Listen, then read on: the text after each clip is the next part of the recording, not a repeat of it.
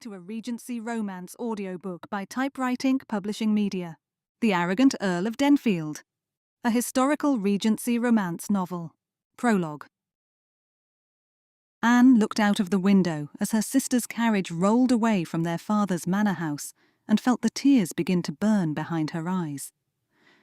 As delighted as she was for Nettie's marriage, she felt herself even more a spinster than she already was. Her father had given up on her completely, and now with Nettie wed, and she the only one remaining in the house with him, her chances of finding happiness were almost entirely gone. There was the very slim hope that she might meet a gentleman in the vicinity of her father's estate, but given that she was acquainted with all the neighbours already, the chances of that were very poor indeed. Pulling out her handkerchief, Anne dabbed at her eyes, relieved that she was alone so that no one would see her tears. "I can hardly believe that Nettie is wed!" Anne crumpled up her handkerchief in her hand as she turned to greet her aunt who had come through the door of the drawing-room, a broad smile on her face. "Yes, aunt, it is quite wonderful, is it not?" "And when are you to marry?" her aunt asked, tilting her head as Anne quickly looked away, aware of how quickly her face heated. "Your father is to take you back to London next season, is he?" Shaking her head, Anne looked out of the window again, in the hope that her aunt would not see the tears in her eyes. "I think father has quite given up on me, aunt. After all, I am 21, and therefore nothing more than a spinster." "Oh, nonsense!" Lady Mayhew waved her hand wildly, an action which Anne caught out of the corner of her eye. "I was 22 before I met Viscount Mayhew, and 23 before we wed. You are not a spinster yet." "Yes, she is."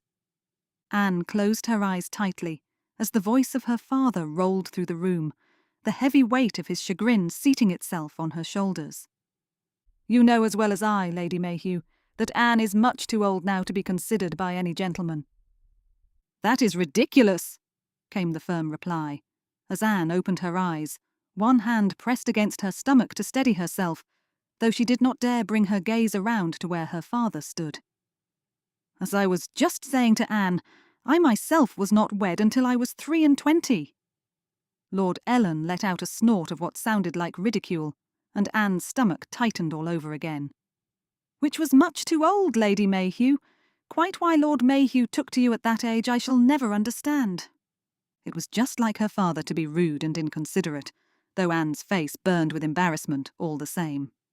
"Because he fell in love with me," Lady Mayhew replied, a laughing softness in her voice which brushed up against Lord Ellen's dark tones.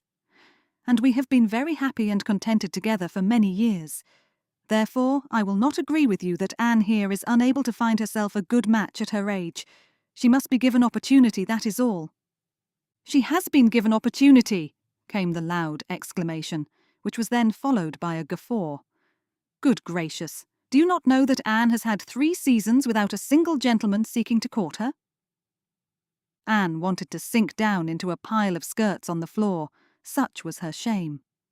She had watched as her 2 younger sisters had both found suitable matches of their own, with Nettie being the latter, while she herself stood back and wondered how she could exude the same elegance and ease of manner which they displayed. Her father had always criticised her, had always told her that she was lacking in one way or another, particularly in relation to her younger sisters, and thus she had found herself tongue-tied in any conversation with a gentleman, sure that she was going to say the wrong thing or speak out of turn given the heavy criticism of her father. She shrank back, certain that her appearance was not as perfect as it ought to be, that the gown she wore or the colour of it did nothing to enhance her appearance, again all because of the criticism of her father. Her 2 younger sisters had not suffered in the same way, for Lord Ellen, for whatever reason, seemed to think her the very worst out of the 3, and had pushed all of his frustrations upon her rather than upon them. If only mother was here. Anne's eyes burned with fresh tears as her aunt and her father continued to discuss her situation. How much she missed her dear, sweet mother, who some years ago had taken herself to visit her sister up in Scotland, and thereafter had never returned. Anne herself was forbidden to speak of the situation to anyone, for her father had made it quite clear that she was to remain silent, though that did not prevent her from writing many letters to her mother whenever she could. They were always responded to, with her mother always apologizing for her prolonged absence, but never giving reason for it. She assured Anne, Charlotte, and Nettie of her love, and begged them not to think poorly of her, but that was all that had ever been said by way of explanation. "I shall take Anne to London for the season." Anne turned quickly, all thought of her mother going from her mind as she stared at her aunt, seeing how she had her hands at her hips and her head lifted in a triumphant gesture. "Why should you waste your time on Anne?" Lord Ellen retorted, as though Anne herself was not standing between them. "Nothing will come of it, I promise you. Besides which, it is good for me to have her around the house. Since her mother has not yet returned from her prolonged visit to Lady Arnett, I require Anne to keep this house running as it ought." Closing her eyes again briefly, Anne's shoulders dropped, her heart growing heavy all over again. There was not to be any season for her, not again. Her father was quite right. She had failed to find a suitable match these last few seasons, so why should she be given any further responsibility? "Though would it not be different alongside your aunt?" said a quiet voice in her head. "Would it not be quite wonderful?" "Do stop complaining about this, Ellen." Lady Mayhew sniffed, turning her head to Anne. "Anne herself wishes to join me, and you will be able to deal very well with living alone, I am sure. After all, it is not a situation which is likely to change at any moment, is it?" Anne felt, rather than saw, the anger which quickly flooded the room, feeling the atmosphere grow thicker, the darkness surrounding them all. Lady Mayhew and Anne's own mother were sisters, and clearly her mother had written to Lady Mayhew to explain what was happening with her own circumstances at present, and Lord Ellen was all too aware of it. "You shall not take my daughter to—" "Yes, I shall." Lady Mayhew lifted her eyebrow, her head cocked to one side, hands still tight at her waist. "And you shall agree, Lord Ellen. What is more, you shall give me enough funds to make certain that Anne has new gowns, gloves, and shawls, as well as pin money." Anne looked to her father, catching her bottom lip between her teeth. Her father was a tall and imposing figure, his shoulders broad and a deep shadow spreading out from him as though it wanted to engulf them all. There was a tension and a tightness in his jaw that had not been there before. Anne's heart thudded wildly, seeing her aunt and her father go up against each other while she herself felt nothing but anxious. Looking down at her hands, she gripped them both together and squeezed, unable to lift her head to look back at her father. "And if I do not?" The challenge in Lord Ellen's voice had Anne's gaze jumping to her aunt, seeing her frown. "If you do not give me Anne to take with me to London for the season, then I am afraid that there are some circumstances which I think will entertain the ton a great deal." "Circumstances?" "Yes," Lady Mayhew replied, her eyebrow arched. "I might have to tell the ton that Lady Ellen has taken a prolonged leave of absence from her husband's estate, and I might also have to tell them my considerations as to why that might be." Lord Ellen's face went scarlet, his eyes blazing with anger as he stood as tall as he could, and Anne felt herself shrinking inwardly, though Lady Mayhew seemed entirely calm, given the way she simply looked back at Lord Ellen without a single flicker of concern in her gaze. "How dare you think to even threaten such thing?" Lord Ellen spat, coming a little closer to Lady Mayhew. "Besides which, you are a fool to even suggest that you will do that, for in doing so you will injure your niece. Anne will have a stain upon her reputation and—" "Which will matter very little given that you have decided that she ought to be a spinster," replied Lady Mayhew calmly. "And your other two daughters are wed and settled, so it will not injure them." Anne looked again to her father, her worry growing so severely she felt her breath tighten in her chest. She knew all too well the temper that her father possessed, and the last thing she desired was for it to be thrown upon her aunt, given that Lady Mayhew was only trying to do her some good. She had no expectation that her father would relent, for he was always determined, always unwilling to brook even a single argument, a single word against his desires. With a small sigh, Anne turned her attention back to the window and waited for her aunt's defeat. "I will have no part of this." Her eyes flared as Lord Ellen continued to speak, a fierce, burning, furious hope building in her heart, offering her something she had never even imagined might be for her. This will be her last season. If you do this, if you take her and have no success, then you will never complain to me about this again. You will never ask for any further time with her. Do I make myself clear? Quite. Though I expect that money from you also, Ellen. I have seen how you have treated your eldest daughter, and how differently you have treated the other two. You ought to be ashamed of yourself in that. I do not know. Do not pretend that you have no understanding of what I am talking about. Lady Mayhew interrupted Lord Ellen sharply, leaving Anne to catch her breath in astonishment. You have berated her, criticised her, and shamed her simply because she looks the most like her own dear mamma. Is that not your reason for your harsh treatment? Her voice rose, echoing around the room as tears began to pour into Anne's eyes all over again. But I will give her the opportunities that you have stolen from her by your hard-heartedness towards her. I will give Anne the confidence she has so often lacked, and I will have her married, settled, and happy by the end of the season. I can promise you that. Anne's heart swelled with such a love for her aunt, with such an overwhelming happiness, that she wanted to throw herself into Lady Mayhew's embrace, but instead she wrapped her arms about her waist and waited for the conversation to come to an end. I highly doubt that. The sneer in Lord Ellen's voice took away some of Anne's joy, though she fought hard to keep it. I have very little hope of your success. Then I place a bet upon your disbelief. Anne turned quickly, her eyes wide, wanting to warn her aunt away from doing such a thing, wanting to tell her not to push Lord Ellen any more, but Lady Mayhew merely glanced at her, and then smiled with a confidence that Anne could not understand. If I am successful, then you will offer Anne 3 times the dowry you have for her at present. Anne sucked in a breath, shock rifling through her. And if I fail, then I shall repay you all the funds that have been spent on Anne for the season, Lady Mayhew finished. What say you to that, Ellen? Forcing herself to look into her father's face, Anne saw the cruel curl of his lip, the laughing mockery in his eyes, and felt herself begin to panic. She had already tried and failed at the season before. What was it that her aunt thought she could do in order to force success upon her? She tried to speak, tried to tell Lady Mayhew not to do such a thing. But before she could do so, Lord Ellen waved one hand and made his declaration. 2 times her dowry at present, not 3. No, Lady Mayhew returned quickly. 3 and not a penny less. I have no doubt that you have offered her a very poor dowry already, so such a thing will not strain you.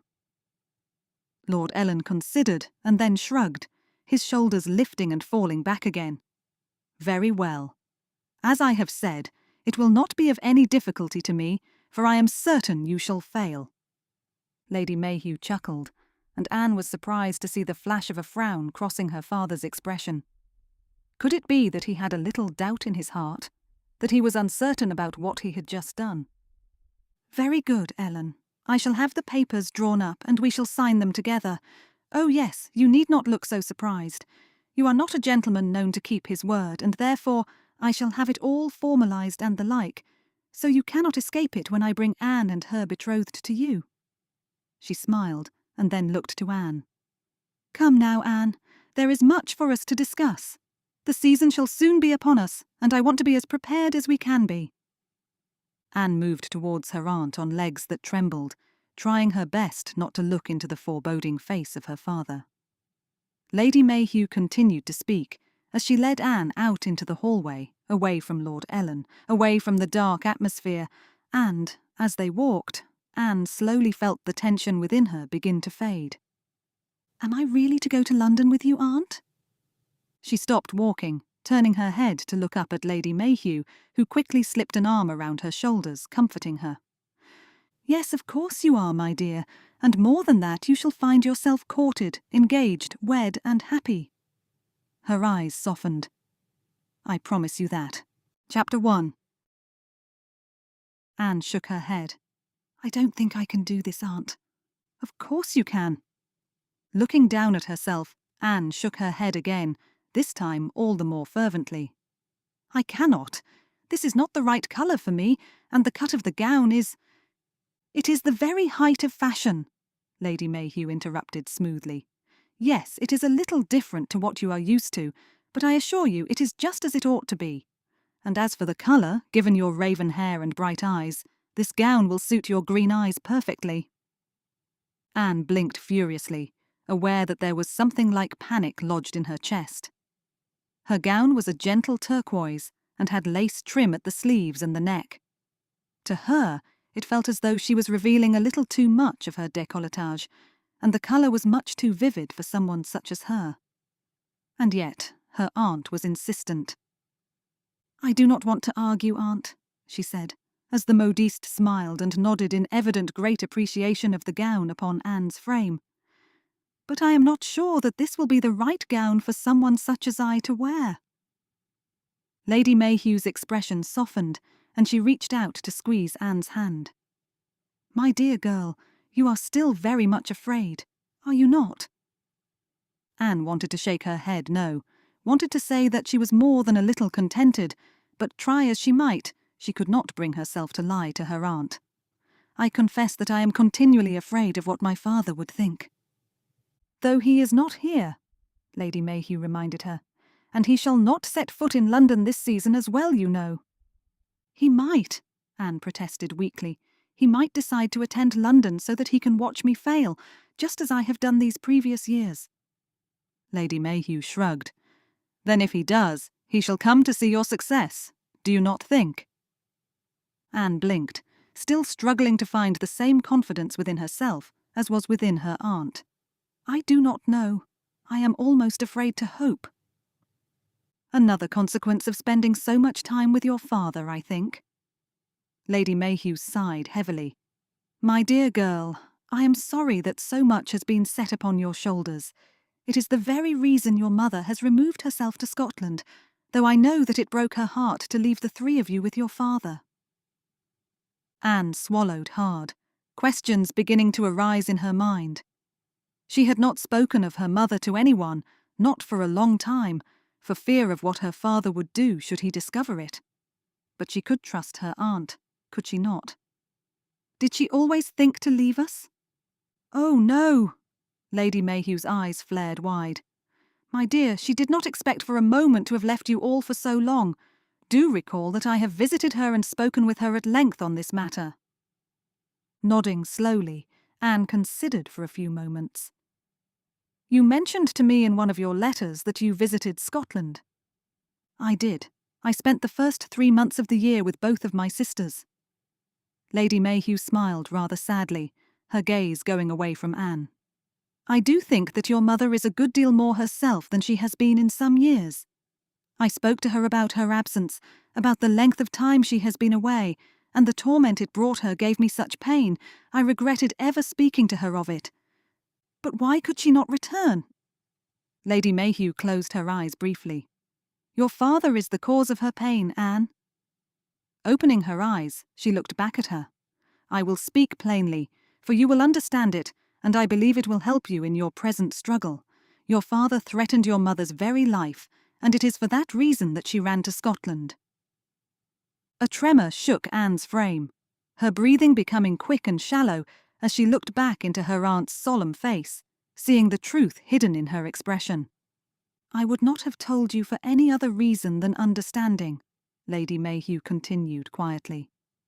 "If she returned home, she was uncertain as to whether she would remain alive for any length of time. Your father's fury, his anger, has always been hot and uncertain and sadly directed towards her. You cannot imagine her torment, given how much she loved her daughters, but how much she feared for her own life." Anne swallowed hard, tears pricking her eyes. "Thank you for telling me." Her voice was weak and thin. "I do appreciate the truth, Aunt. I have always missed my mother and could never truly understand why she left for Scotland, though I did wonder if it might be something to do with father." Lady Mayhew blinked rapidly, clearing away tears. "She loves you desperately, as do I. In truth, I should have come to your aid long before now. I merely thought that since your sisters had found success, you would too, but in your own time. I did not realize that your father thought you devoid of purpose, just because you had reached a certain age. Anne laughed rather ruefully. I have always been encouraged towards failure. But not any longer. Lady Mayhew tilted her head, regarding her. You truly do look like your mother. A knot formed in Anne's throat, and she looked away, spreading her hands out either side as she took in the gown once more. If you believe that this will suit me, Aunt, then I will be glad to wear it. She heard the slight tremor in her voice, caught the faint whisper of worry in her words, but lifted her chin and gave her reflection a nod of determination. I shall wear whatever you think best. Wonderful! Lady Mayhew beamed at her, the tears in her eyes now quickly forgotten. Then let me next encourage you to try on this gown. Yes, it is not cream or white as your father would expect, but a soft blue. I think it will suit you very well. Anne turned to look at the gown the modiste had brought out, and though the colour and the cut worried her, as the gown she currently wore had done, she found in herself a tiny wedge of confidence, and thus gave it a nod. I shall try it on, certainly. Excellent! Lady Mayhew smiled at her again, her eyes alight with happiness. You shall find yourself anew this season, my dear Anne. It will truly be the happiest season you have ever experienced. It was not until some hours had passed that Anne was finally able to step out of the modiste's shop alongside her aunt, finding herself suddenly rather tired, though all she had done had been to stand and try on various gowns and other adornments. She was pleased, however, that she had managed to do all that her aunt had asked of her, and though her confidence was still lacking, though she found herself questioning almost everything that her aunt had encouraged her to try on, Anne had fought against such worries and had won. Now your first ball is this evening, her aunt reminded her, as they walked along the street, back towards the waiting carriage, which was a short distance away. There is much that we need to discuss and practice before then. Anne nodded. I confess, Aunt, that whenever a gentleman tries to speak with me, I find myself so caught up with fright that I can barely speak a word back to him. Her face grew hot as her aunt looked at her sharply, her lips pressing tight together for a moment. I am embarrassed to say so, but that is my great struggle. It is something that can be overcome, however. Lady Mayhew again spoke with a confidence and a determination that Anne wished would spread through her also, hating that her stomach was twisting and turning in all such directions. You will need practice, as I have said, and you will also need to have only brief moments of conversation, rather than thinking you must speak at length to any given gentleman. Anne looked at her in surprise. You do not think that I must find a good many things to talk about with a gentleman? She asked, a little astonished. My father has always instructed me to have at least 5 questions in mind, which I am to ask any gentleman who seeks to speak with me. 5 questions which will show an interest and prove that I am able to make excellent conversation. Lady Mayhew laughed merrily and shook her head. Goodness, no, you need not put such a weight upon yourself. When I met Lord Mayhew for the first time, introductions were made, and thereafter he asked me to dance. Do you know what our conversation was like that evening? No, I do not. It was nothing at all, Lady Mayhew replied, her expression still one of mirth. He did not speak to me during our dance, and I did not speak to him. Once it was at an end, he returned me to my sister, and that was that.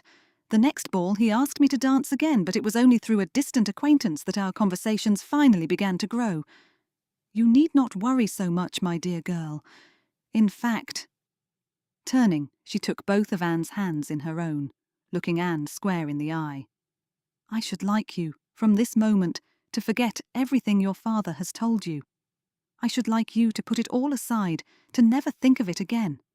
Instead, I should ask you to pretend that this is your first season, though it is your first season with me, I suppose, and that you do not know a single thing about what to do or how to act. I shall instruct you in everything, and you need not think on what your father would do or what he would think of your actions ever again. Anne swallowed hard, nodding slowly as her aunt searched her expression, perhaps looking for worry in Anne's expression. You can do that? I think I can. Taking in a deep breath, Anne set her shoulders and nodded. I know I can. That's exactly what I wanted to hear. What do you think you're doing? Anne turned her head just in time to see a gentleman lurching out of a carriage. His shouted exclamation was what had interrupted her aunt. Her eyes widened as the gentleman staggered forward, his feet tripping over themselves, as another gentleman laughed raucously from the carriage behind him. Had he been pushed out of the carriage for some reason? It is a little early for such nonsense. Lady Mayhew's eyes narrowed slightly, her tongue clicking in disapproval.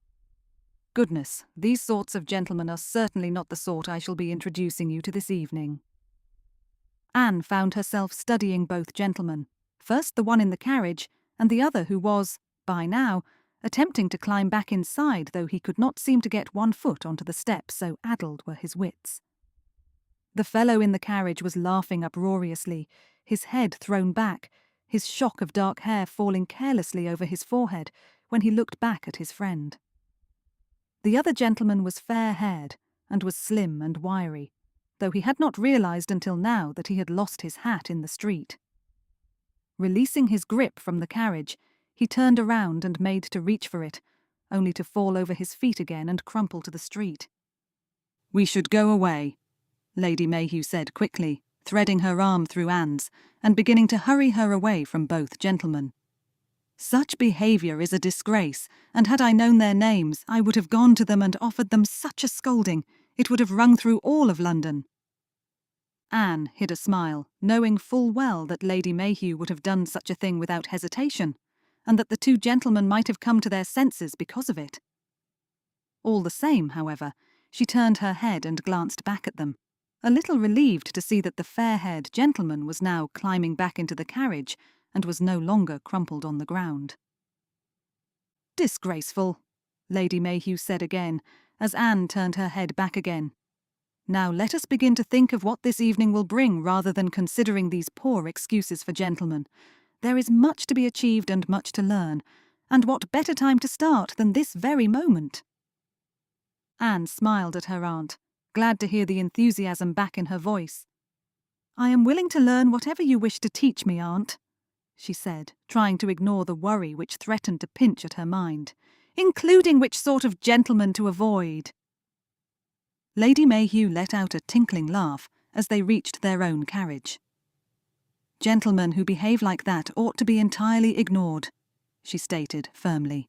"But have no fear, there will be many an example of excellent gentlemen this evening, of that I am quite sure. Chapter 2. Peter ran one hand over his eyes and slumped back against the carriage squabs. He had laughed so hard his chest hurt. "Will you sit down, Henley?" His brother grinned at him. "I am sitting down. You have drunk so much, it seems as though you cannot tell whether I am sitting or standing." "I am well aware that you are standing." Though Peter had laughed at his brother's foolishness, he was not about to let Henley believe that he was as inebriated as he. "Sit down, Henley, before the carriage leaves and you fall over. You have done enough falling already." His brother frowned, and looking all about him, seemed to realize, albeit slowly, that Peter had been speaking the truth. With a grin, he seemed to half fall, half sit in the seat opposite Peter, and then closed his eyes. "You are not to cast up your accounts in this carriage, do you hear me?" Peter warned, seeing the colour begin to drain from his brother's face as the carriage lurched back down the cobbled street towards Peter's townhouse. "I came to rescue you from Lord Yardley, as your message stated, only to find you so utterly overcome, you could barely stand. It would be shameful to then disgrace yourself in such a way." Viscount Henley only let out a low groan, a line forming between his eyebrows as his face scrunched up into a frown. "You are feeling unwell already?" Peter scowled, and then shook his head. "Brother or not, I will have you out on the street if you dare think of being sick in my carriage." "I will not cast up my accounts," Lord Henley mumbled, though Peter did not believe him given the colour of his face. "Goodness, why ever did I send for you and your monstrosity of a carriage again?" Peter sighed and closed his eyes, his mirth already leaving him. His brother and he had always been close, given that there was only a year between their births, but of late Henley had taken to keeping in poor company, and his behaviour was becoming a little more erratic. What was worse, he often called on Peter to come and rescue him from whatever situation he found himself in, and every time thus far, Peter had left what he himself had been doing and had come to the aid of his brother, even though he found himself rather displeased at the interruption. "You sent for me because, as your message stated, Lord Yardley was forcing you to imbibe far too much brandy and was speaking of such dark things. You found yourself to be scared out of your wits." "Oh." Lord Henley frowned, though his eyes remained closed. "It is just as well I always take my manservant with me. He is very good at sending you messages." "Yes, he is," Peter agreed dryly, "though I do not think that he is particularly pleased with the notion." His brother snorted.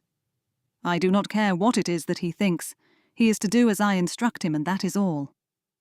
Lifting his head, his eyes opening suddenly, he smiled blandly at Peter. "Shall we stop at White's? I am in mind of making a bet." "Certainly we shall not," Peter replied firmly, all hint of mirth now gone from his mind, as he saw the ridiculousness of his brother's behaviour. "It is the very worst of times to make a bet when one is as inebriated as you."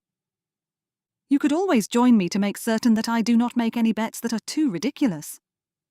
Peter rolled his eyes. "As though I should be glad to waste more of my time doing such a thing as that. In case you are unaware, brother, I was engaged in a matter of business when your message came. I was forced to leave that to come to your aid." "Which is just as you ought to have done, given your standing as my brother." Shaking his head, Peter looked out of the window, rather than at his brother. He had caught sight of more than one disapproving look as he had laughed at his brother's attempts to climb back up into the carriage, though he had cared very little for what anyone thought. After all, it was not he who had fallen to the street. That was entirely his brother's doing, and if Lord Henley wished to ruin his own reputation, then Peter could do nothing to prevent it. Yes, he would come to his aid, but what Lord Henley chose to do was his own decision. "Though mayhap I ought to have been more sober-minded," he considered, his mouth pulling to one side. "Perhaps in laughing along with him, perhaps in joviality, I have failed to show any sort of restraint or sober thinking." Closing his eyes and letting out a huff of breath, Peter tried to sort out one thought from another. He was not his brother's keeper, of course, but his heart would not permit him to ignore his brother when his request for help came. That being said, Peter was beginning to fear that this situation was repeating itself, and would continue to do so until either he refused to come to Lord Henley's aid, or until Lord Henley himself realised the foolishness of what he was doing. "At last we have arrived." It took Peter a moment to realise that his brother was quite correct, and that they were now outside Peter's own townhouse, rather than the townhouse which belonged to his brother. "I will instruct the driver to take you back home." "No, I shall join you." Peter put out one hand, pressing his brother gently back into his seat as Lord Henley made to rise. "No, Henley, you shall not," he said, with more firmness than his brother had expected given the way his eyes rounded. "I am to return to the matter of business I am considering, and cannot have any distractions. Are you to attend the ball this evening?" Lord Henley frowned but nodded. "I think so." "Lord and Lady Collinsdale's ball," Peter reminded him, though no flash of recognition came into his brother's expression. "Might I suggest, then, that you go home, rest and recover, before this evening's festivities?" He did not give his brother time to answer, did not give him opportunity to agree or to disagree, but instead opened the carriage door and stepped out before quickly instructing the driver to return his brother to his own townhouse.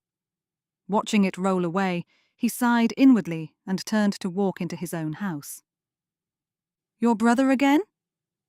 A gentle voice greeted him as he came into the hallway, quickly handing the butler his hat and gloves. "Good afternoon, Lady Symington."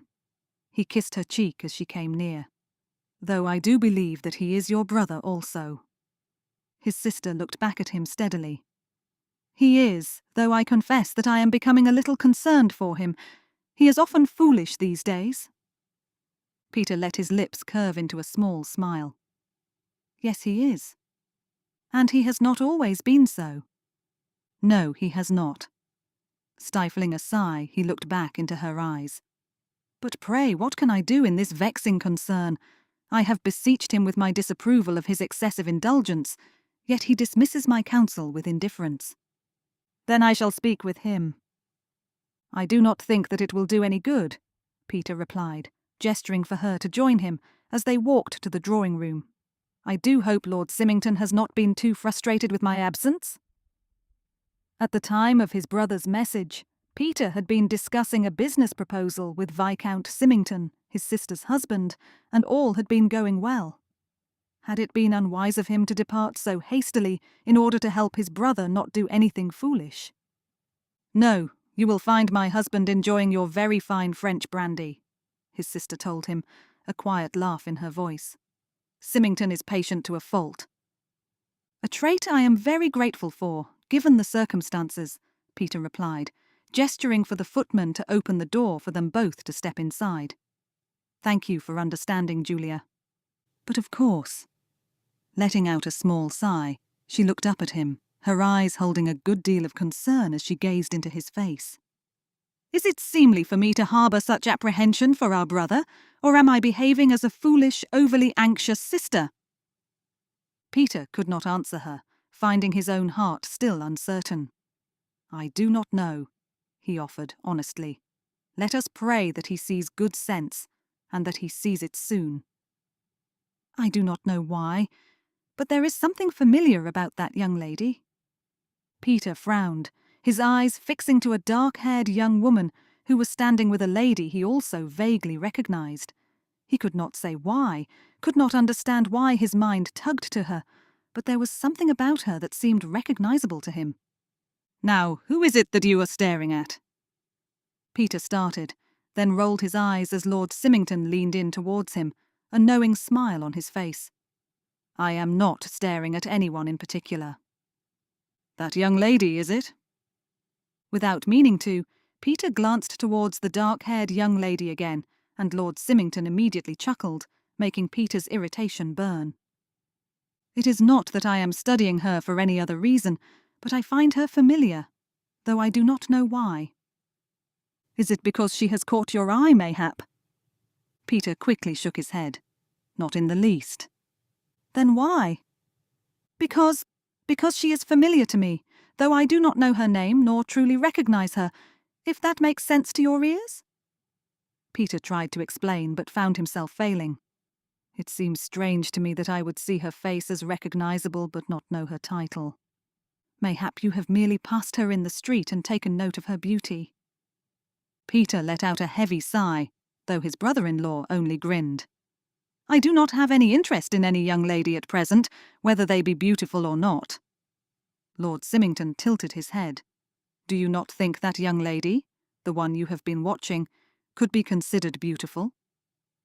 Having no wish for Lord Symington to mock him any further, Peter gave her only a cursory glance before shrugging his shoulders.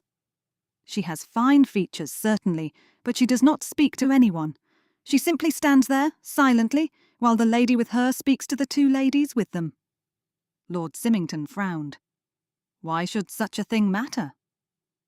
Because it is clear she either has no interest in what is being spoken of, in which case I might consider her a little rude, or she has no confidence to join in the conversation, which I might then consider to be a lack of character. All this is to say that yes, whether she be beautiful or not, I would not even think to consider her. I see. His friend smiled suddenly, making Peter frown at the response. It is interesting to me that you are doing your level best to claim that you have no interest, and could have no interest, in the lady whatsoever. Are you quite certain that you do not find her at all intriguing? Only because I do not know why I find her familiar, that is all. Speaking crisply, Peter looked back at his friend. I am here to enjoy the season, as you are. Ah, but there is a difference between you and me. Peter frowned. Namely, that I am wed, and you are not. Lord Symington chuckled. Therefore, I can truly enjoy the season for what it is, while you must continually be considering the young ladies around you and wondering whether or not any of them will be suitable enough for you. Shaking his head, Peter let out a low chuckle. I can assure you, I have no intention of doing any such thing. When I marry, and yes, I am aware that I must marry in order to produce the heir, it will be by arrangement only. Mayhap a second cousin or the like, someone who will be entirely suitable." Lord Symington lifted an eyebrow. "And you will not permit your heart to say anything in that regard?" "Certainly I will not," Peter scoffed. "I do not think that any gentleman who has any wisdom would permit their heart to have any sort of say in who they marry. That would be foolishness, surely, given that one's heart can be so fickle." There came a long silence, and as Peter looked back at his friend, he realized with agonizing slowness that he had managed to insult him. Closing his eyes, he winced, letting out his breath in a hiss. "I came to care for your sister before we ever considered engagement," Lord Symington said quietly, "and I do not think that I lack wisdom." "I would not suggest for a moment that you were in any way foolish," Peter said quickly, a flush of heat rising up his chest and into his face. "Forgive me, I did not think that through with any sense of true consideration." "No, you did not," Lord Symington replied, a little dryly, "though I shall forgive you, given that we are family." Peter put one hand to his heart. "And I should tell you that there is ample opportunity for any gentleman of good standing and of wisdom to fall in love with a young lady," Lord Symington continued firmly. "You ought not to shut yourself away from it." With a small, wry smile, Peter shook his head. "That is not for me. I have no interest in allowing my heart to feel anything, not in that regard at least. It seems a good deal too tiring." "Tiring?" Lord Symington laughed. "I can assure you falling in love does nothing other than bring joy and happiness to my heart, rather than fatiguing me. I have always been grateful for the day that I met your sister. It has brought me life." "And I am glad to hear that from you," Peter replied firmly. "But I have always been practically minded and have no intention of allowing emotion to cloud my judgment." All the same, when he turned his attention back towards the room at large, his gaze seemed to demand that he draw himself back to the young lady whom he recognized. He did all he could not to look at her, but his gaze found him back there time and again, to the point that, eventually, he turned himself away completely so he would not stare at the lady and wonder at her.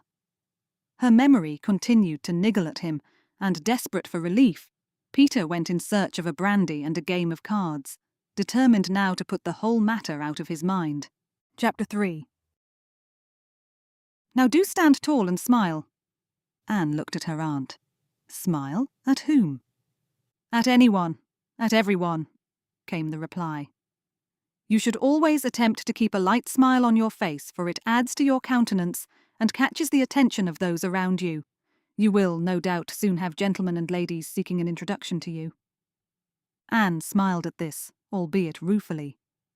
"That is kind of you to say, aunt, but I do not think that such a thing will be so. Gentlemen were always drawn to my younger sisters, and whenever they drew near, I found myself so ill at ease, my words tripped over each other, and I ended up falling into silence. Therefore, any gentleman or lady who did come to seek an introduction with me soon regretted it, or, as my father told me, would have forgotten about me just as quickly." "There you go again, you see." Lady Mayhew clicked her tongue. "You are speaking about something your father has said. Something that he has told you, which I have told you already, must be pushed out of your memory and be gone from your thoughts." She smiled quickly, so that Anne would not take any offence. "I am not berating you, my dear. Instead, I am encouraging you to set the past behind you and to think on the present moment.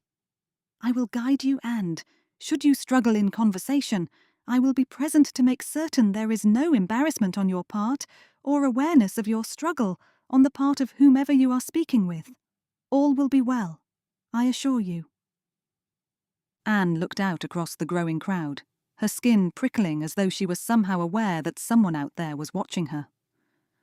Pressing her lips together, she glanced from left to right, only for her gaze to snag on one particular gentleman who was standing a short distance away, his hands clasped tightly behind his back and his eyes searching hers. The moment after she looked at him again and smiled, the gentleman tore his gaze away, and a short time thereafter turned around entirely.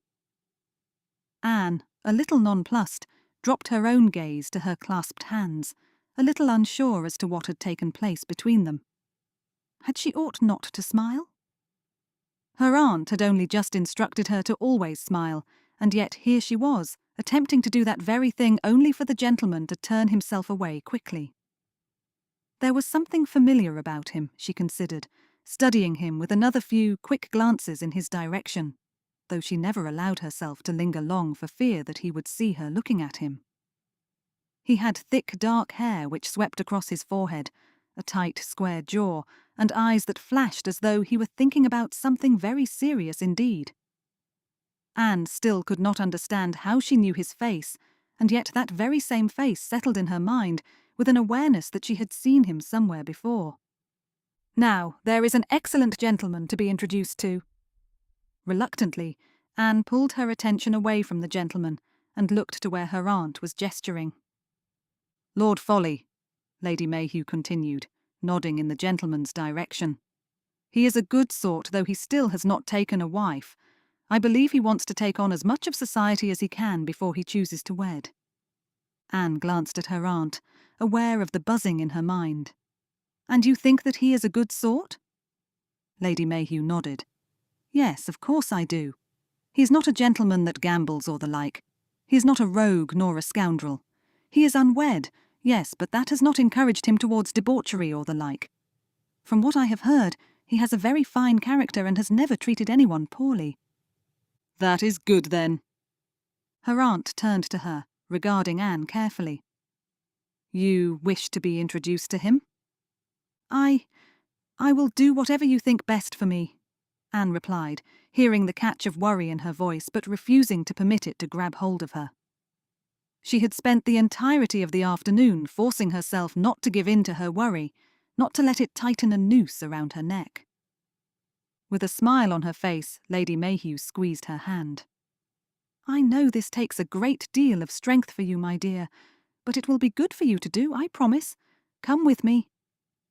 Anne willed her feet forward, tension spiralling through her, her stomach clenching hard as she went with her aunt. Her mind recalled the many times she had been unable to form even a single sentence. Such had been her worry and her awareness of her father's heavy eye upon her. Lady Mayhew has promised me that it shall be different this time, she reminded herself, silently, as Lady Mayhew led her towards the mysterious gentleman.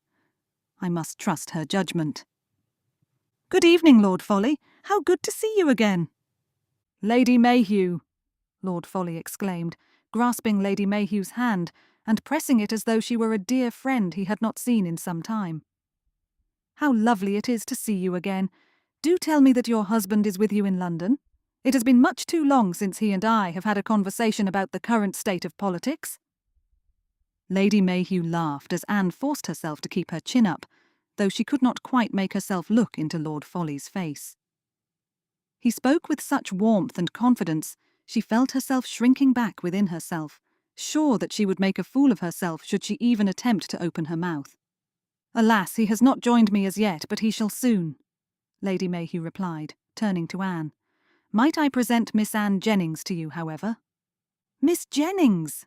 Lord Folly exclaimed, as though she were yet another old friend he had yet to reacquaint himself with. How delighted I am to meet you. Are you related to Lady Mayhew, or a friend of this wonderful lady? Anne swallowed quickly, her mouth dry. I am her niece. The words came out in a barely audible voice, but she had managed to speak them nonetheless, and Lord Folly's enthusiasm covered over her embarrassment at how poorly she had spoken. Her niece? Goodness, how wonderful it is to be acquainted with you, then. Lady Mayhew, how lovely it must be for you to be able to chaperone your niece this season. It is very lovely indeed, Lady Mayhew replied warmly, though Anne caught the twinkle in her eyes as she glanced at her. Mayhap she was all too aware of just how overwhelming Lord Folly's effusiveness could be. And are you enjoying the season thus far? Lord Folly nodded enthusiastically, his fair hair falling into his eyes, though he quickly brushed it back. Very much indeed. though I can see that your dance card is hanging on your wrist, Miss Jennings, and that as yet I have not written my name upon it. That must be remedied at once." Panic instantly grasped Anne's heart, though she did as he had asked her, and managed to pull her dance card from her wrist, and thereafter hand it to him, albeit with trembling fingers. She dared not look at either her aunt or at the gentleman, gazing down at the floor and taking in long, slow breaths as she fought to contain her worry. When was the last time she had stepped out with a gentleman? She could barely remember, and though her aunt had aided her by way of providing her with a dancing master to go over all of the dances, Anne's fear grew so large she felt her heart twisting with fright. In her mind, all she saw were the various scenarios where she herself tumbled to the floor, having either tangled her feet with Lord Folly's or taken a foolish misstep and ruined the dance entirely. "The cotillion, I think." Lord Folly handed the dance card back to Anne, who dutifully took it, managing to murmur a thank you as she placed the ribbon back over her wrist. "Yes, I think that shall suit me very well indeed. I have not danced the cotillion since last season, and—" Before he could conclude his sentence, a weighty force collided with Anne, causing her to lose her breath. At the very same time, something tore down her heel, and she let out a cry of pain, falling forward, her whole body tumbling of its own accord, unable to right itself. Strong arms caught her, with Lord Folly's harsh voice filling the air as a buzzing settled in Anne's ears. Blinking furiously, she tried to stand, though her foot pained her a great deal. "Goodness, are you quite all right?" Lady Mayhew caught Anne's hand, her eyes wide with shock, as Lord Folly's strong arms held Anne tight, making sure she stayed upright and clearly aware that she still needed his support. "That insufferable dolt collided with you, completely without any semblance of propriety." "Get to your feet!" Lord Folly released Anne gently, one hand gesturing wildly to the gentleman who, Anne noticed, was lying on the floor, though he was laughing uproariously, as though what had just happened was nothing short of mirthful. "How dare you injure this lady with your foolishness?" Anne, now leaning on Lady Mayhew, could only watch as the fair-haired gentleman slowly pushed himself up to his hands and knees, shaking his head as laughter still came from him. Pain shot up into her leg, and turning her head, she looked down to see her slipper quite squashed. "My foot is very sore, Aunt," she whispered, still clinging onto her aunt's arm with one hand. "I fear I may have to sit down and rest." "Of course." Lady Mayhew looked to Lord Folly. "Might you aid me in bringing Miss Jennings to a parlour or some other place she can sit?" "Yes, indeed." Lord Folly stepped forward, and rather than taking Anne's arm, grasped the arm of the gentleman who was struggling to stand, and hauled him to his feet. Though whoever this fellow is ought first to apologise. Anne's stomach twisted, shock rippling across her chest. This gentleman was the very same as the one she had observed falling out of the carriage as he had attempted to climb back in some days ago. From the swift catch of breath from her aunt, Anne believed that she recognised him also. "Apologise for what?" the gentleman asked, swaying back and forth as he grinned inanely. "I fell, that is all." "You fell into Miss Jennings and have injured her!" Lord Folly exclaimed, as the gentleman shrugged. "Your foolishness has caused her pain." "I did not see her." The gentleman sniffed, his smile slipping. "There was no deliberate act here." "All the same, you should apologise," Lord Folly said angrily, his eyebrows knotting together. "This lady is bearing a great deal of pain because of your actions." Anne waited and watched, but the gentleman who had fallen into her seemed to give very little consideration to what she had suffered by his hand. Her shoulders dropped, her face colouring as she realised just how many people were now looking at her, observing the exchange and seeing what had happened. It seemed her first ball was not to be as quiet as she had hoped. Chapter 4. "Look, there is some altercation there." Peter lifted an eyebrow. "In the ballroom?" "Yes, in the ballroom." Lord Telford, one of Peter's friends whom he had been speaking with for the last few minutes, gestured across the ballroom. "Look, there are two gentlemen standing arguing with one another, and a small band of gentlemen and ladies are now watching." Peter narrowed his eyes, a thudding of his heart beginning to speak of the dread which immediately began to fill him. Please let it not be Henley. "Your brother?" Nodding, Peter glanced at his friend, and then looked back at the scene unfolding some distance away.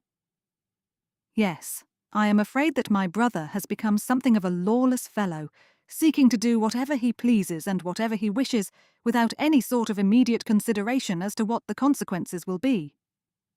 "Oh," Lord Telford frowned. "That may stain your reputation also if you are not careful." A scowl pulled at Peter's features. "I am doing my level best to pull him back from himself," he stated firmly.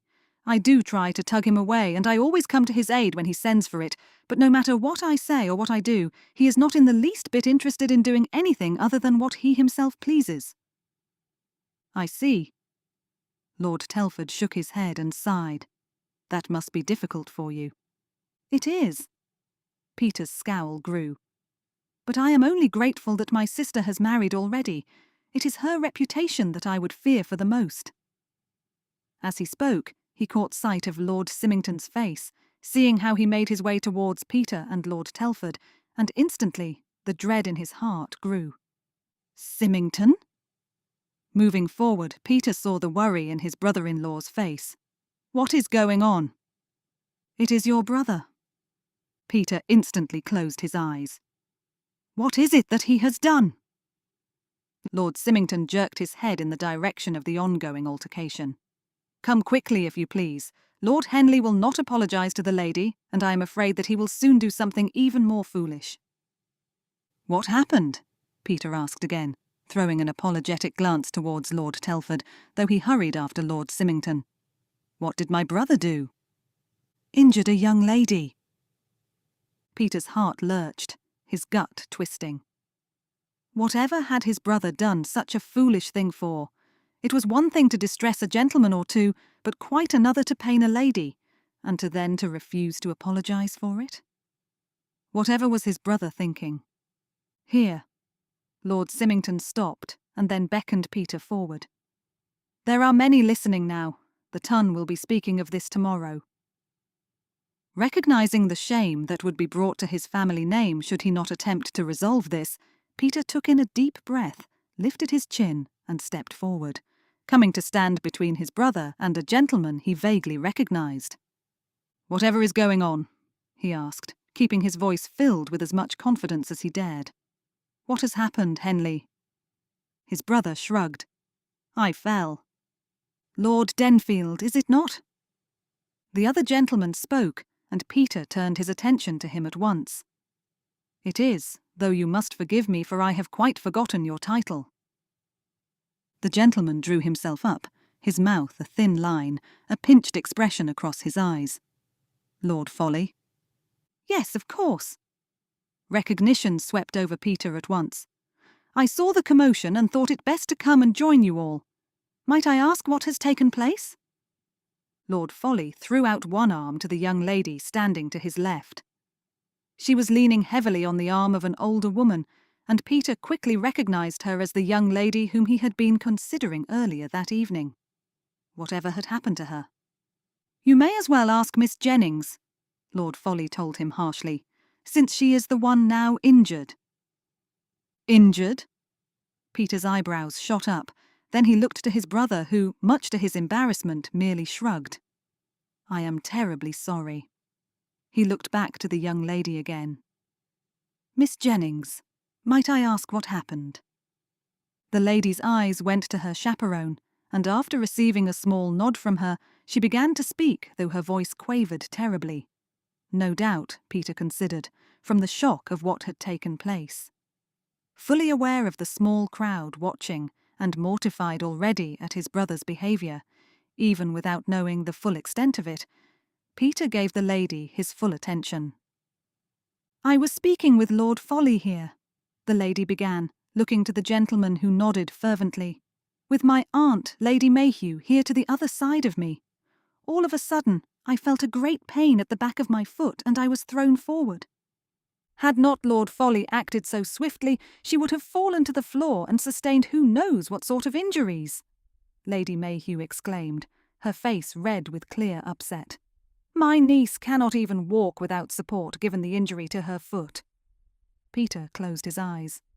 "How dreadful," he replied, truthfully, hot with shame over his brother's lack of consideration.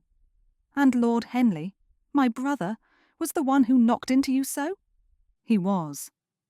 It was Lord Folly who spoke rather than the lady herself, though she did not appear to be at all frustrated that he had done so for her gaze cast to his, and then she looked away again, her face still pale. "And then when I demanded that he make his apology to the lady, he would not. He stated it had not been done purposefully so, therefore there was no requirement for him to speak so." Peter looked to his brother, who, much to his disgust, was now standing with a slight smile hovering about his lips, his hands on his hips, though he still swayed a little. What was he to do? The lady was clearly hurt and upset by what Lord Henley had done, and yet his brother stood there, smiling and mocking as though this was something that she ought to have expected from him. "Henley!" Peter frowned hard, seeing his brother look at him lazily. The lady is owed a sincere apology. He felt like a parent chiding their young son, and that only added to his embarrassment, though his brother seemed to care very little for that, given the way he shrugged. "I apologise, Miss Jennings." Lord Henley let his hands fall to his sides and then turned away. "I do hope you recover soon."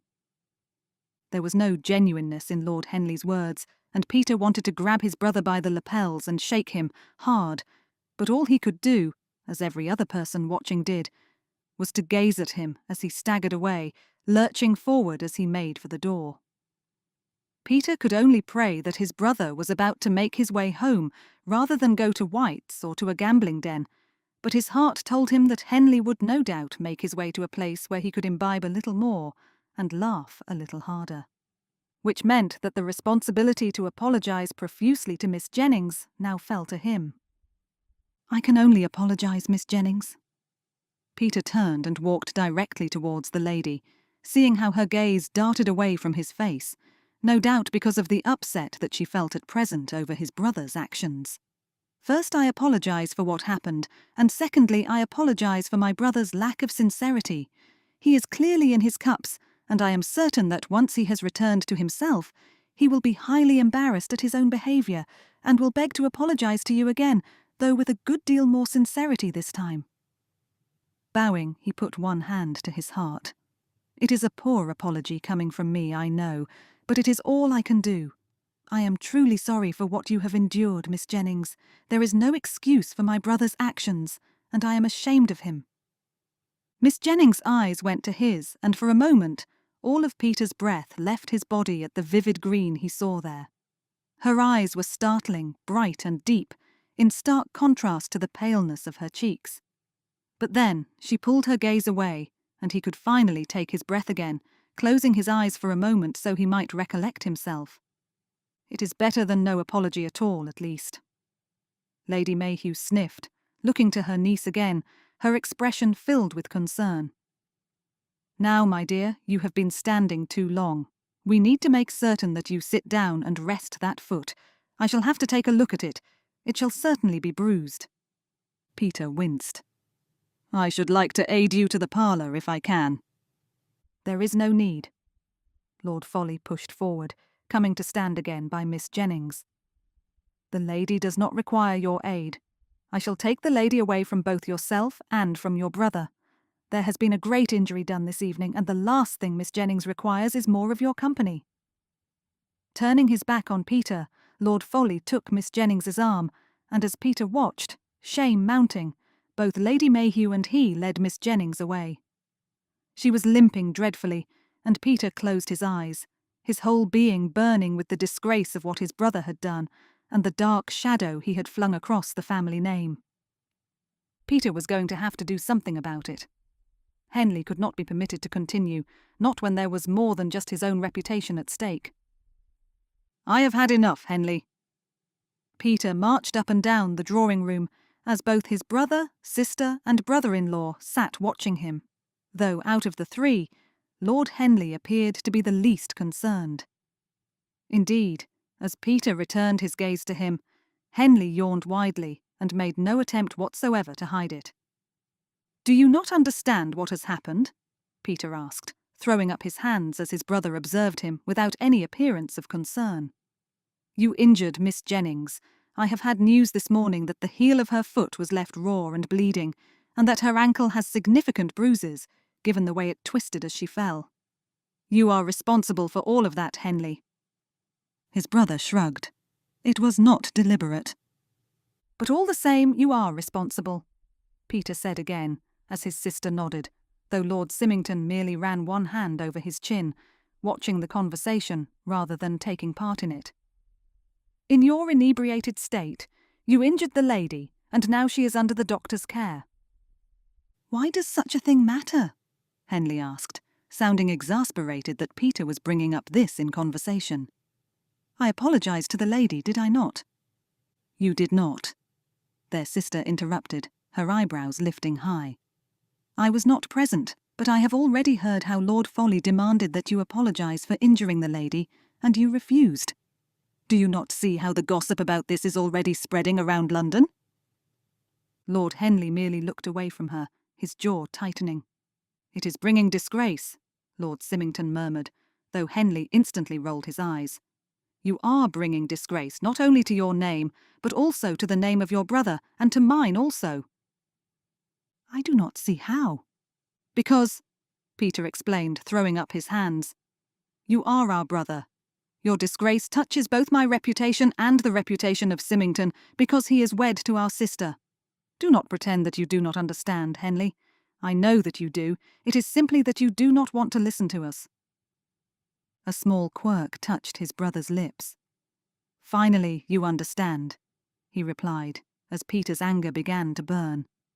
"I do not want to listen to you, and nor do I want to change my behaviour in any way. I am perfectly contented in living as I please, and in whatever manner I choose. I do not need you all to tell me to change my situation just to please you both." Peter closed his eyes, horrified by his brother's selfishness. "Then you do not care about your sister or me?" "It is not that I do not care," came the reply. "It is only that I do not think that what you are saying is particularly relevant, or that it holds the strength that you state. I am sure that Miss Jennings will soon recover, the gossip-mongers will find something more to speak of, and I will be left to continue on with my life just as I please." Dropping his head forward, Peter let out a groan of frustration and sank down into a chair.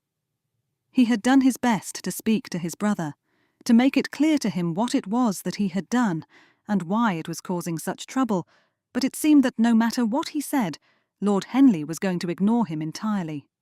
"Brother, please do consider what we are saying to you." Julia spoke quietly, though the fervency of her voice was still present. "It is not fair of you to ignore us entirely.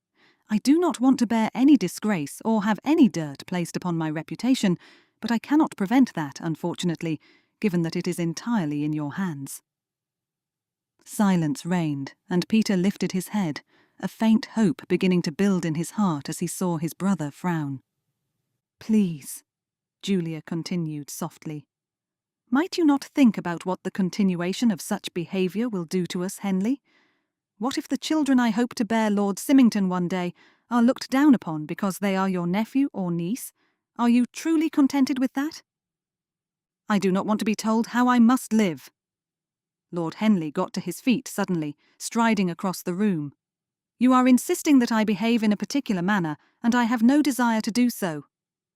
We are asking you to consider how much you imbibe and the behaviours which come thereafter." "Yes," Peter admitted. "I do not think that is such a dreadful thing for you to consider." "Well, I do." Peter let out a sigh of breath rather than say anything more, for his brother was clearly without any willingness to even listen to them. "Then I do not think that you can ask Denfield for any further help." Peter turned his attention to Lord Symington, seeing him spread out his hands as he continued. "How can you beg your brother to come to your aid, to save you from whatever perplexity you've twisted yourself into, and then refuse to listen to him, to even acknowledge him, when he tells you that your behaviour is causing injury not only to yourself, but also to him, and also to Julia and myself?" Watching his brother, Peter saw Henley frown. "But I require his aid," and he requires you to rein yourself in a little." Lord Symington arched an eyebrow. "What is it that you will say to this, Henley? I am sure that Denfield agrees with me that this cannot continue." "I do." Peter shook his head, and his brother looked at him. "I do not want to continue to come at your every beck and call, brother. Not if it means that when I come to you with my concerns, you ignore them." A knot tied itself in his stomach, fearing what would happen should he refuse to go to his brother's aid when next he called, but he realised that Lord Symington was right. Henley had to realise that this expectation could not be something that continued without any alteration. Then I do not require your help." Lord Henley lifted his chin. "This is ridiculous. I did not do anything wrong. You knocked a young lady to the ground." Peter found himself on his feet, his hands balling into fists. "You injured her foot so badly she could not walk from the ballroom without 2 people supporting her. She will not be able to dance for some days, if not weeks. Had Lord Folly not caught her, she would have crumpled to the floor, and most likely you would have fallen on top of her, and caused even more injury.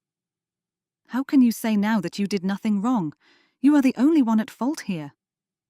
His words echoed around the room, bouncing off the walls as he narrowed his gaze, his breathing ragged as he fixed his gaze to his brother, seeing how Lord Henley's eyes had widened and, as Peter took a step closer, how he took a step back. "You are the only one at fault," Peter repeated, his voice hoarse now, such was his anger. "What is worse, what is all the more shameful, is that you did not even think to apologise. You mocked the entire situation, and those who saw it, those who witnessed it, now think very poorly of you. Your reputation is slowly being torn to shreds piece by piece, and it is done by your very own hands." Lord Henley blinked furiously, his mouth opening and shutting, but Peter felt himself weary of the entire situation. Swinging around, he made for the door, hearing his sister call his name, but giving her not even a cursory glance. Instead, he stepped out into the hallway and strode down it, having no thought as to where he was going. The only thing he wanted was to get away from his arrogant, selfish brother before his anger grew to such heights it could not be drawn back under his control. "I shall write to Miss Jennings and apologise again," he told himself, his breathing still much too quick and fast. "And I shall have to pray that somehow Henley sees sense and returns to the quiet, reformed gentleman he was before." Chapter 5. "How is your foot today, my dear?" Anne smiled warmly as her aunt came into the drawing-room. "It is much improved, aunt." "Can you stand?" Lady Mayhew frowned as Anne nodded fervently. "Can you walk?" "Yes, but with a slight limp," Anne answered truthfully. "And there is a little pain still, but it is bearable." Lady Mayhew clicked her tongue. "You should not walk too far. It will only add to your pain, I am sure." Sitting down opposite, she looked Anne straight in the eye. "And has Lord Henley written to you?" Anne shook her head. "That is an absolute disgrace," Lady Mayhew exclaimed, getting up again almost immediately and beginning to pace around the room. "I do not know the gentleman at all, but what I have seen of his behaviour and character, I am sure that he is not an excellent gentleman at all." "I do not think he can be." Now that she was recovered, Anne was able to look back on the incident without concern, recalling how Lord Henley had merely shrugged and then turned away rather than apologising. "Lord Folly was excellent in his defence of me, however." "Yes, he was." Lady Mayhew sighed and clasped her hands in her lap. "If only he were a gentleman willing to consider matrimony, I would have urged him towards you otherwise." Anne offered her aunt a small smile but said nothing more. Lord Folly was, of course, an excellent fellow, and she was truly glad for everything that he had done in coming to her aid, but there was nothing there of interest when it came to her consideration of him. She saw him as an amiable fellow, someone she would be glad to speak with, and dance with, should he ask her permission, but there was no flicker of interest in her heart. "Lord Denfield has written you a very pretty apology, however," Lady Mayhew sighed, looking at the letter which Anne now had on the table to her right. "That is something, at least, though I should have preferred Lord Henley to come and speak with you himself. He was the one who injured you, after all." "Yes, he was, but I do not think he will appear." Anne smiled, and in doing so took some of the heavy clouds from her aunt's expression. "But I shall be grateful that the ton has not thought badly of me in all of this, and has in fact been nothing but a support." Lady Mayhew smiled back at her. "That is true, I suppose, though it is to be expected. Lord Folly's enthusiasm to tell everyone about what took place has helped that a great deal, though of course you deserve every word spoken in your defence." "I am sure I shall be fully recovered very soon, Aunt," Anne replied quickly. "We are to go to a soiree tomorrow evening, are we not?" Her aunt nodded, though there came a flash of worry into her eyes at the very same time. "We are, but I can send our apologies if you do not wish to attend." "No, I very much wish to go," Anne replied quickly. Having been resting, first in bed, and secondly on the couch in the drawing-room for the last few days, she felt herself almost desperate to be out of the townhouse and out in society. It was not that she had gained any confidence in her day's resting, however. There was not an urge to fling herself back into society for the sake of it, but rather because she found herself a little bored. Her aunt had talked at length about what had happened, and Anne had done nothing other than listen and murmur on occasion.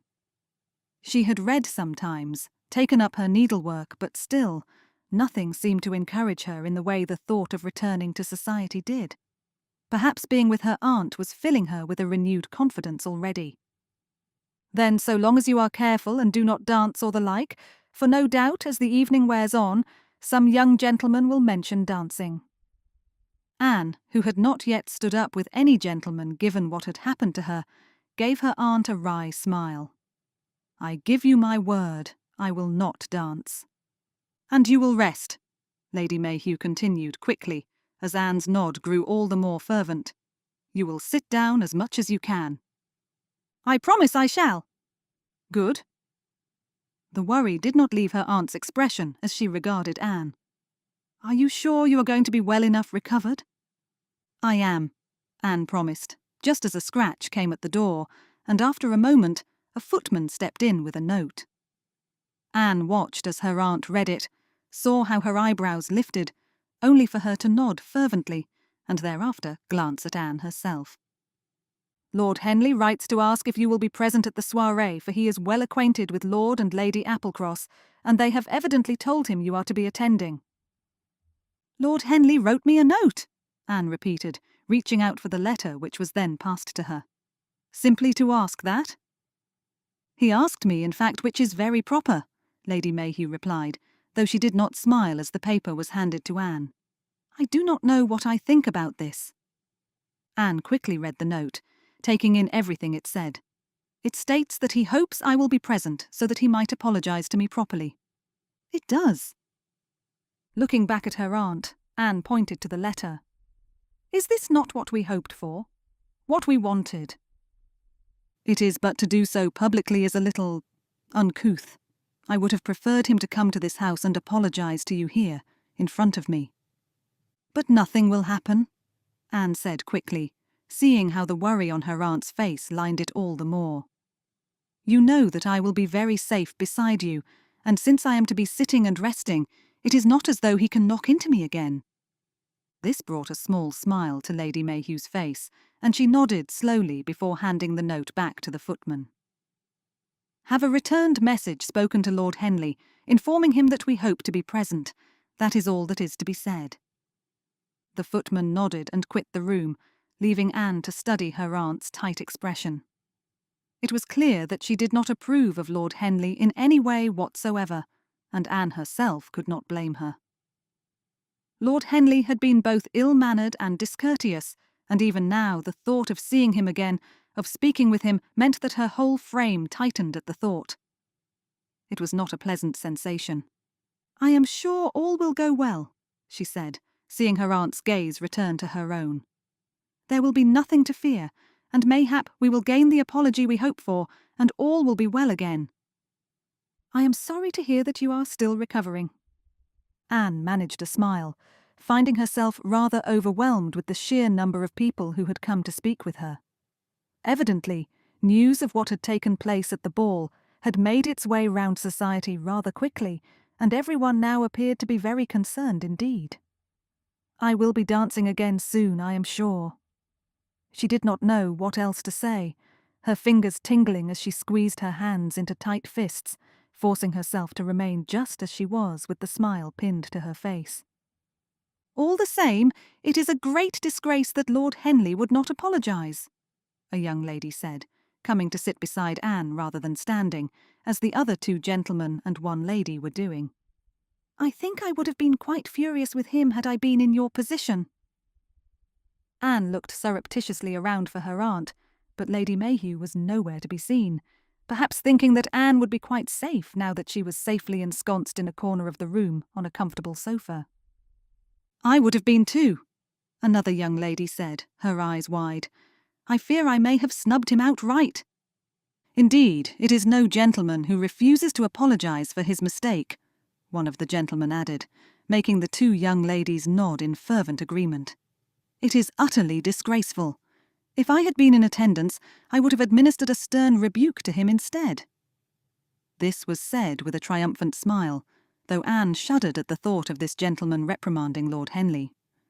To her mind, that would only have added to the difficulties rather than aiding it in any way. "Come now, let me fetch you something to drink, Miss Jennings."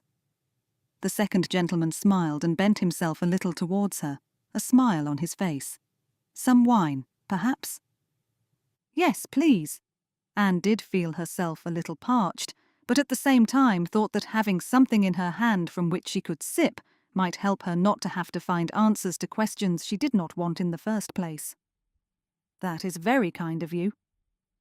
She could not remember the gentleman's name, could not remember any of her new acquaintances' titles, and forced the corners of her mouth to lift up and stay there, so she might appear contented with their prolonged company rather than being worried about it.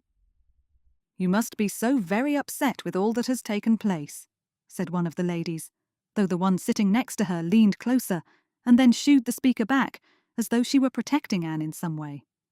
"We are asking Miss Jennings a good too many questions, I think," she said crisply. "If she is upset, as we all believe, then what good will it be for us to ask her of her emotions at present? It will do no good whatsoever." Anne took in a breath and offered the lady beside her a small smile, grateful, in fact, for her interruption. The young lady smiled and gave Anne a tiny nod, perhaps aware that this was exactly what Anne had been looking for by way of support. "In fact, I think we should all stop questioning her, for it must be quite overwhelming," the young lady continued, with a good deal more confidence than Anne could ever have projected. "Let us speak of something else, mayhap." "I am sure that Miss Jennings can speak for herself rather than require your aid," one of the young ladies snapped, her eyes sharpening. "You have no need to project yourself in such a way, Lady Grace." Anne's throat tightened as she caught every person looking at her again, aware now that they all expected her to say something, either by way of supporting Lady Grace or to encourage them all to ignore her. I do feel a little fatigued. You see," Lady Grace waved her hand again, as though to push every gentleman and lady back. "Enough questions now." Much to Anne's relief, the young ladies appeared rather disappointed that Anne was not going to say anything more, and stepped away at once, leaving only the gentleman. The one who had gone to fetch her a drink returned with it, and smiled graciously upon handing it to her, only to then be tugged away by another young lady, who pleaded with him to come to join her in conversation. The last gentleman then took his leave of her also, and Anne let out a slow breath of relief, her eyes closing briefly. "I do hope you are not upset by the fact that everyone has taken their leave so quickly." With a shake of her head, Anne smiled at Lady Grace. "Indeed not. I am rather relieved, I confess it." "I should apologise for my own fervency." Lady Grace's green eyes snapped with obvious frustration. "I always tell myself that I have no need to incline myself towards gossip, but I find that I am very inclined towards it regardless." "I understand that it is a part of society that one must be open to." "Mayhap," Lady Grace replied, sighing, "but it is not a good part of society, I confess, which is why I ought to be avoiding it rather than pursuing it." Finding Lady Grace to be warm and companionable, Anne found herself relaxing in her company. She had not often had a friend during her time in the London season previously, for she had always been in company with her sisters, but she certainly would appreciate one now. "Might I ask if this is your first season?" Lady Grace trilled a laugh and shook her head. "No, it is not. It is my third. My father is most insistent that I find a match this season, though I myself am not at all inclined towards matrimony. I think I should prefer to be a spinster and make my own way in life."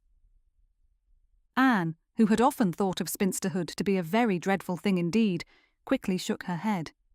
"I do not believe that being a spinster would permit for a great deal of freedom. There would be financial difficulty, and that would bring its own sorrows." "Yes, that it true, I suppose." Lady Grace offered her a wry smile. "It is only that I want very much to be able to make my own choices and decisions, and thus far I have been able to make very few. Though I have refused to marry 3 gentlemen that my father has suggested."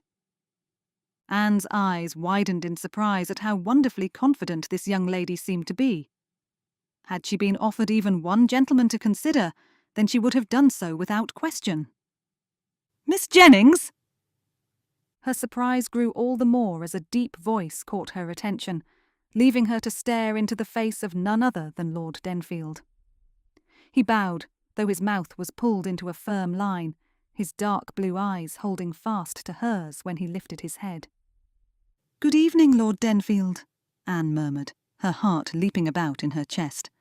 "I did not expect—" "My brother was meant to be here this evening, and more than that, was meant to apologise to you," Lord Denfield began, interrupting her, though he did not seem to notice he had done so, most likely because her voice was so quiet. "He has been unable to make it, however." Anne blinked. "Oh, I did not want you to be sitting here in expectation, waiting for his arrival," the gentleman continued, rubbing one hand over his chin, though Anne was sure that the spark in his eyes spoke of frustration. "Another time, I am sure." "Of course." There was nothing else for her to say, nothing to be responded to, for she certainly was not about to make a fuss, was not going to complain that Lord Henley ought to be here. "Thank you for informing me." Lord Denfield nodded, and without a word, walked away from both Anne and Lady Grace without so much as a glance or a nod in Lady Grace's direction. "Goodness, is that Lord Denfield?" Anne nodded. "Yes, his brother, Lord Henley, who injured me so was meant to be here this evening. Evidently he is no longer able to attend." "Or did not wish to," Lady Grace remarked with a slightly wry smile. "Perhaps he wishes to apologise in private, so that fewer people will watch him as he does so." With a small shrug, Anne watched Lord Denfield walk away, her heart beginning to feel heavy and weighted in her chest. Or mayhap Lord Henley does not wish to apologise at all. Chapter 6. She really is rather beautiful. Peter scowled to himself as the thought came into his mind. He did not much like it, did not much want it, and thus he discarded it just as quickly as he could. "You are looking at Miss Jennings, I see." Peter smiled as his sister arched an eyebrow. "I am. It is because I am wondering how long it shall be before Henley offers her the apology she is owed." Julia shook her head and sighed. "You have spoken to him twice already, and he still refuses to do as he ought. It has been almost a fortnight since the incident took place, and though the Tun might have forgotten a little of what happened, I certainly have not. I continue to press him, to beg him to apologise to her, but he will not." Peter frowned. "What does he say when you ask him to apologise?" His sister let out another heavy breath. "He states that he has no need to do so, or that he will do so in his own time." "In his own time," Peter repeated, his words scathing. "That means that he shall never do it." "Mayhap it does."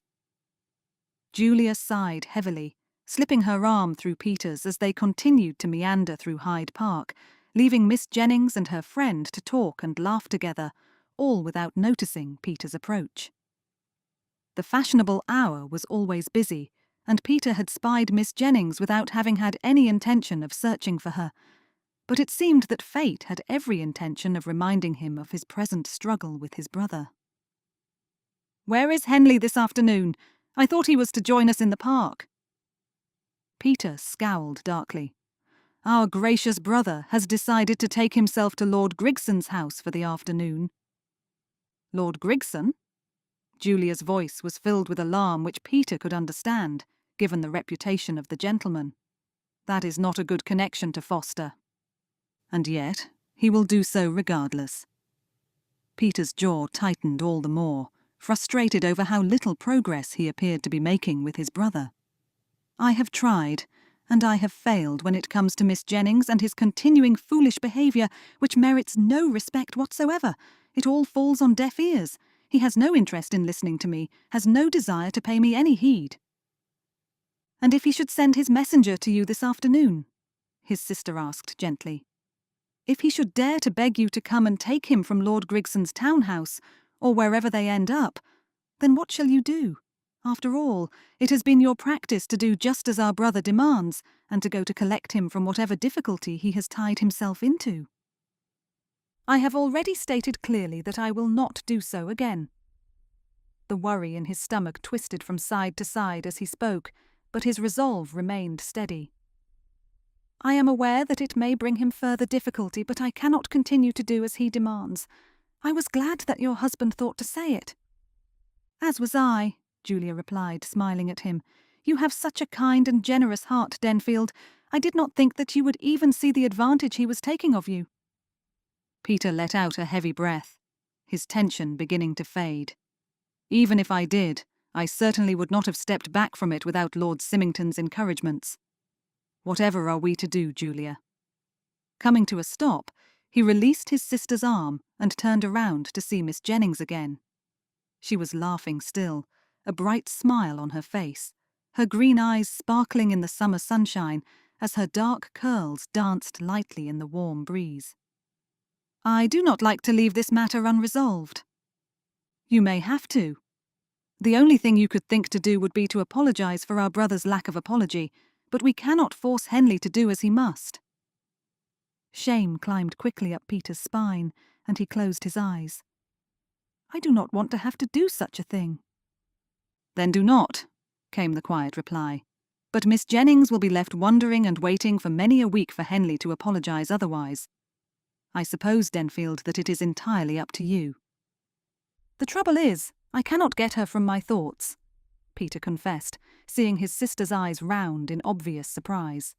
"I do not mean that I find her so desirous that I cannot stop thinking about her, or any such thing as that. It is only that her injury seemed so very bad, and the way that she could not walk without aid for some days, and still cannot dance. The very minimum she requires from us is an apology." "Not from us, but from Henley," his sister reminded him, looping her arm back through his again and pulling him away from gazing at Miss Jennings. "I do wonder if there is more to your consideration of her than you might have considered, however." A frown tugged at Peter's eyebrows. "What do you mean?" "I mean that you might well be considering her in perhaps a more affectionate light than you first thought." Rather astonished, Peter shot her a sharp look, only to see her smile, her eyes alight with questions, though he quickly shook his head. "Certainly not. As I told your husband recently, I have no interest whatsoever in finding a match of my own, and certainly would never permit my heart to have any affection for whoever I end up taking as my bride." "No?" Julia tilted her head a little, searching his face as though she hoped to find a different answer. "What is it, then, that you would look for?" "It must be nothing but practicality," Peter replied, aware of how his heart began to ache in sudden protest, as though it agreed with all that Julia was saying. "When I take a bride, she must satisfy all my requirements and able to be all I desire." Julia wrinkled her nose. "And by that you mean that you expect her to play the pianoforte brilliantly, to be able to paint and draw with great skill, to sing like a bird, to dance without ever making a mistake, to hold a conversation with just the right amount of engagement, to always be respectful, genteel, and amiable, no matter the circumstances. Is that not right?" Considering this, Peter shrugged lightly. "I should like her also to be able to ride." "Denfield!" The astonishment in Julia's voice had him stopping, turning to look at her again rather than walking together. You are not being truthful at this moment, are you?" A little confused, he paused before answering. "Why, yes, I am." "You would have all these expectations and requirements for whichever young lady you might consider." "I would." "And if she should fail in one or more aspects?" The answer seemed clear enough to Peter, and he spread his hands wide. "Then I would not consider her any longer." "But that is ridiculous. You will never find any young lady who can be all those things together. She will, no doubt, fail in some endeavour, and certainly can never always be cheerful and amiable as you expect. What if she is sorrowful over something? What if she is tired? Will you expect her then to pin a smile to her face for you and pretend all is well?" Peter trailed off, his brows knotting. "I do not know. I did not think about such a scenario." "And what if you do not meet the requirements for the young lady that you end up pursuing?" his sister challenged, eyebrows lifting. "What then?" Peter's lips quirked, his frown fading. "My dear sister, I do not think that any young lady would be able to find fault in what I could offer." "Ah, but you do not hunt," his sister challenged, her hands going to her hips.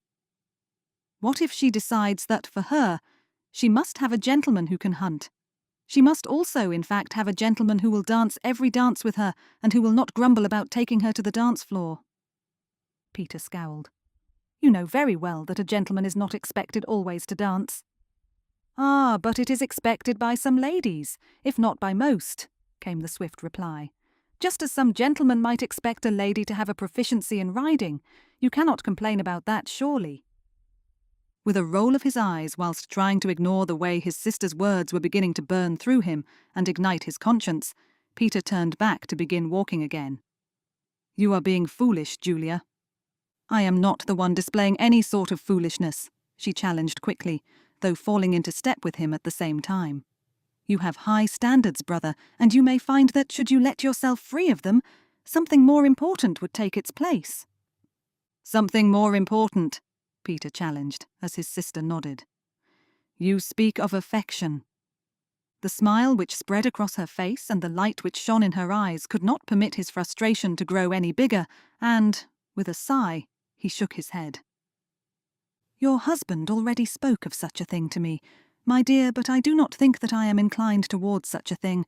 I would rather be considered practical." "Could you not be both?" Julia settled her hand on his arm again, their argument already fading into harmony. "Could you not be considerate, practical, and open to affection, should it come?" For a few moments Peter considered this, but did not speak. His heart leapt as Miss Jennings came to mind, but he quickly threw the image of her away. Seeing Julia looking at him for a response, and not wanting to hurt her, he said the only thing he could think of. "I shall consider it, Julia." Seeing her smile, he lifted his shoulders and let them fall. "There can be no harm in that, I am sure." Chapter 7. "Are you quite sure you will be able to dance?" Anne nodded, even though her own worries were already beginning to spiral within her like a strong wind. "Yes, Aunt, my ankle has not pained me in some days." "Which I am glad for, but for which I do not want you to overdo it, and then cause yourself more pain." Seeing the concern in Lady Mayhew's eyes, Anne offered her a small smile as they stepped into the ballroom together. "I am sure that there is nothing to be worried about, Aunt. I did practice with the dancing master this afternoon, and all went very well." "Yes, but that is not the same as dancing with gentlemen who might very well be inclined to stamp on your feet inadvertently, depending on their grace and on how much they have imbibed." "That is true, I suppose, though mayhap no one shall want to dance with me and all will be well." The hitched breath from Lady Mayhew let Anne know that such a thought was, perhaps even worse than the concern over her ankle, though she did not say anything more, but only smiled instead. "You will be certain to have your dance card filled this evening, should you wish it to be," Lady Mayhew replied steadily. "After the incident with Lord Henley, it seems as though everyone in the ton wishes to know who you are and what has taken place. Though," she considered, giving Anne a quick, wry smile, "I am not convinced that speaking with gossip-mongers is an acceptable idea." "Certainly I would agree," Anne laughed, despite her own uncertainty still delving deep within her. Perhaps Lady Grace shall be present this evening also. I should very much like to see her again. Lady Mayhew smiled. It is good to see that you have made such a dear friend in Lady Grace this last week. I think her quite a remarkable and very genteel young lady, though she does have that determination within her which some might consider a little disagreeable. I do not. In fact, I believe that I envy her a little. Looking at her in surprise, Lady Mayhew lifted an eyebrow. You envy her confidence? Yes, I do, just as I envied my sister's, Anne replied truthfully. There is an ease of manner that I lack, and I do not much like it. I hate how I trip over words, how the simplest of questions from a gentleman makes my tongue stick to the roof of my mouth as I struggle to find a suitable response. I despise how my hands go clammy, how my stomach writhes and twists. How much easier it would be to have the confidence that Lady Grace possesses. You can have that very same confidence, but it will take time and it will take effort on your part, Lady Mayhew replied gently. Already, you are a good deal better than you were before. When you first came to London, you could not even look a gentleman in the eye without going red in the face, and now you are able to hold a small conversation. You have had both gentlemen and ladies surrounding you, and you have done remarkably well for someone so shy. Anne allowed the compliments to settle on her heart rather than pushing them away, taking in a deep breath and then releasing it slowly as she lifted her chin just a little, sensing the heaviness going from her just a little. I suppose that is true. Her happiness began to break apart as she remembered the bet Lady Mayhew had made with her father. Though I do not know if I shall improve enough for a gentleman to consider me this season, and if I do not, if I fail, then my father will— You will not fail, Lady Mayhew interrupted crisply. You will succeed. I have every confidence in you, and you ought to have a little more faith in yourself. Lady Mayhew, Miss Jennings, good evening. Anne smiled quickly, as a gentleman already known to her, Lord Grigson, bowed in front of them both. He was a handsome fellow, though known to be something of a rogue when he chose to be. Her aunt had already told her she might dance with him and the like, but was not to do anything other than that. If he asked to call on her or to walk in the park with him, then she would have to find a way to graciously refuse. Good evening, she replied, seeing him smiling broadly at her. You are enjoying the ball thus far, I hope. Relieved that she had managed to ask a question without a tremble in her voice or a stutter over some of her words, Anne kept her smile fixed, as Lord Grigson nodded fervently. I have, though I should ask you if I might sign your dance card, Miss Jennings, and thereafter take a turn with you about the room. It would be my pleasure. Anne closed her eyes in embarrassment the very moment she answered, though she had little choice but to take her dance card from her wrist and hand it to him. She had meant only to accept the offer of a dance from Lord Grigson, but instead had managed to accept both the dance and the turn about the room. She shot an apologetic glance to her aunt, but Lady Mayhew only smiled and shrugged lightly. If Anne took a turn about the room with him, Anne had very little doubt that her aunt would stay close by. Excellent. I have chosen the polka. A very fine dance indeed, I think. With a flourish, Lord Grigson handed the dance card back to Anne, and then turned to stand beside her, offering her his arm. Shall we? Of course. She could not find the words to refuse, could not find any excuse to give him, and thus, placing her hand on his arm, and trusting that her aunt would follow, Anne walked side by side with Lord Grigson as he led her about the room. It is a very fine ball, is it not? He asked, his tone jovial. I had thought it rather crowded when I first arrived, but since the drawing-room, parlour and card-room are open to us all, it now feels a little less constrictive. Yes, I would agree. Anne did not know what else to say, finding herself questioning whether she should ask him something else or wait for him to speak. Even if she did have a question to ask him, which one would it be? What would she choose? Worried that she would make some sort of mistake, Anne swallowed hard and chose to remain silent. They walked this way for some minutes, only for Anne to realise that Lord Grigson was leading her to the corner of the room. That, she considered, was a little disconcerting, for there were too many shadows there, and, mayhap, gentlemen within those shadows that she did not want to be seen with. Glancing over her shoulder, she tried to see her aunt, but Lady Mayhew was nowhere to be seen. "I think I should return to my aunt now," she quavered, hearing the wobble in her voice, though Lord Grigson only laughed. "There is no need for any rush. Only a few more minutes, Miss Jennings. I have someone here who wishes to speak with you." "Speak with me?" Anne repeated, though Lord Grigson said nothing further, continuing to amble with her alongside him. Anne made to pull her hand from his arm and turn away, but Lord Grigson was too quick for her. Perhaps sensing that she had been about to do that very thing, he set his hand atop hers, pinning it there and keeping her with him. Fear clawed in Anne's throat. "It is only Lord Henley," Lord Grigson told her, mayhap sensing her fright. "He does not want to be seen apologising, for he is a little too mean-spirited to make himself so humble. I am sure you understand."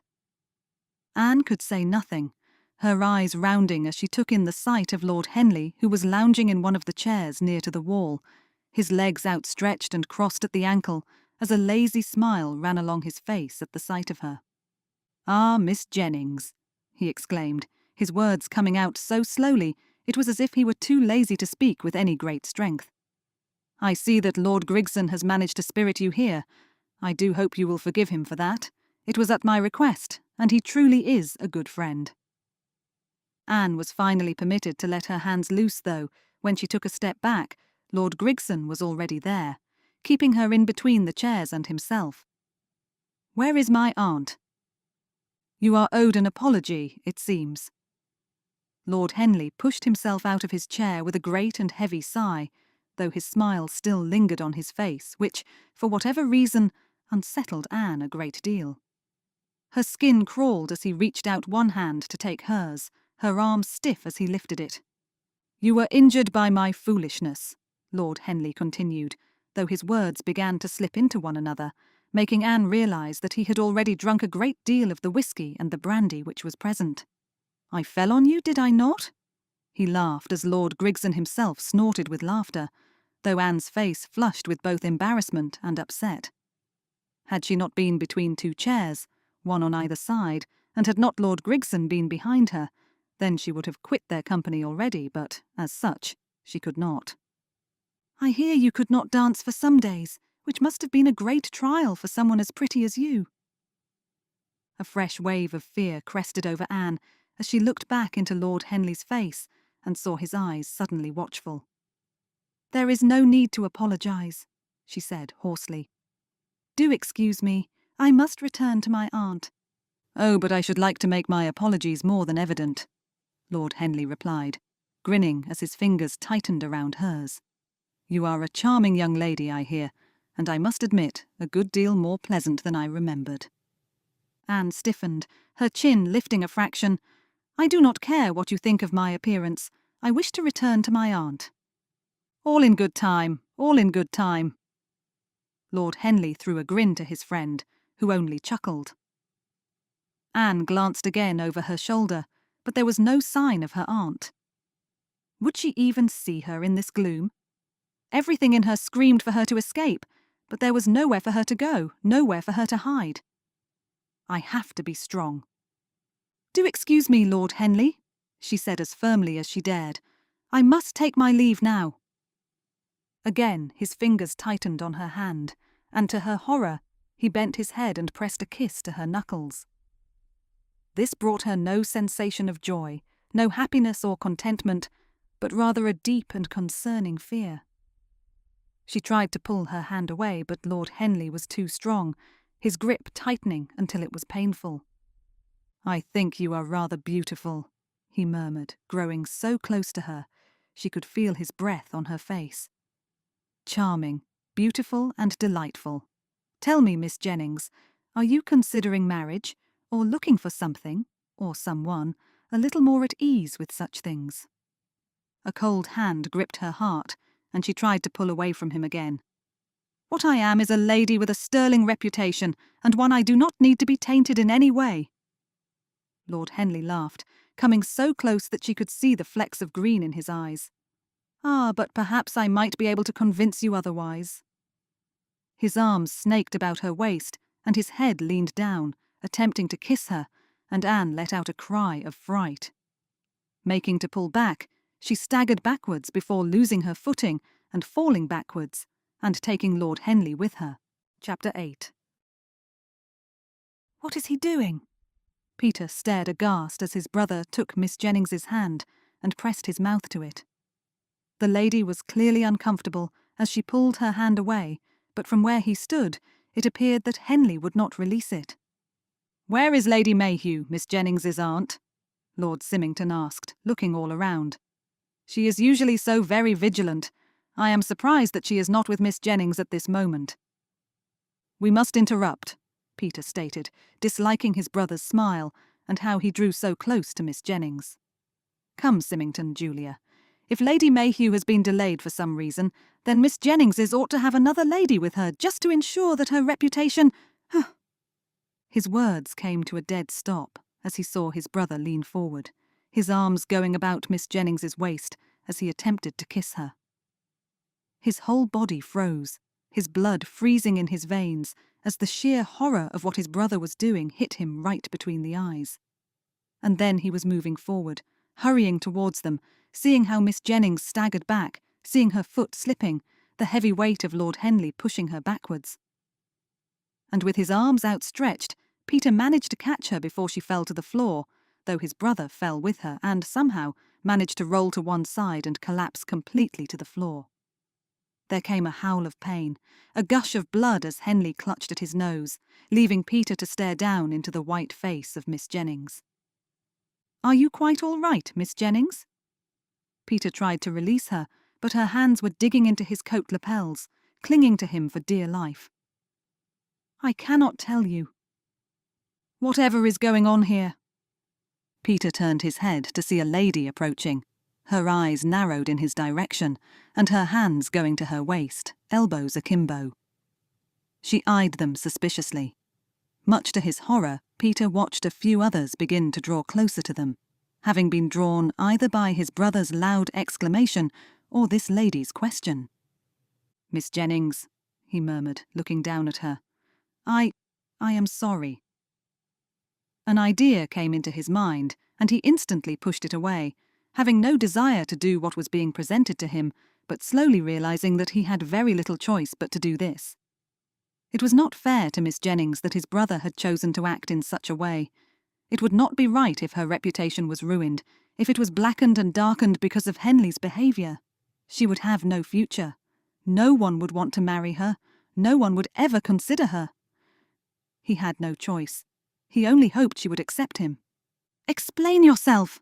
the lady cried, making Peter draw in a deep breath and, turning towards the woman, smile as broadly as he could. "You will have to forgive me," he said, disentangling himself from Miss Jennings as best he could, though he made sure to put her arm through his so she might have his support. "I have, only just now, asked Miss Jennings to marry me. And my brother was so surprised at my action, he fell and has injured himself quite severely, I think." A murmur of voices ran around the group watching, and Peter instantly heard Miss Jennings's swift intake of breath, glancing at her and seeing her wide eyes and pale face. "I hope you understand," he whispered to her, seeing her blink rapidly. "We must marry. I will not have you ruined because of my brother's foolishness." "Denfield!" Julia exclaimed, though her voice was nothing louder than a whisper. "What is happening? What are you doing?" "Are you certain about this?"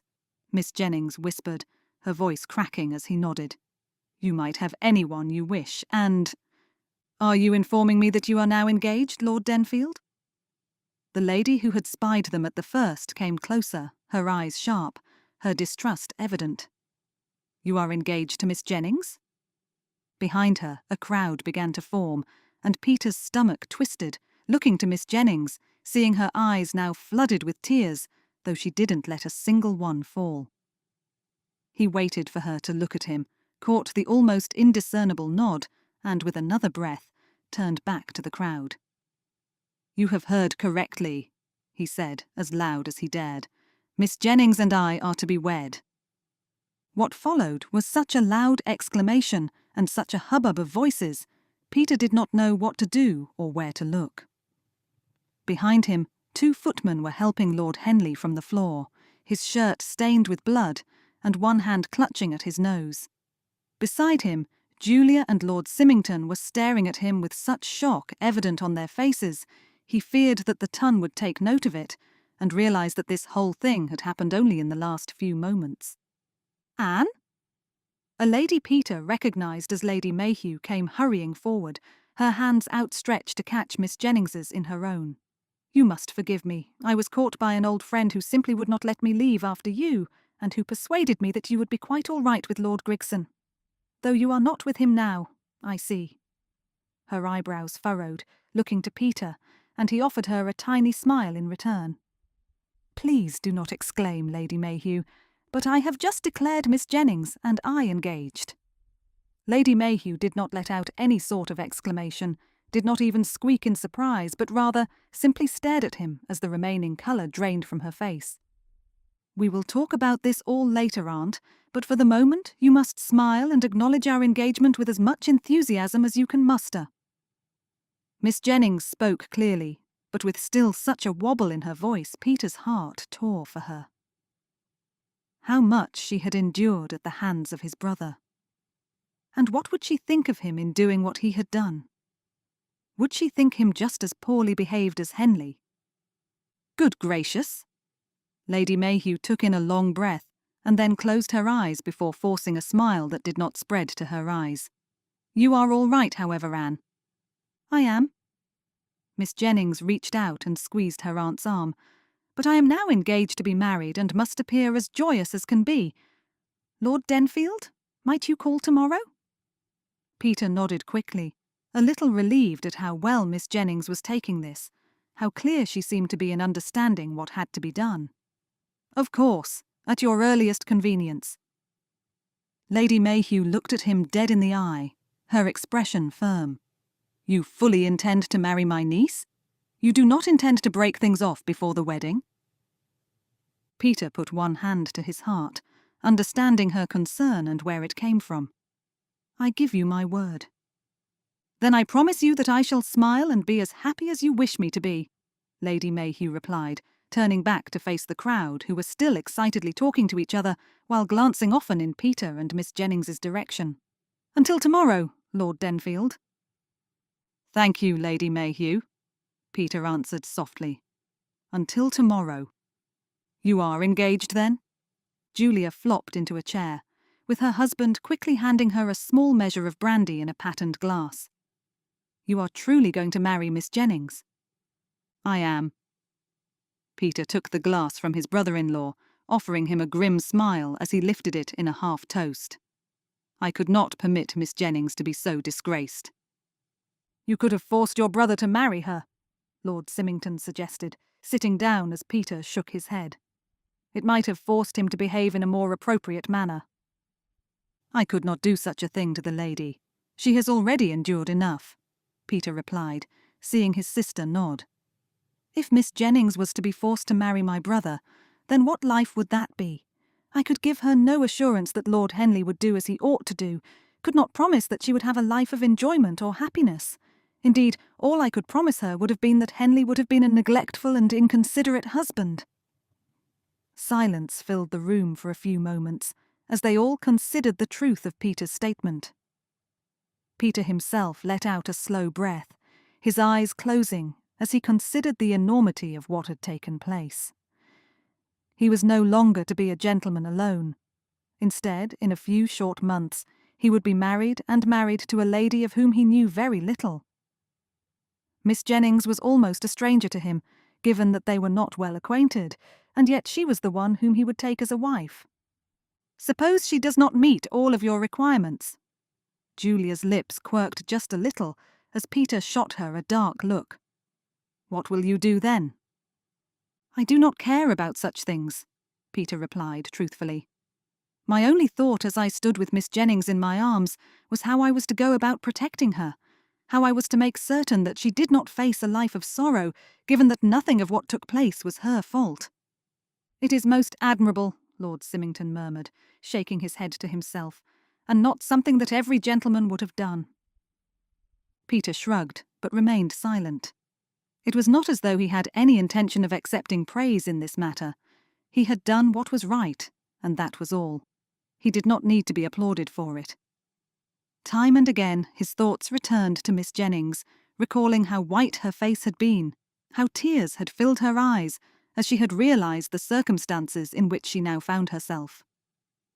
"It is not I who requires praise," he said slowly, half to himself, "but rather Miss Jennings.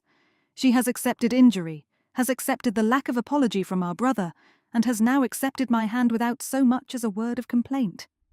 She might have wished to choose her own husband, might have wanted to be courted, to be walked with, danced with, and sent all manner of gifts from her beau before being offered their hand in marriage. Now all of that is taken from her." His heart ached heavily, and he closed his eyes, his face heating. "I do despise what our brother has done."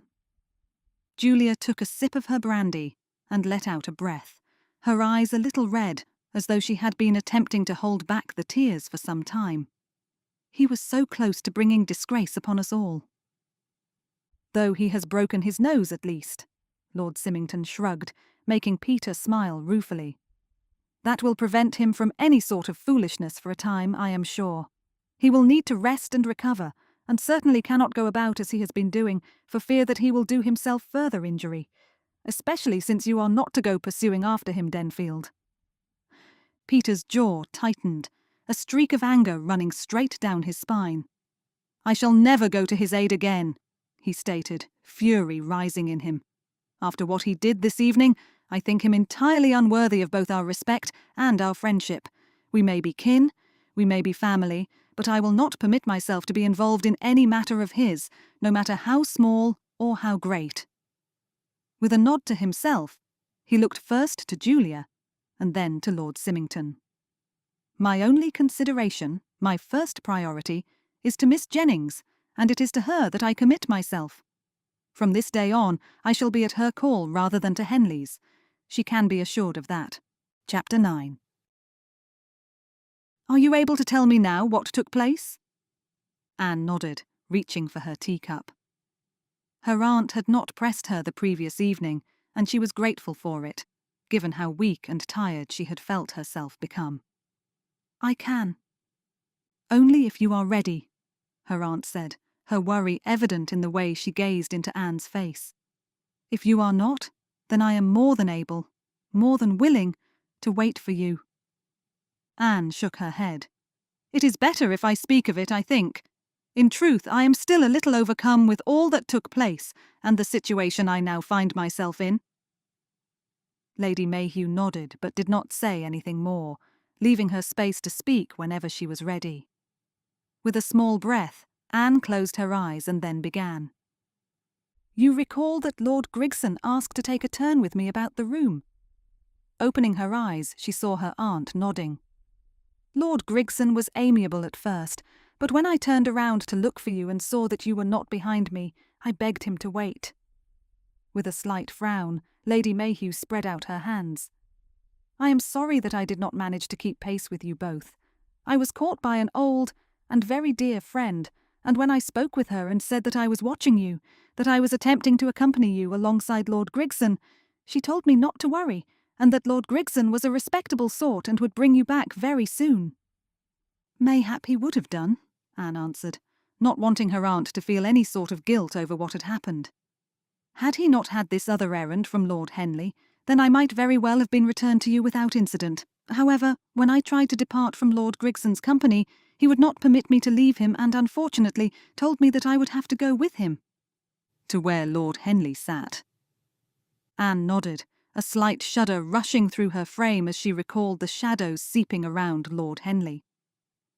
To her mind, it had felt as though she had been walking into a dark and dreadful circumstance, as though the shadows themselves were a warning, a foreboding of what was to come, and she had been entirely powerless to escape.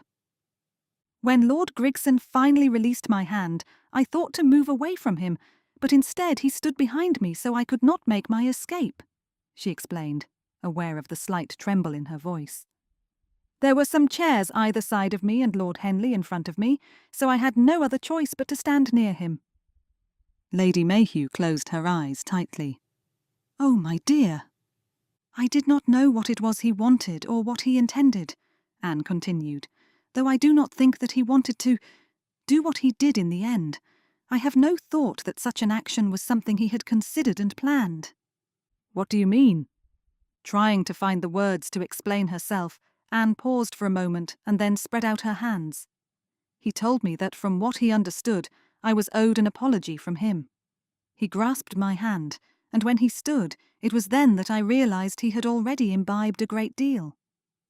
A heavy sigh came from Lady Mayhew, though her eyes opened this time. I am sorry. I would have thought that the gentleman would have learned from the last time he had an encounter with you, again, when he had imbibed far too much. I do not think that he did, Anne replied, with a slightly wry smile, though that quickly fell away. Lord Henley lifted my hand and, to my great dislike, pressed a kiss to my knuckles. When he looked at me again, however, there was something in his eyes which worried me a great deal. Then he... Her eyes closed as she fought the panic which suddenly wrapped around her heart. Then he made to try to kiss me, I believe. I stepped back in fright, and, given that his hand was still tight around mine, he fell forward with me. I thought I was going to fall to the floor and hit my head, but Lord Denfield appeared from somewhere, I do not know where, and caught me before I could do so. His brother fell to the ground, however, and I believe hurt his nose. I heard someone say that it had broken. Which is no less than he deserves, given what he tried to do, Lady Mayhew exclaimed, sounding furious. I am surprised that Lord Denfield did not step in before his brother attempted to do such a thing. I do not think he knew that Lord Henley would attempt to kiss me, Anne answered quickly. The shock on his face, the horror in his expression, told me a good deal more than any words might have expressed. This seemed to satisfy Lady Mayhew a little more, for she nodded slowly and then reached to pick up her tea, though Anne frowned at the way her hand trembled just a little as she set the teacup back on the saucer. I am quite all right, however, Aunt, she said, in the hope of reassuring Lady Mayhew. I was not in any way injured. Though Lady Newmarket and many others then spied you with Lord Denfield's arms about your waist. Anne nodded, her eyes darting to her own teacup rather than look at her aunt. Lord Henley trying to kiss her had come as a great shock, certainly, but to then find herself engaged was quite another. Lord Denfield was only doing what he could to make certain I was protected from his brother, and that I was not about to collapse from either injury or into a faint, she said softly. Lady Newmarket, or whoever it was, demanded to know what was taking place, and Lord Denfield, after murmuring an apology to me, stated that he had just asked me to marry him, and that I had accepted. Lady Mayhew frowned. He apologised. I think it was to express sorrow over what his brother had done, and to say that he was not about to do what he did without good reason, clearly aware that I was to have no say in the matter. I see. The frown lifted from Lady Mayhew's face. And then that was all? Anne considered, trying to remember.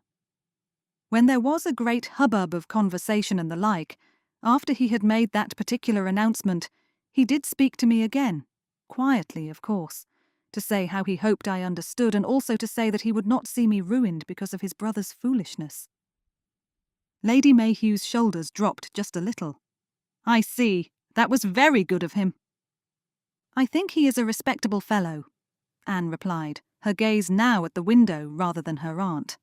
I do not know many gentlemen who would do such a thing as that. Yes, I would agree, though I do wish the entire situation had not happened. Whatever was Lord Henley thinking? I do not believe he did any thinking whatsoever. Anne swallowed hard, tears burning behind her eyes. But now I am engaged to a gentleman who is practically a stranger to me. I do not know his character at all. I do not know a thing about him save for the fact that he has a brother who cannot behave as a gentleman ought. That is not true, her aunt countered quickly, perhaps hearing the desperation growing in Anne's voice. We know that he is an honourable gentleman at least, and that should count for a great deal. After all, when you were first injured by his brother, did he not come to apologise on his brother's behalf? And then, did he not speak to you regretfully about Lord Henley's lack of willingness to apologise to you in person? Anne nodded, blinking back her tears. Yes, he did.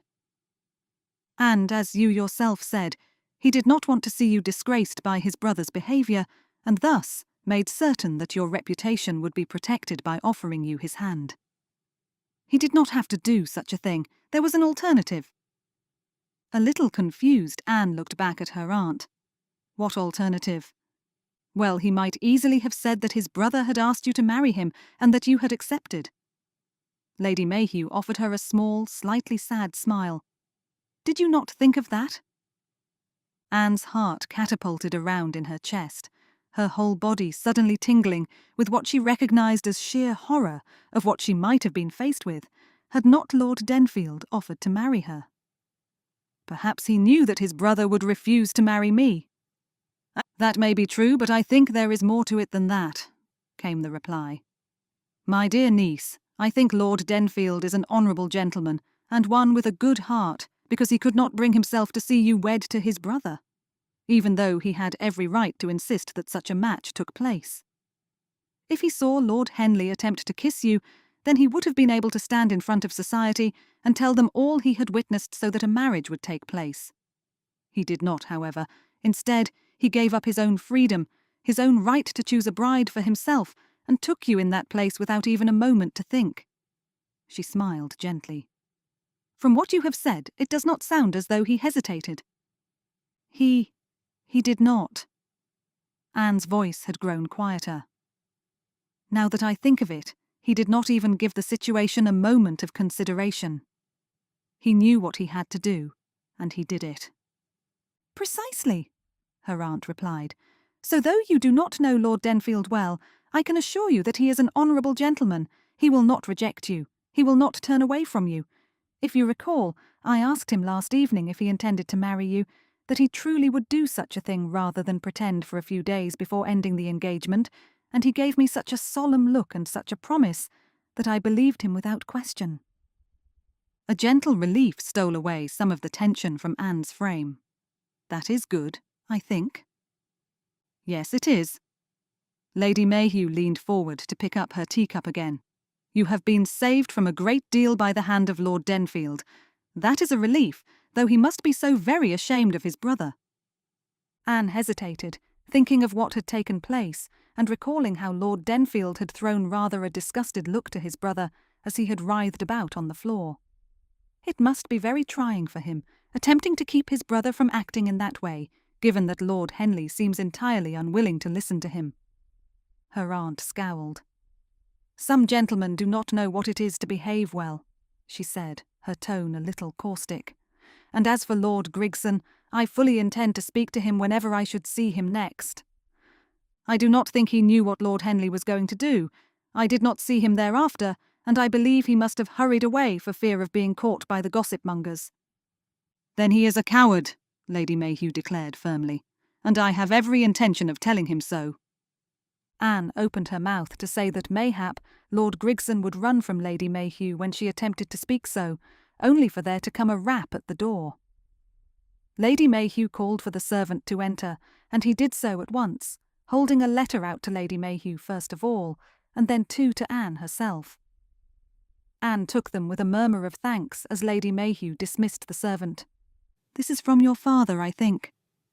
Turning the letter over, she broke the seal and then unfolded it. I shall be very glad indeed to write to him to inform him of your engagement, although... Trailing off, she lifted her gaze back to Anne. You are over the age required for your father's consent. Anne said nothing, seeing her aunt's thoughts flying through her eyes like shooting stars. I do not think I shall inform him of your engagement, Lady Mayhew said briskly, throwing the letter down on the table in clear disgust. He writes to say that he is sure I will have failed, and that his door is open for our return at any moment, and I fear that, should I write to him about your engagement, he might attempt to make certain that the marriage does not go ahead. Anne's stomach twisted. Why should he do that? Because having a spinster daughter does bring some relief with it, Lady Mayhew replied with a small, sad smile. It means that he can leave you with the running of the house and the like, expect you to do all that he asks of you without complaint, and can threaten you with a lack of security if you do not. A shudder ran through Anne's frame. Therefore, I will not inform him of your engagement at all, just to be certain that he will not do anything to try and impede it, her aunt finished firmly. You can write to him yourself, if you wish, when you are Lady Denfield, and see what kind of response you gain from him.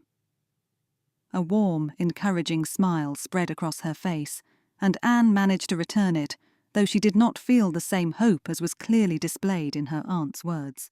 Who has written to you? I have 2 letters, Anne replied, picking up the first and recognizing the seal at once. This is from Lady Grace, no doubt asking me what has taken place and demanding to know when she can come to call. She gave her aunt a smile before picking up her second letter.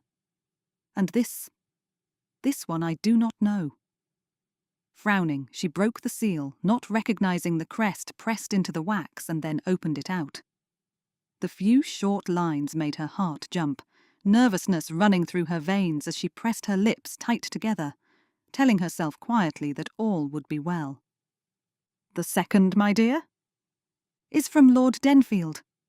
Lifting her gaze, she tried to smile at her aunt again, but her lips refused to move. He wishes to come to call, just as you asked him. Very good. When? This afternoon, Anne replied, looking back at the letter again. He wishes to bring his sister also, so that we might discuss our wedding plans. Her aunt said something, but Anne did not hear it, her mind whirring with a sudden realization that soon she would be married to Lord Denfield. Soon she would find herself as mistress to Denfield estate, and be expected to be to him all that a wife ought. But I do not know him, her heart cried, fear beginning to force its way back through her again. And what if, despite his honourable actions, he turns out to be even worse than his brother? Chapter 10. Peter cleared his throat, lifted his chin, and rapped smartly on the large wooden door.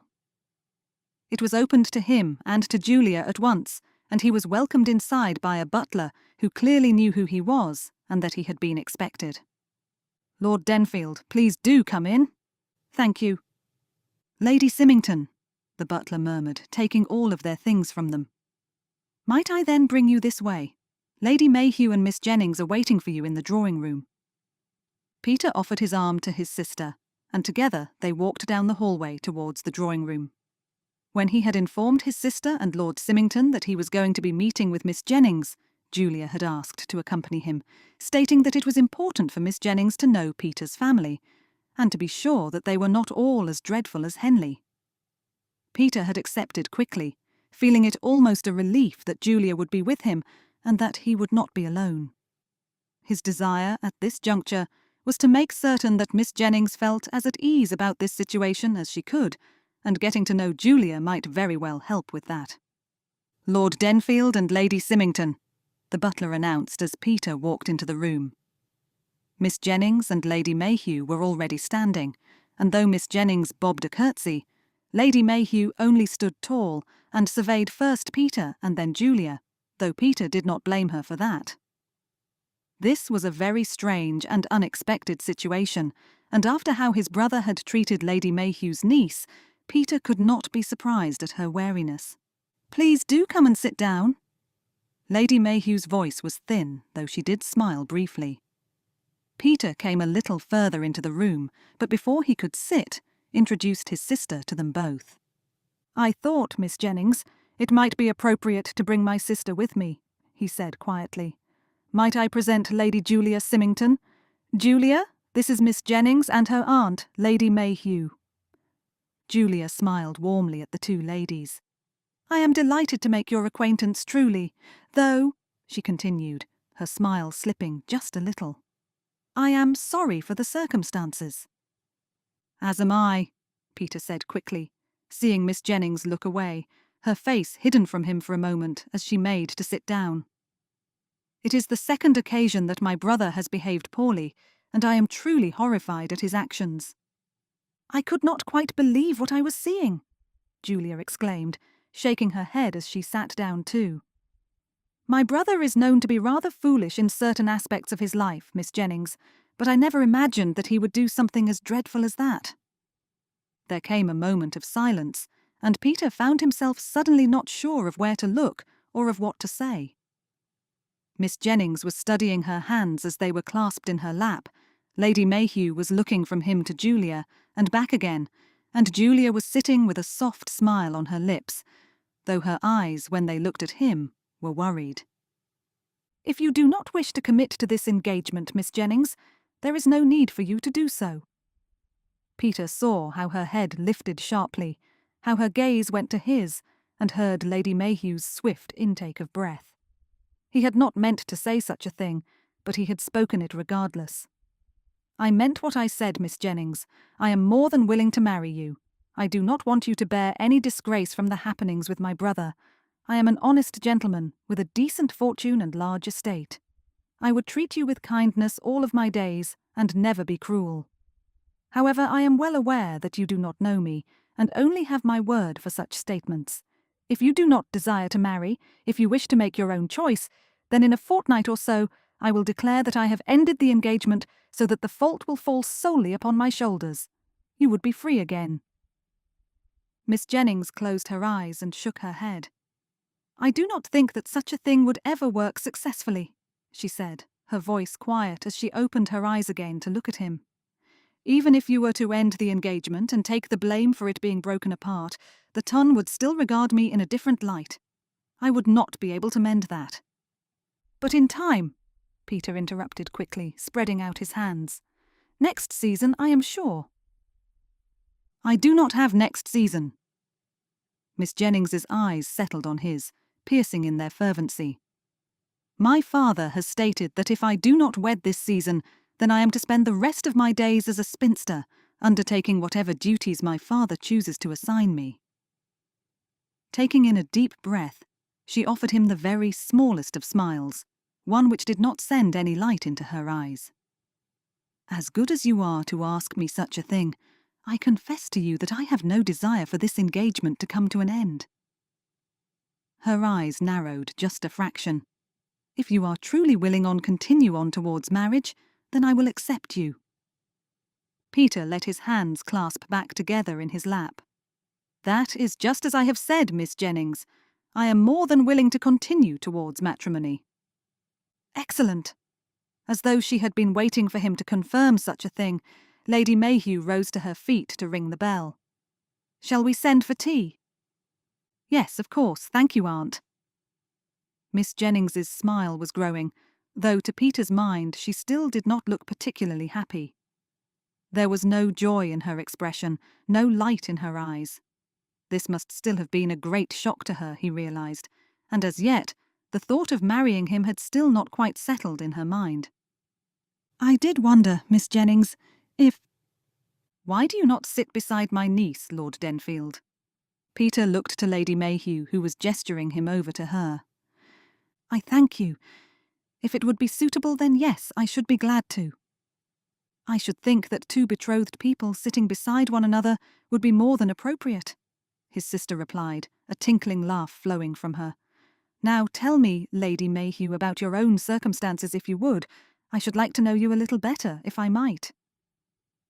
With Lady Mayhew and his sister falling into conversation, that left Peter with Miss Jennings, and as he rose from his chair to come and sit with her, he saw the way that colour instantly flooded through her cheeks. "Might I sit with you, Miss Jennings?" Even though he had been given permission by her aunt, Peter wanted to make certain that the lady herself was quiet content herself, though, much to his relief, she nodded quickly. "I thank you." The moment he did so, however, a strange trembling seemed to push its way down Peter's arms and legs, going right to the very tips of his fingers. It was as if he were both nervous and delighted at the prospect of being so close to her, so near. Suddenly, his tongue stuck to the roof of his mouth, and he could not think of what to say. Silence grew between them, and a glance to Miss Jennings told him that she was just as nervous as he was. The way her eyes danced from one place to the next, her lip catching between her teeth, and the worried way she plucked at her gown gave the clear impression of her worry. "We will have to spend some time together, Miss Jennings," Peter began, when she continued to remain silent. "We do not know one another at all, do we? And yet we are engaged." She managed to smile at him, though her eyes went somewhere towards his ear rather than looking into his face. "Yes, we are." Again, Peter fought to find something to say to her, something that would help the conversation to flow. "Might you tell me about your family?" "My family?" Her eyes flared when he nodded, and then, within a moment, she was looking down at her clasped hands again, though Peter noticed just how white they were, given how tightly she gripped them together. "Do you have any parents still living?"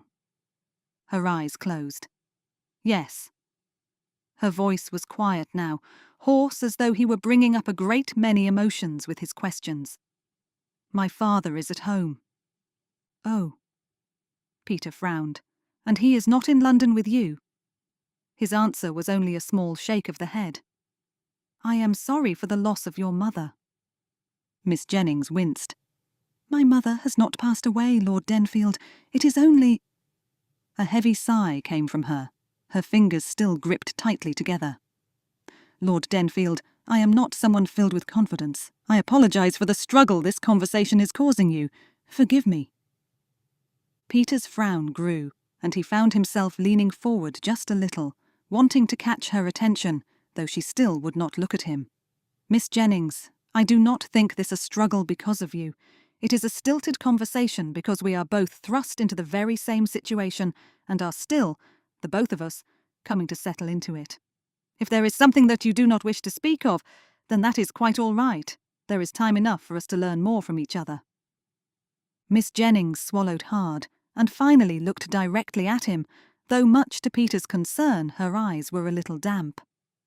Glancing to his sister and Lady Mayhew, and seeing them both deeply involved in discussion, he boldly reached out and placed his hand on top of Miss Jennings's clenched ones. They were so very cold. "There is no need to fear," he said, as softly as he could. "My brother is a dastardly rogue, but I assure you, I am not anything like him. I will not harm you, insult you, berate you, or force you to do or say anything you have no desire to do. If you do not wish to speak of your parents, then that presents no difficulty to me. I do hope you understand, Miss Jennings." Her eyes were still looking into his, her lips trembling just a little, though. After a moment, she closed them and let out a slow breath. "You will not be angry with my lack of confidence, Lord Denfield?" she asked, her voice a whisper.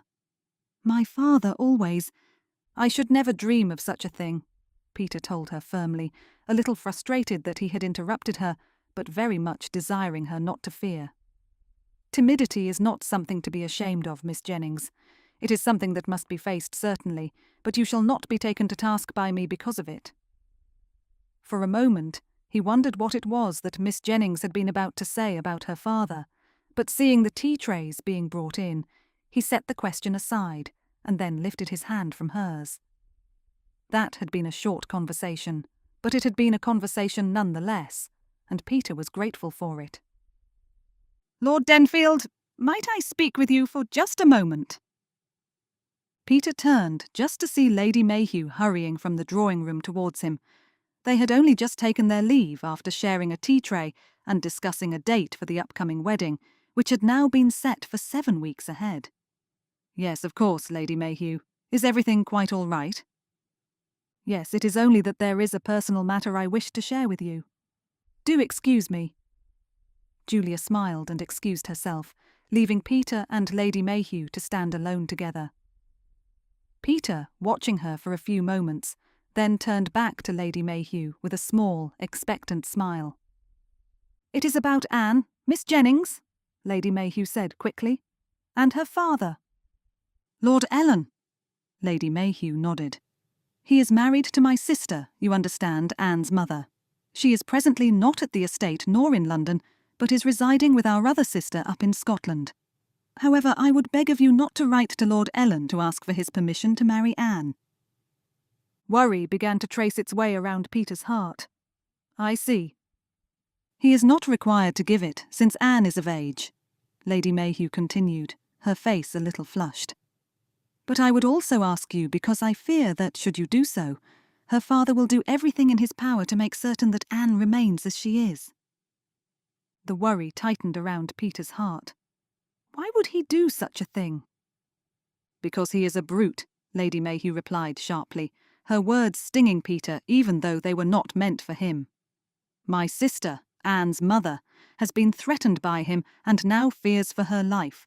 She has not returned to his side for some months, and I have encouraged her to remain where she is in Scotland so that she might be safe. Lady Mayhew blinked as she came to a stop, perhaps having not meant to tell him so much. You can trust me in this, Lady Mayhew. Peter, seeing the fervency in Lady Mayhew's eyes and recalling how uncertain Miss Jennings had been when she had spoken, was inclined to believe every word. Lord Ellen does not need to know of the engagement.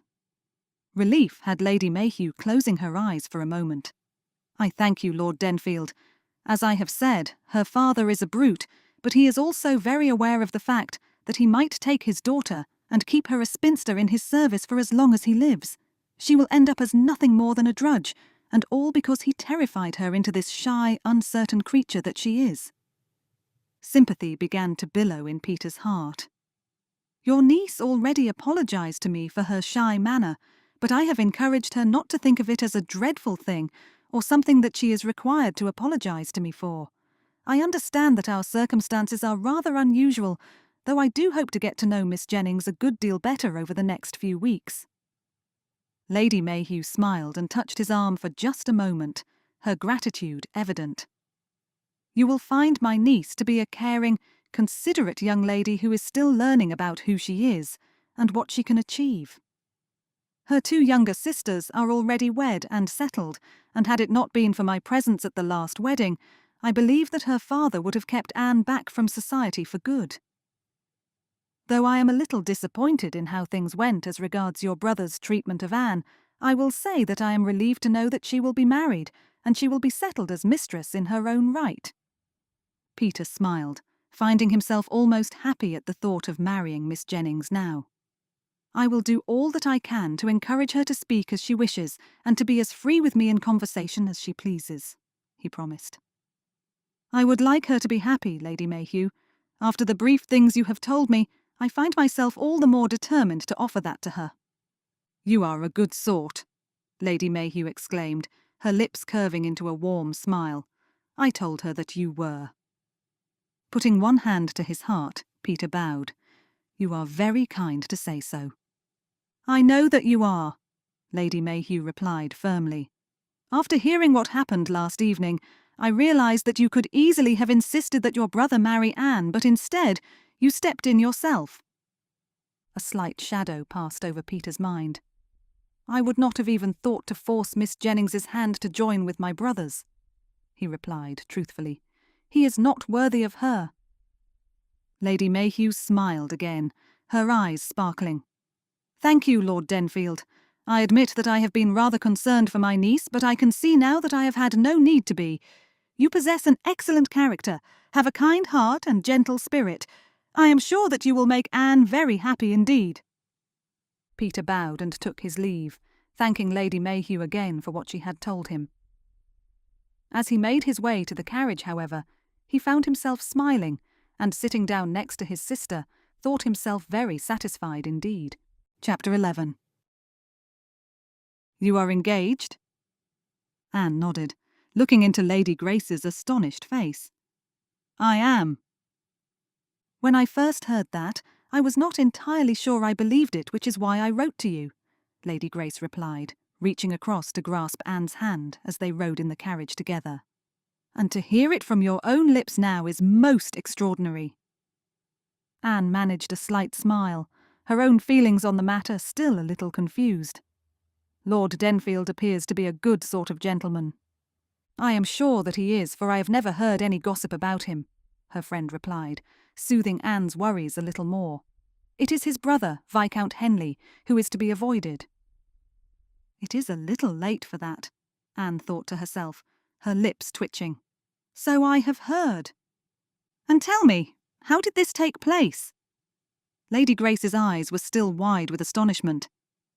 "I heard that he proposed at a ball." Anne pressed her lips together, wondering if she dared tell her friend the truth, only to decide that it was best to keep that hidden for the moment. While she considered Lady Grace a friend, she was all too aware that Lady Grace did enjoy listening to gossip, and worse, sharing in it, and thus she chose to keep the truth back from her friend. "He and I both seek a match of simplicity and practicality," she said honestly. "That has brought us together." "But you have not courted?" Anne shook her head. "No, we have not." "And yet you are engaged?" Spreading her hands, Anne smiled. "I am aware that it is not the usual way one goes about finding oneself a husband or wife, but it suits us both very well, I think." Lady Grace shook her head, and then looked out of the window. "I do not think that I should be pleased with an arrangement such as that," she said softly. "No, I am quite determined to fall in love." "Love?" Anne repeated, surprised at how her friend spoke with such feeling. "I did not think that you would even consider such a thing." "Why not?" Lady Grace looked back at her with a small smile. "Emotion and affection is important to me. I should like to have some sort of feeling for my husband, and I should very much like him to feel the same for me. To be practical is one thing, but to be loved is quite another." Anne considered this, a little surprised to find a stab of longing for such a thing in her own heart. "I think that I shall be satisfied with a kind, respectful husband," she said, forcing herself to believe her own words rather than listen to the whisper in her heart. "Lord Denfield appears to be both of those things, which are admirable qualities to be sure, but they do not speak of a gentleman's heart." "That is true," Anne admitted softly, her forehead lining as she let herself consider what her friend had said. Thus far she had never imagined what it would mean to fall in love, or to have love in one's heart for a gentleman, but clearly it was something that Lady Grace both considered and wanted. "But alas, I did not have much opportunity to even think of such a thing. Such was the haste of our engagement." Realizing she had said a little too much, given the astonished look on Lady Grace's face, Anne flushed gently and looked away. "It is only to say that our engagement was rather quick, but given that I must marry this season, it did seem wise to accept him, given that he does appear to be an amiable sort." "Why must you marry this season?" Anne laughed ruefully. "Do you not know that I am close enough to being a spinster?" she asked, seeing Lady Grace's eyes round. "My father has quite despaired of me, I am afraid. This was, and is, to be my last season, and I would not be given further opportunity." Lady Grace tossed her head. "I think that foolishness. One's age ought not to determine one's future. You could be a very contented spinster, and still find yourself falling in love and marrying, albeit a little later in life than others." Smiling, she reached across and squeezed Anne's hand. "But if you are contented, then I am contented also. As I have said, Lord Denfield should be a good husband, though I do not know if he has any considerations as regards his heart." Anne smiled back at her friend, finding Lady Grace both refreshing and unorthodox. Not every young lady would say such things as that. Not every young lady would even imagine that a spinster might still find happiness. Mayhap she could trust her with the truth about what had really taken place. "Now you must tell me what your plans for your wedding day are." Lady Grace beamed at her. "I am sure that everyone in the ton will be eager to find out what is taking place." Anne winced inwardly but forced a smile. "I do not want there to be a large or ostentatious event," she said slowly, "and neither does Lord Denfield. That is all that has been discussed at present, however. We have a date in mind, but there is still a great deal to be done, and Lord Denfield must get the licence also." A little worried, she looked back into Lady Grace's face steadily. "Are you quite certain that all of the ton will wish to hear about my wedding?" "Why, of course they shall." Lady Grace laughed, shaking her head as though Anne was being quite ridiculous. "All of the ladies of London enjoy a wedding, and knowing some of the details in advance is something that they might talk about amongst themselves, though I shall say nothing if you do not wish me to." Swallowing, Anne looked out of the window. Deep down, her fear was that, despite the fact neither her aunt nor she would write to her father to inform him about the upcoming wedding, somehow he would still hear about it, march to London and demand it all come to an end. I should not like anyone to gossip about my wedding." Lady Grace leaned forward again. "What troubles you so, my dear?" Anne turned her attention back to her, wondering if she dare be entirely honest. In the end, she decided that she could be, and thus let out a slow breath and lifted her shoulders. "My father is not someone with a kind heart. I have borne the brunt of his criticism and his anger for a long time. My 2 sisters are already married, though they are younger than I, and when Nettie's wedding was over, my father declared that there was an end to things and I would remain a spinster." Lady Grace's eyes flared in shock. "My aunt insisted that I attend London with her and be given a final opportunity, though with her guidance rather than my father's." "And it seems to have done you very well." Anne smiled. "Yes, it has," she admitted, realising now how much more at ease she was with her connection to Lord Denfield. "Though my fear at present is that if my father hears of my engagement, he may attempt to prevent it." The shock returned to Lady Grace's face. "But why?" "Because my aunt believes that he would prefer for me to remain a spinster so that he might make use of me for his own benefit. I could run the house for him, take on duties instead of him, and become a drudge." Anne nodded sadly. "Yes, that is precisely what I think, though I cannot yet prove it, of course, and it may be that, should he hear of it, he will do nothing other than be irritated about it while remaining at home, but my aunt is concerned, and therefore I am concerned with her." "I see." Lady Grace bit her lip. "I am much too inclined towards gossip, Miss Jennings, I admit, but I will do my best to make certain that any such gossip is quelled before it can take hold. You need not tell me anything about your wedding if you do not wish to." "It is not that I do not trust you," Anne protested at once, only for Lady Grace to laugh and shake her head. "My dear lady, I do not trust myself. My tongue is much too loose." She smiled gently. "Though I am glad that you trusted me enough to tell me about your father. I give you my word that I will not breathe even a hint about this to any other. I can see that it is a delicate subject, though I am sorry that you have been faced with so much." Anne lifted her shoulders and let them fall.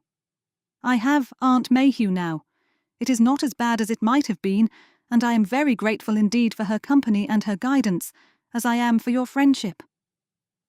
Lady Grace smiled broadly and sat back in her seat. "As am I, Miss Jennings. Here now, is this not a fine spot?" Anne smiled and sat down beside her friend, glad to know that Lady Grace's mother was nearby. She had taken lunch with a friend, but had now met them both at St. James's Park, ready to chaperone them both as they sat for their picnic. "It is a very fine spot, yes." Anne smiled and looked all around her. "There are so very few people out walking, which is not at all what I had expected. I thought the park might be full of gentlemen and ladies all taking in the sunshine." Lady Grace laughed.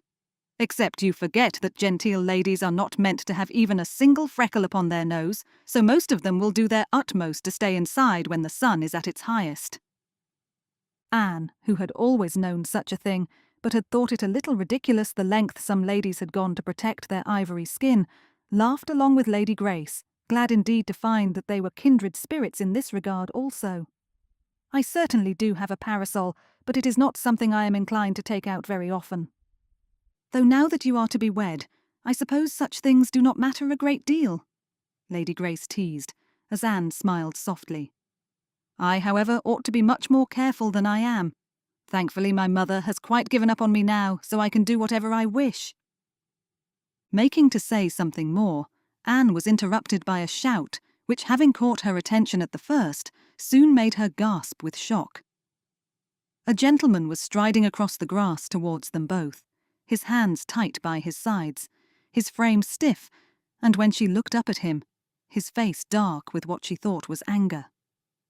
It was only when he drew closer that she realised the darkness she saw in his expression was not only just the shadows of his upset but rather bruised skin. Lord Henley. All of a sudden, the calm that she felt, the quiet in her spirit and the happiness she had shared with Lady Grace evaporated. Instead, she found herself twisted up inside with worry over what he might do next, with what he might say to her even though she was in company. After all, that had not mattered before, so why would it matter to him now? She licked her lips, unable to find something else to say, while Lord Henley simply stood there, glaring down at her. "I hear you are engaged to my brother now." Anne nodded, but said nothing, hearing a rustling of skirts beside her. Lady Grace rose to her feet, and Anne chose to do so also, aware of how quickly her heart was beating as Lord Henley's brow furrowed. "Do you see the damage you've done to me?" he exclaimed, gesturing to his bruised face. "Had you not decided to pull back from what was meant only as a bit of fun, then this would never have happened. Though you have gained very prettily from it, I suppose." Seeing Lady Grace's curious look, Anne lifted her chin and, balling her hands into fists, attempted to speak with a confidence which usually evaded her. "This is your own doing, Lord Henley. Your attentions were unwelcome." "My doing? You were the one who stepped back, who practically threw me to the ground." Anne shook her head and pressed her lips together, not certain what else she should say. Lord Henley's face was something of a mess, she had to admit. There were streaks of blue running under his eyes, with green and purple across his cheeks. His bridge of his nose was swollen with an obvious cut across the centre of it, and, had Anne been in Lord Henley's position, she would not have even thought to step out in society. "I do think that you are being rather dramatic." Lady Grace rolled her eyes, obviously, as she took a step closer to Anne. "In looking at you, I cannot imagine that Lady Anne thought to knock you to the ground. She would not have the strength."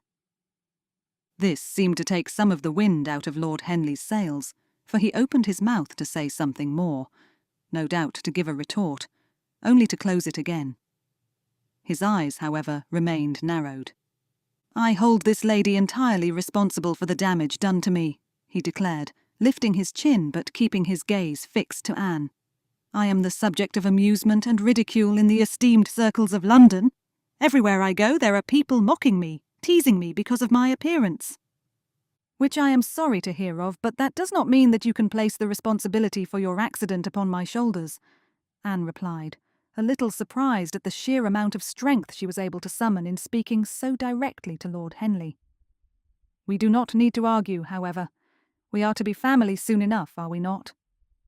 Instead of taking a hold of this kindness, instead of accepting the chance to put all of this to one side and leave things be, Lord Henley's lip curled as he sneered at her. "I have no intention of treating you, or even considering you family, Miss Jennings.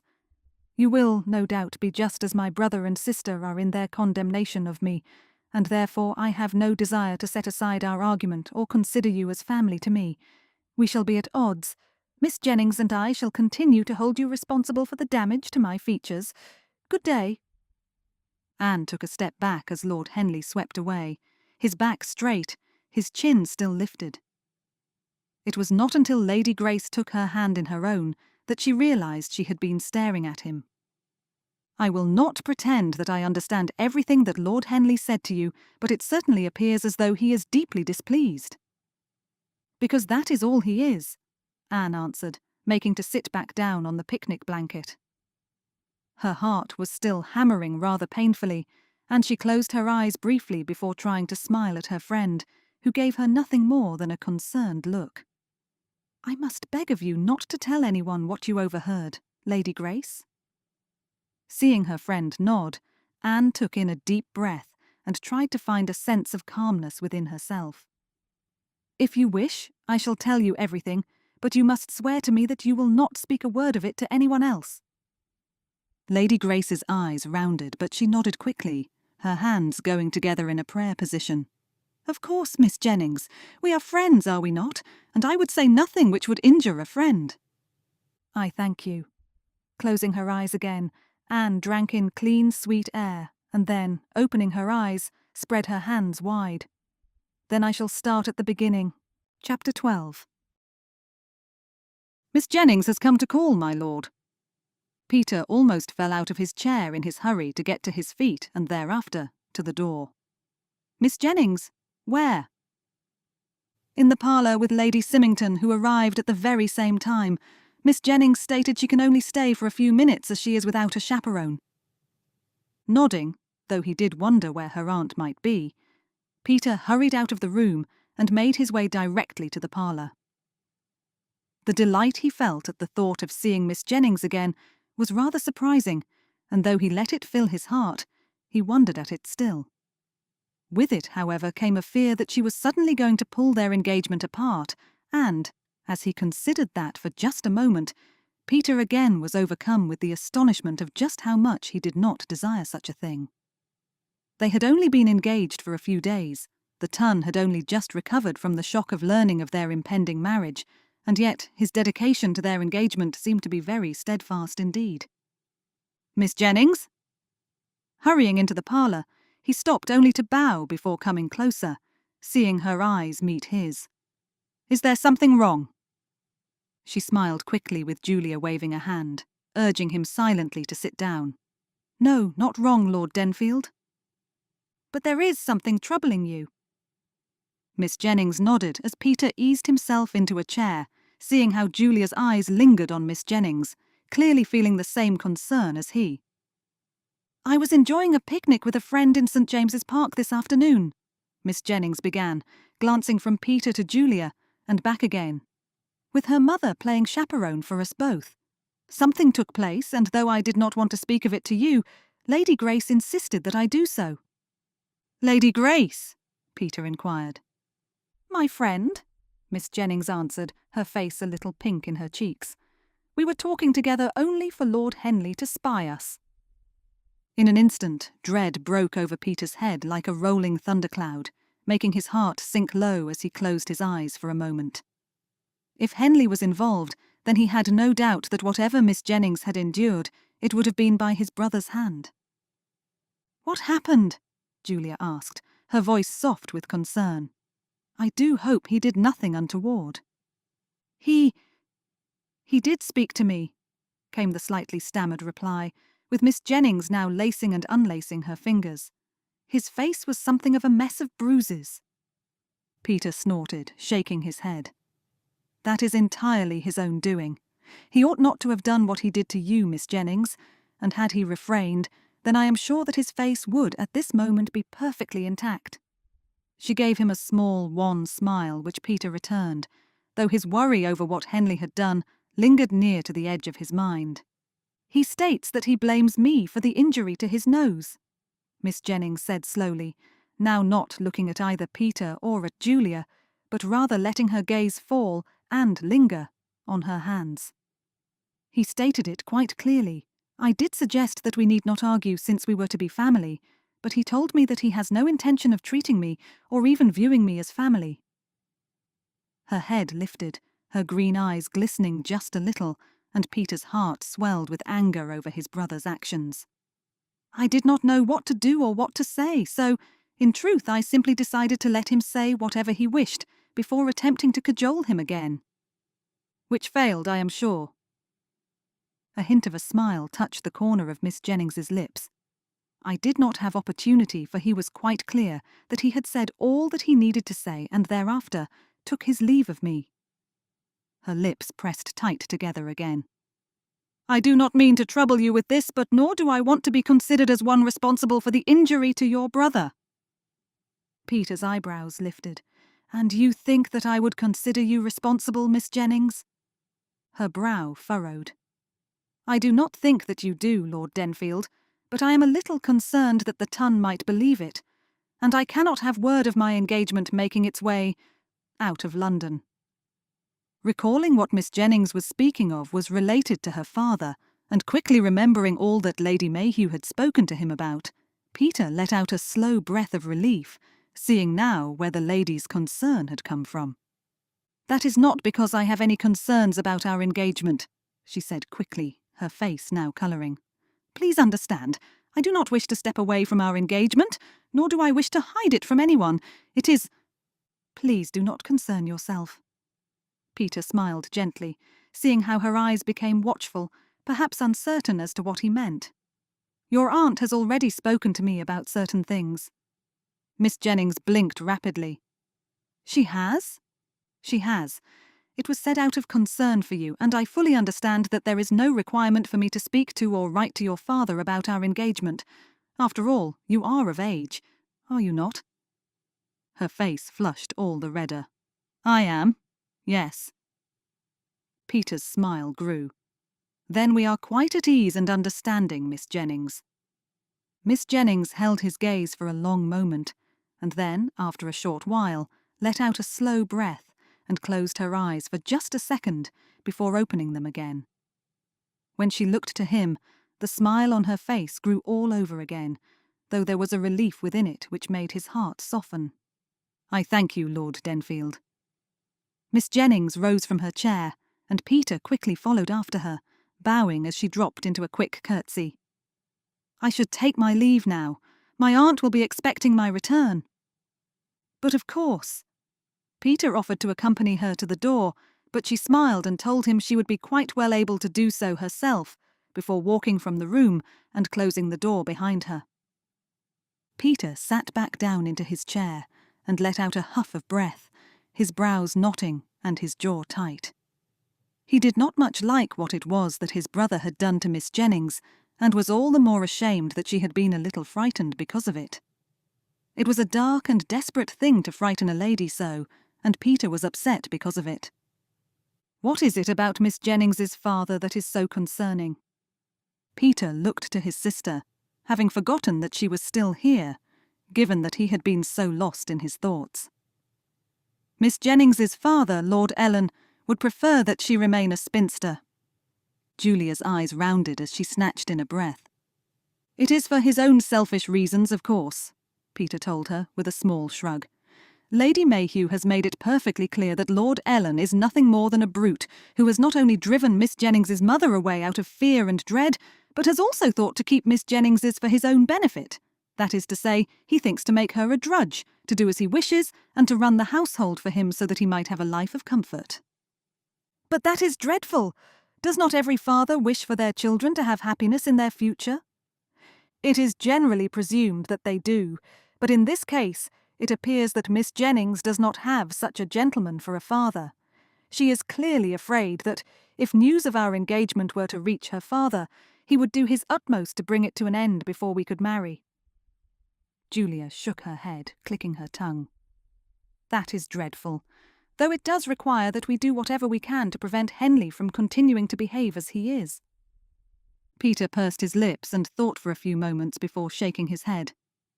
I do not know what I am to do about Henley. Nor do I, unfortunately. Julia let out a sigh and looked away, her frown growing. If I possessed the fortitude, I would administer a thorough admonishment to him until he ultimately regained his senses. Despite the seriousness of their conversation, Peter could not help but laugh as Julia glanced back at him, her face a little pink, though she smiled somewhat ruefully at him. A knock at the door interrupted his thoughts, and calling the servant to come in, he scowled the very moment that a particular person walked through the door. Lord Henley's messenger. You come with a message from my brother, Peter stated as the man dropped his head, his hands hanging by his sides. What is it that he wishes me to do this time? The man cleared his throat and clasped his hands behind his back, and for a moment Peter found himself feeling a little sympathetic for the fellow. After all, it was not his fault that Henley was sending him to Peter again and again, was it? Lord Henley begs of you to bring the carriage to Wilson Street, for he has found himself with such a headache he cannot move from his chair. And why could you not go to fetch his own carriage? Peter asked, though the man merely glanced at him and then dropped his head again. With a hiss of breath, Peter pushed himself up in his chair, but caught Julia's swift shake of the head, reminding him that he was not meant to be going to his brother's aid, simply because it was requested. You may inform Lord Henley that I am indisposed and unable to come to Wilson Street at the present moment. The man looked up again at Peter, and then dropped his head, giving a small nod which, Peter presumed, was in agreement with what had been said. The urging of his heart told Peter to take back what had been said, to go in search of his brother, and to take him back home so he might recover. but the reminder of Miss Jennings' pale face and hearing the words on her lips as regarded his brother's actions towards her kept him from doing so. "Lord Kettlebridge is in Wilson Street," Julia mused aloud as the man took his leave of Peter. "He is often in our brother's company." "And has very fine French brandy," Peter replied with a small sigh. "Though I have no doubt that our brother's head truly does pain him, given all that has taken place of late." Julia shook her head. "And he will have added to his pain by his own foolishness." "No doubt." His sister looked at him curiously. "You still wish to go to him, do you not?" Peter nodded, seeing no reason to hide the truth from his sister. "Of course I do. I have always cared for Henley and for you. You are wed, settled and happy, and I fear now that Henley will never be so. If he continues to live in this way, then all that will greet him one day will be emptiness and solitude. I had hoped, that if I were to continue to aid him, he might see the foolishness of his ways and would wish to become a truly respectable gentleman, but more and more I see him continuing down this path of foolishness." "As do I," Julia admitted heavily. "But what can be done?" "Nothing more," Peter replied, his whole being sorrowful. "We have all tried, and nothing has changed. He has become worse, even speaking to Miss Jennings as he did. I will have to talk to him about that. He cannot continue in this way." With a scowl, he shook his head. "I will have to be a little heavier in my words and in my demands, I think." Julia looked at him, her eyebrows low over her eyes. "What do you think to do?" "I am not certain yet," Peter acknowledged, "but I am fully determined that Henley will not speak to Miss Jennings in such a way again." A sense of protectiveness crashed over him, and he lifted his chin. Never again. Chapter 13. Anna looked all around the room, trying to smile despite the nervousness which still clawed at her heart. Even though she had spoken to Lord Denfield and, thereafter, her aunt about what had taken place with Lord Henley, that sense of unease had not left her. What if he was here this evening? What if he came up to her again, in front of all those who watched her, and began to berate her all over again? What would she do? It would not be as though she would be easily able to find something to say in response. "Now, do try not to look so nervous." Lady Mayhew smiled at her as Anne looked at her, aware now that her expression was obviously one of concern. "I will be by your side this entire evening, unless you are dancing, of course, and will make certain that Lord Henley does not come anywhere near to you, and if he should somehow manage to do so, then I will be the one speaking to him rather than you." A glint came into her eye. "I can assure you that once I speak with him, he will not dare come near you again." This made Anne smile. "I am certain that is true." "Then do not look so worried. Enjoy this evening. I am sure your dance card will be filled within the hour." Anne clasped her hands together and pressed her lips tight flat. She did not have the same confidence as her aunt, but perhaps, given that her engagement was now well known by everyone within the ton, she might have a slightly improved chance of being asked to dance. Not that such a thing mattered now, given that she was already engaged, though I should like to dance with Lord Denfield. That thought sent her heart clamouring furiously as she closed her eyes and tried to steady herself. After she had spoken to Lord Denfield the previous afternoon, she had sensed such a kindness and sweetness about his character that her heart had lurched towards him with such a strength, her breath had been quite stolen away for a few moments. She had not given herself much time to consider that reaction as yet, but the more she thought of it, the more she began to realise just how much her heart was beginning to feel for Lord Denfield. There was a contentment in her heart when she thought of herself engaged to him, a happiness almost, that was continuing to grow in strength. To know that she would soon be his wife, and that she would have a husband who was kind, considerate, and generous, was a great blessing, and not one that she could ever turn from. "Miss Jennings, good evening." Anne was pulled from her thoughts as she smiled quickly at Lady Grace, seeing how bright and excited her eyes were. "Lady Grace, good evening." "I do hope you are well." Lady Grace's eyes suddenly rounded with obvious concern. After yesterday afternoon's conflict with Lord Henley, I confess that I found myself worrying about your state of mind." Anne smiled quickly, wanting to put her friend at ease. "I did as you suggested, and spoke with Lord Denfield about the matter. I thought I would only stand in the hallway and speak to him, given that I had no chaperone, but Lady Symington was present, and so we all sat together." Lady Grace nodded, though her eyes remained fixed on Anne. "And was he helpful? Did he take what you had to say with any seriousness?" "With all seriousness," Anne confirmed, seeing the relief etch itself into Lady Grace's face. "Surely you could not expect him to do anything else?" A quiet chuckle escaped from her friend. "My dear lady, I do not know what I should think. I do not know the gentleman particularly well, though I did think him of good character, so I am glad indeed that you found him so willing to listen." "As was I, though I did sense there was embarrassment on his part, which I did not want him to feel." "That is to be expected," her aunt chimed in, as Lady Grace nodded. "He is the head of the family, therefore whatever family disgrace there is will cast a shadow upon him also." Anne's heart twisted with a sudden sympathy for Lord Denfield, though her consideration of his character grew all the stronger. How glad she was now that he had stepped in to engage himself to her rather than forcing her to wed his brother. "Lady Grace, Miss Jennings." A gentleman Anne struggled to place bowed before them both, a broad smile on his face as he lifted his head. "How excellent to spy you both together! It means that I do not have to trouble myself to run around and around the ballroom in the hope of finding you." "And why do you wish to find us, Lord Charleston?" Lady Grace asked, as Lord Charleston grinned, perhaps hearing the same teasing note in her voice as Anne heard also. "So that I might have the pleasure of requesting your dance cards," Lord Charleston replied, with a broad smile on his face. "I should very much like to stand up with you both."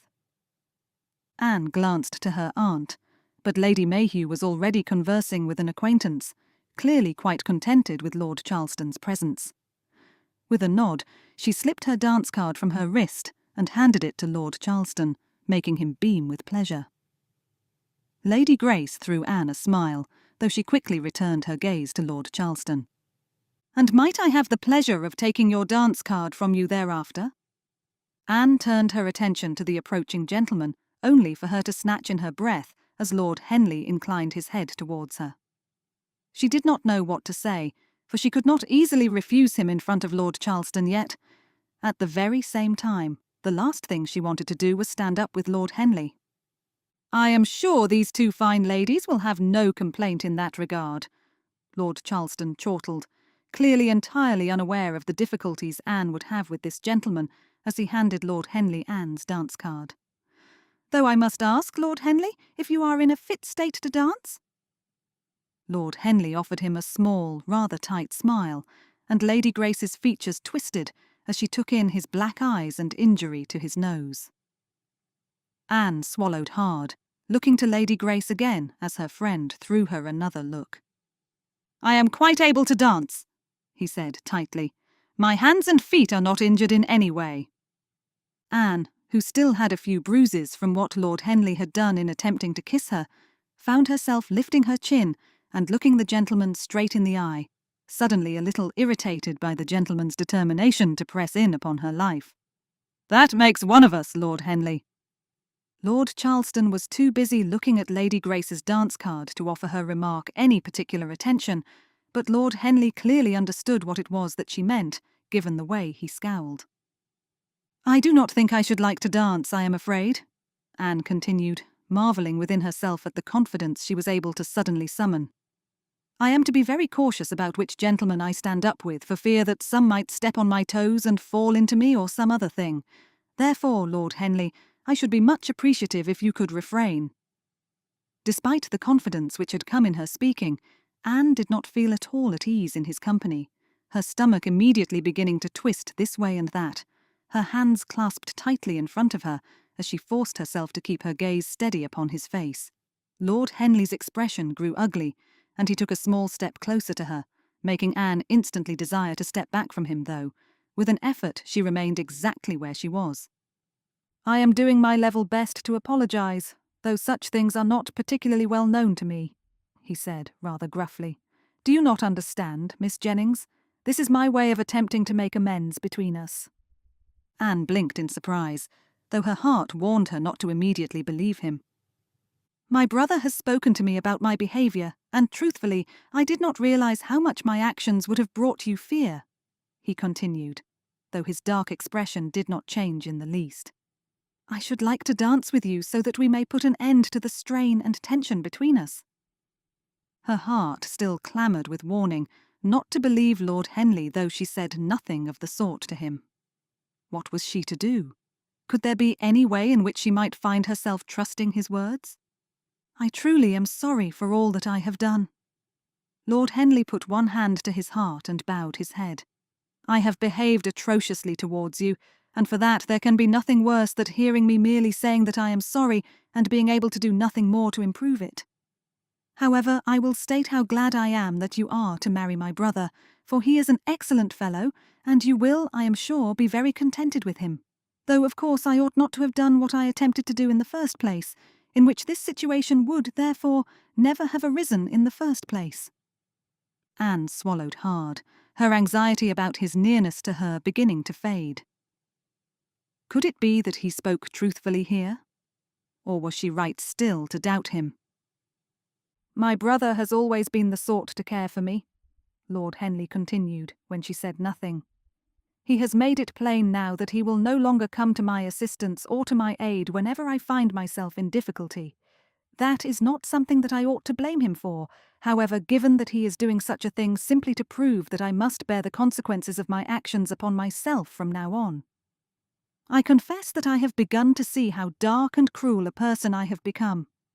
I do seek to rectify these things, Miss Jennings, and I do so now, beginning with you so that I might apologise to you for my actions." "I see," Anne squeaked, a little uncertain as to what she ought to do or say.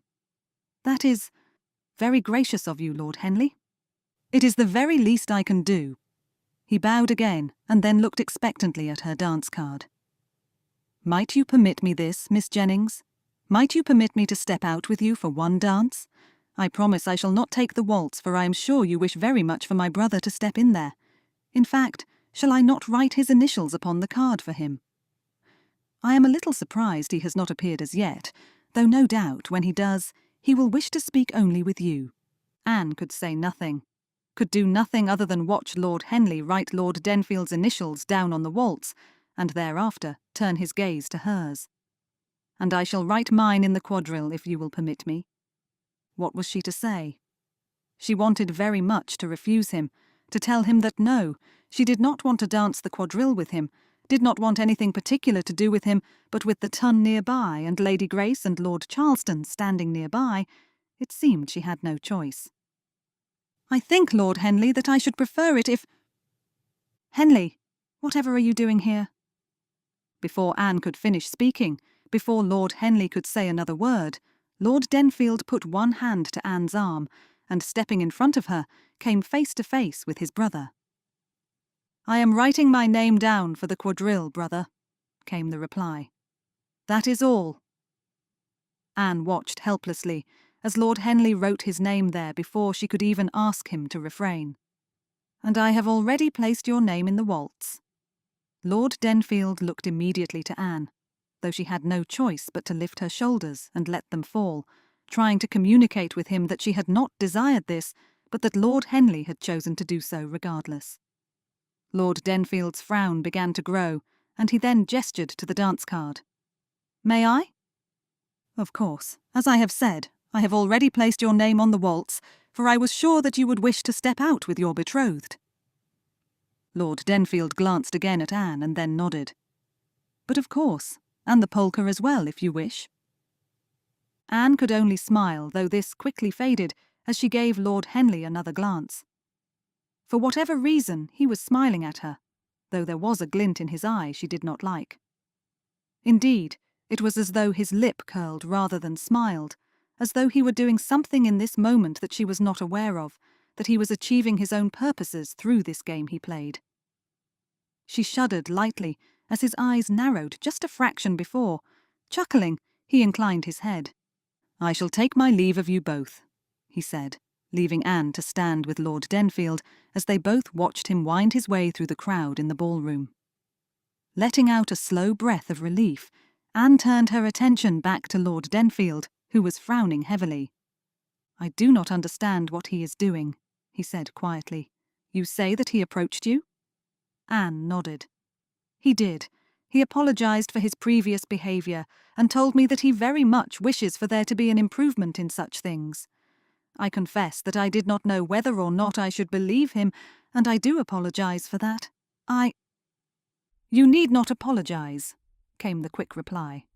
"I quite understand your concern. I did speak to my brother last evening, however." Anne's eyebrows lifted. "You did?" Lord Denfield nodded. "We had something of a disagreement. He sent a messenger to ask for my aid, and I refused to go to him.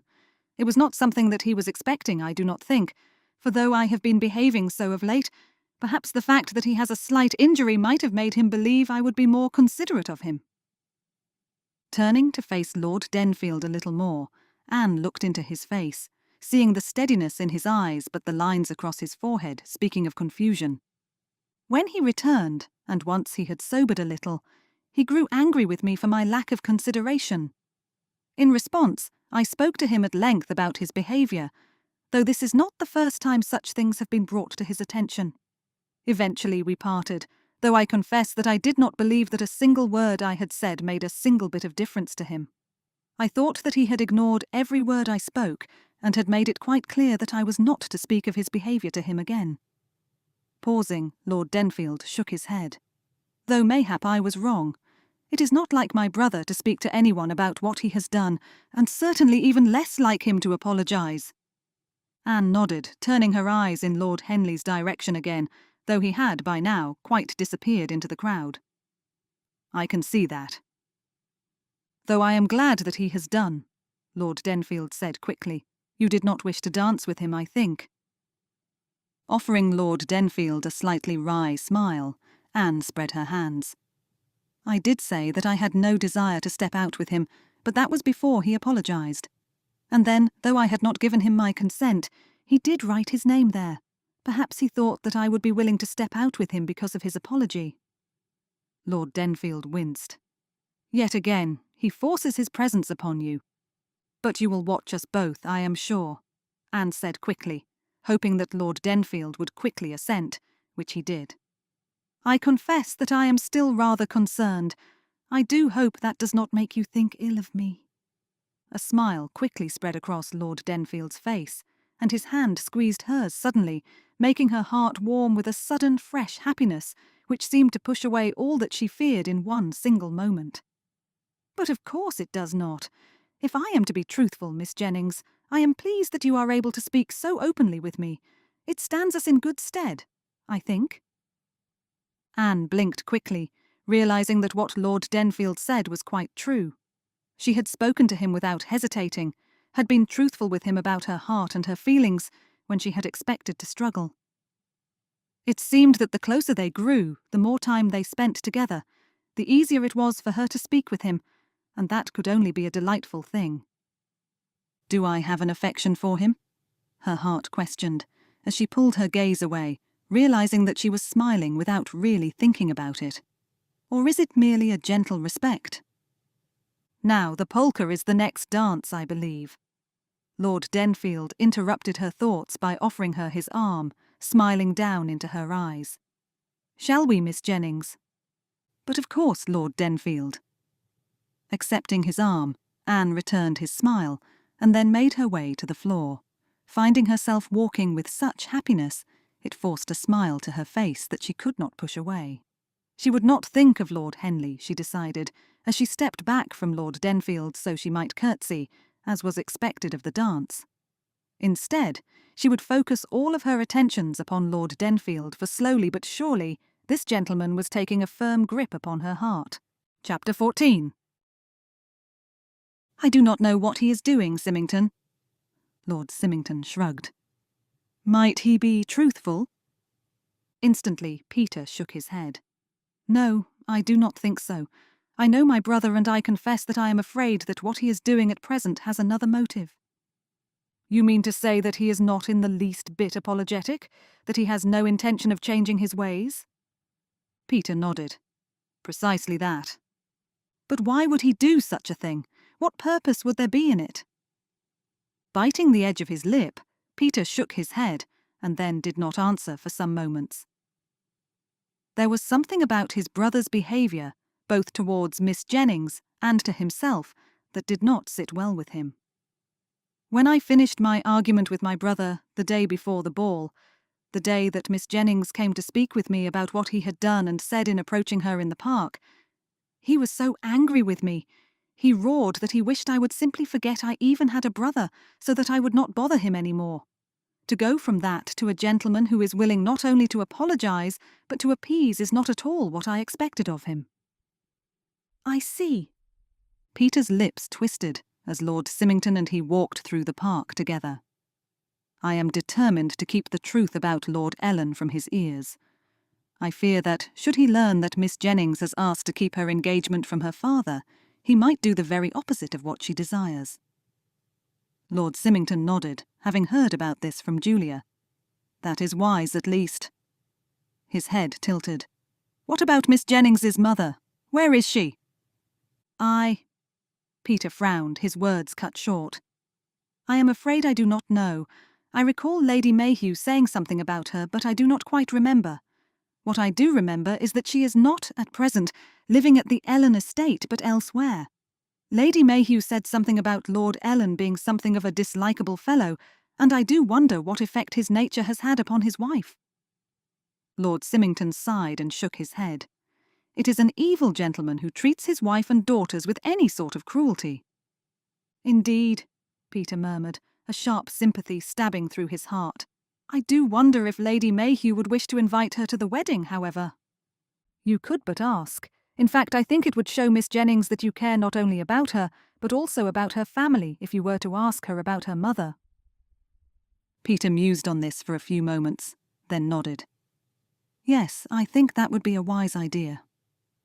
Then you admit it? Lord Symington's voice was light. You do care for Miss Jennings? Coming to an immediate stop, Peter stared at his friend, then snorted, rolled his eyes, and continued on his way. I am concerned for her, if that is what you mean. That is not what I mean, and well you know it, came the teasing response. There is a softness in your heart when it comes to the lady. Peter considered this, but then shrugged. I would say I have a sympathy for her. There is more than that, surely, his friend exclaimed, eyes wide. You must feel more than sympathy when you dance with her. Peter opened his mouth to say that he did not, only to recall how he had felt when he had swept Miss Jennings up into a waltz. There had been more than sympathy there, certainly. He had felt himself almost eager to grow closer to her, desiring to pull her a little more tightly into his arms. Where had that come from, if it was not from his heart? You see? Lord Symington chuckled, tapping the side of his nose with one finger. I knew that there was something more there. I am not saying that there is or is not, Peter retorted, though his friend only grinned. It is not something that I have considered. Though it is a very good thing if you do care for her, Lord Symington continued quickly. For a gentleman to care for his wife makes for a very contented marriage, I think. Peter cleared his throat and was about to say more, only for his gaze to fall upon none other than the very lady they had been speaking about. She was walking arm in arm with another young lady, a young lady that Peter quickly recognised to be his sister. I did not think that Julia intended to join us this afternoon. Lord Symington only shrugged. She was walking with Lady Henstridge, and evidently upon her return spied your betrothed. What a capital thing! Very, Peter replied, a little dryly, as he silently wondered whether his sister had anticipated this and done such a thing on purpose, though that idea quickly threw itself from his mind as he realised that Julia must have come across Miss Jennings quite by chance. After all, it was not as though they had arranged it. Just look who I came upon. Julia's first words confirmed what Peter had been thinking. Lady Mayhew is a little ways behind us, though she is coming to join us all. Lady Leetway spied her and took her arm, just as I took the arm of Miss Jennings. How very fortunate." Peter inclined his head and smiled as Miss Jennings bobbed a curtsy, surprised at how elated his heart felt upon seeing the lady. "Good afternoon, Miss Jennings. Might I be able to steal you from my sister? We could walk back towards your aunt if that should please you." "But of course." Miss Jennings smiled her thanks to Julia, and thereafter came to join Peter, setting her hand on his arm. "Thank you, Lord Denfield." "I am delighted to have you with me," Peter said, meaning every word. "Now you may be surprised to know that Lord Symington and I were just discussing you."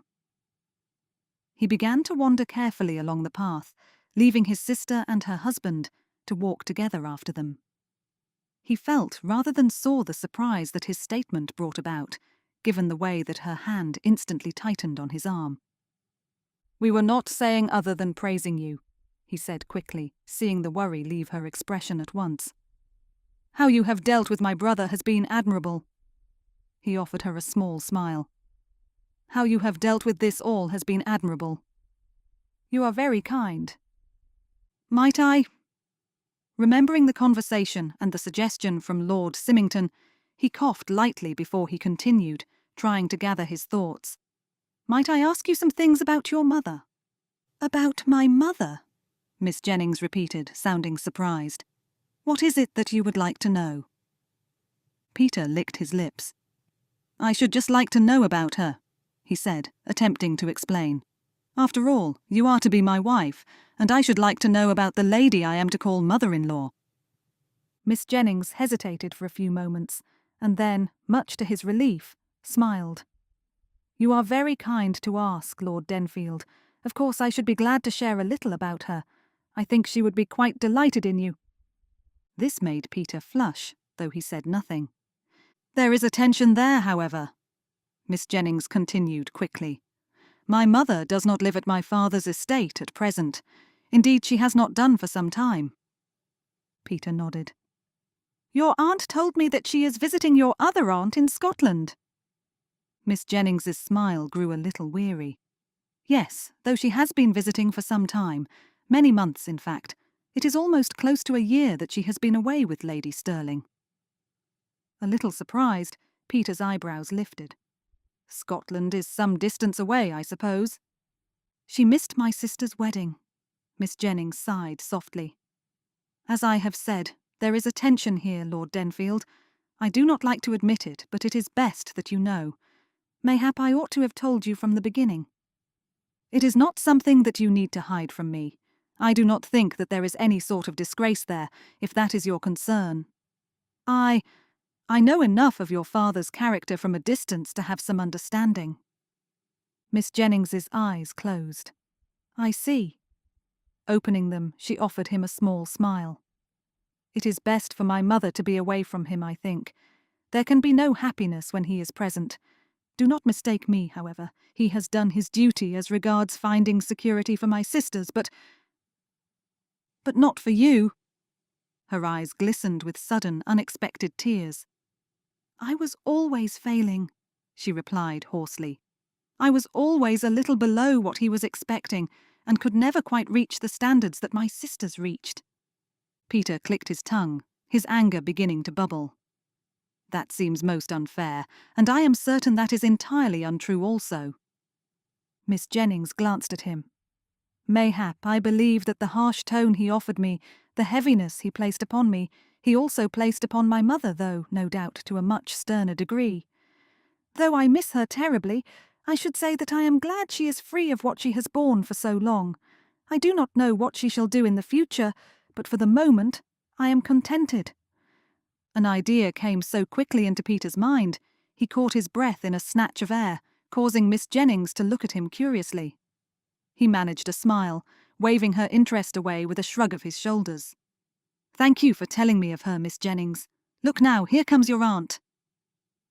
Some conversation followed, with both Lady Mayhew and himself conversing together, though in the back of his mind, Peter clung to the thought which had come to him during his conversation with Miss Jennings. The lady cared deeply for her mother, though she had not seen her in some time. Dark circumstances had pushed Lady Ellen away from Lord Ellen and from her daughters, but surely there was something he could do, a way that he could bring a little light and happiness to Miss Jennings. Somehow, and mayhap with Lady Mayhew's help, he would be able to bring Lady Ellen to London so she might witness the marriage of her daughter. Would that not make Miss Jennings happy? And was that not just what he wanted for her? The more he thought about it, the more he imagined the delight that Miss Jennings would feel when she laid her eyes upon her mother, made his heart sing with hope and expectation. And the realization that yes, he was beginning to care for Miss Jennings in a deeper way than he had ever imagined. Chapter 15. "I do hope you are enjoying the dinner." Anne nodded and smiled at Lady Symington. "Very much, I thank you." "I am glad. I am also glad that my brother permitted me to have the ladies and gentlemen opposite each other rather than in between, for I have very much enjoyed our conversation this evening."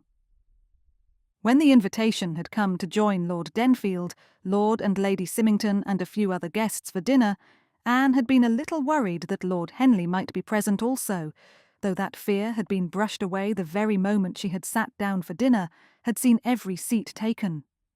Lord Henley had either not been invited, or there had been something which had prevented him from joining them all this evening. Either way, she was relieved. "I do think that this evening has gone very well," Lady Symington sighed, looking sidelong at Anne. "I am also glad that Henley was otherwise engaged." It was as though the lady had known her thoughts, and Anne flushed, looking at her friend. "I admit that I too am a little relieved, though I did not like to say so."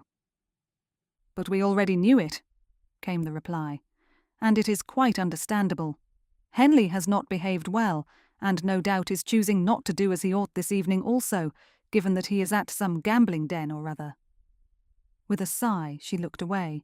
"It is disappointing, I will admit, but what can be done, though I am glad to hear that he apologized to you." Anne nodded as though to confirm that what Lady Symington said was quite right. "Yes, he did, and we also danced together." "Though you were not particularly enamoured with the idea, I understand." Lady Symington laughed, shaking her head. "I quite understand that also. I do not know what Henley was thinking, though. If his apology is genuine, then that is an excellent thing, if not a little surprising." Anne said nothing, lapsing into silence and considering all that her friend had said. It was clear that Lady Symington was all too aware of the sort of gentleman her brother was, and that brought Anne a little relief. She was able to speak freely with Lady Symington, she understood, and that was an excellent thing indeed. "My brother has had a great deal of trouble with Henley," Lady Symington continued, seemingly quite willing to share her own thoughts with Anne. "Henley has often got himself into difficulty, by his own hand, you understand, and for whatever reason has expected Denfield to chase after him and come to his aid." A little surprised, Anne turned to look at Lady Symington a little better, and saw her nodding as if to confirm it all. "Denfield has gone, of course," Lady Symington said, in answer to Anne's silent question, "because he feels responsible for Henley as his younger brother, and because he feels responsibility to his family name. But he has given that all up now. He will not come to Henley's aid any longer, no matter what happens." A slight frown pulled at her forehead. "I tell you this in confidence, of course, for I believe that I can trust you." "You can," Anne said quickly, speaking with more urgency than she had meant. "I am not going to breathe a word of this to anyone, not even to my aunt if you would wish it." "Oh, you may speak of it to Lady Mayhew if you wish." Lady Symington smiled. "I meant only that it is not to become gossip, but being aware that you are entirely disinclined towards gossip, I am able to speak openly to you. I tell you of this also so that you might understand how foolish my brother is, and the situation that you yourself are stepping into. Henley will always be an annoyance, I think, until he decides that he ought to change his ways. When that day will come, however, I do not know." "I appreciate your honesty and your trust in me." Anne gave Lady Symington a quick smile. "I believe your brother, that is Lord Denfield, to be a gentleman of excellent character. I am sure that whatever he decides as regards Lord Henley will be fair, both now and in the future." Lady Symington's expression softened. "It seems as though you understand my brother more than I expected," came the quiet reply. Lord Denfield is certainly a gentleman who knows exactly what is expected of him, and he will do everything in his power to do it." Anne said nothing in response, though she did nod. Instead, she turned her attention to the very gentleman in question who sat at the very head of the table, given that he was master of the house. He was laughing at something that had been said, something that Anne had missed completely, and the warmth in his expression, the way his blue eyes danced, made her heart skip a beat. When his eyes turned to hers, as though he had somehow known that she had been looking at him, Anne's breath hitched as her face burned hot, though she could not pull her eyes away. When she had first come to the idea of being wed to Lord Denfield, it had been something of a shock, but now that she looked upon him and saw all that he was and all that he could be to her, she found her heart thrilled with the sheer joy of it all. What more could she ask for in a husband? "I saw you speaking at length to Julia." Lord Denfield smiled as Anne nodded. "It seems as though she was quite right to insist on the seating arrangements, though I would much have preferred to be sitting with you myself." Anne blinked in surprise at his confession, looking up into his face and seeing the slight roundness of his eyes, perhaps betraying that he himself had not meant to speak so. "You would?" Lord Denfield ducked his head but nodded. "Yes, of course, you are my betrothed after all." Lifting his gaze, he looked at her again. "The banns will be called this Sunday. After that, we have 2 weeks, a fortnight, until we can marry. The time has come quickly, has it not?" "It has." Anne smiled back at him, a little astonished at just how much she desired such a thing. To stand up in church and make her vows brought her a little anxiety, of course, but it also brought her a good deal of happiness at the thought. She would be secure then. Secure, kept safe, kept back from her father, and instead held tightly in the arms of Lord Denfield. "The ton have not been gossiping about the match too much," Lord Denfield continued, speaking quietly so that the others in the drawing-room would not overhear them. After dinner, the ladies had made their way through first, with the gentlemen coming a short while thereafter. Everyone was now conversing, with Lady Symington playing the pianoforte and filling the room with a sweet ambience. "No, they have not. That is a good thing." Anne smiled gently, keeping her gaze fixed to his, and wondering just how many of the other guests were aware of their presence. She had been wandering around the room, taking everything in, and giving herself a short respite from conversation, when Lord Denfield had come to join her, pinning her between a bookcase and the wall behind her. It made for a very private conversation, especially with the dark shadows that pulled them back into themselves all the more.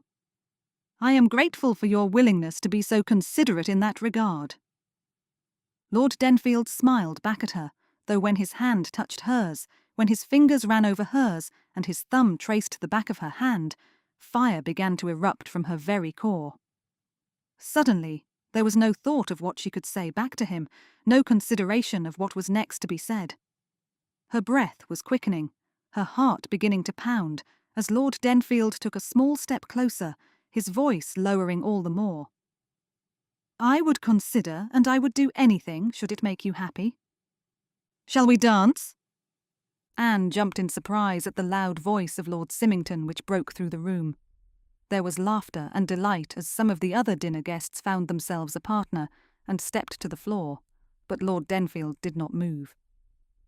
Suddenly Anne was very grateful for the bookcase which hid her from the guests' eyes, for the shadows which clung to Lord Denfield. She did not want to dance.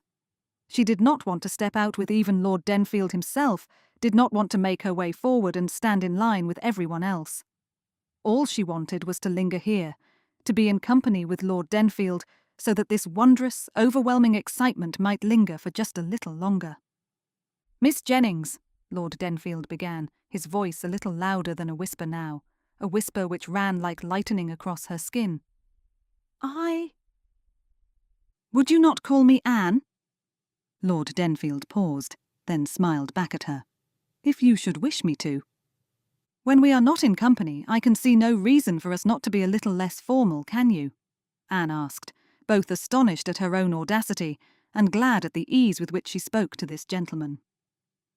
There truly was a strong connection between them, was there not? a joy, a happiness, which she herself felt growing with every word that they shared. "But only if you wish it, Of course I wish it!" Without warning, Lord Denfield grasped her hand, and inclining his head, lifted her hand to his lips and pressed a kiss to the back of it. Anne went hot all over, barely able to move as he lingered there for a good deal longer than she had expected. When he lifted his head, there was a sharpness to his gaze that she had not seen before, and a sweetness to his smile which had never been there before either. She could barely breathe, pressing one hand lightly to her stomach as he continued to grasp her hand, his eyes searching her face, though quite what it was he was looking for, she did not know. "Anne," he said simply, the tenderness in his voice making her heart ache, "I do like your name." "Truly?" Her own voice was hoarse, her face aflame as he smiled at her again. "Truly," he said softly, his nearness to her so close that there was barely an inch between them. "I like your name a great deal, just as I like you. Miss Jennings, should you like to dance?" The moment was shattered as Lord Symington's voice filled the room, clearly searching for her. "Alas, she cannot," Lord Denfield said quickly, stepping out and taking Anne with him, her hand now firmly caught in his. "For she has already agreed to dance with me." The room was filled with smiles and tender murmurs, and though Anne's face was still hot and embarrassed, she could not help but smile as Lord Denfield led her down to dance with his other guests in the centre of the drawing-room. Quite what would have happened had they not been interrupted, she did not know, but all the same, the joy of the moment they had shared was enough to keep that smile pinned to her face for the rest of the evening. Chapter 16. Peter inclined his head as Lady Mayhew rose to her feet, bobbing a curtsy. "If you are looking for Miss Jennings, I am afraid she has gone to town with Lady Grace and her mother," Lady Mayhew began, though she gestured for Peter to sit down. "I am sorry you have missed her." "But it is you that I came to see," Peter told her, making Lady Mayhew's eyes widen. "There is something I wish to ask you." "Oh." Taking a moment to prepare his words, Peter spread out his hands. "It is a sensitive matter, and if you would prefer that I did not speak of it, I quite understand." Lady Mayhew smiled. "Please do feel free to speak as honestly as you wish about any subject. You have already proven your character, so I do not feel any concern in that regard." Peter put his hands back to his lap. "You are very kind. What I wish to speak of is Lady Ellen." In that one instant, Lady Mayhew's smile faded, and a glint came into her eyes. "I would very much like her to be present for the wedding, if it were possible," Peter continued quickly, seeing the sharpness fade from Lady Mayhew's eyes. "I have a letter here, already written, to inform her of what is taking place, the date and time of the wedding, as well as the assurance that Lord Ellen will not be present. Might I ask you to send it to Lady Ellen on my behalf, mayhap with a note to assure her that this is entirely genuine?" "Oh, Lord Denfield." Lady Mayhew blinked rapidly, her eyes filled with tears which Peter had not at all expected. "You are most considerate." "I know that Miss Jennings misses her mother a great deal, though she has explained a little as to why Lady Ellen remains where she is," Peter replied gently. "I do not wish to press the lady, however. If you think it best that the letter is not sent, then—" No, I think it a marvellous idea," Lady Mayhew exclaimed, rising at once to take the letter from him.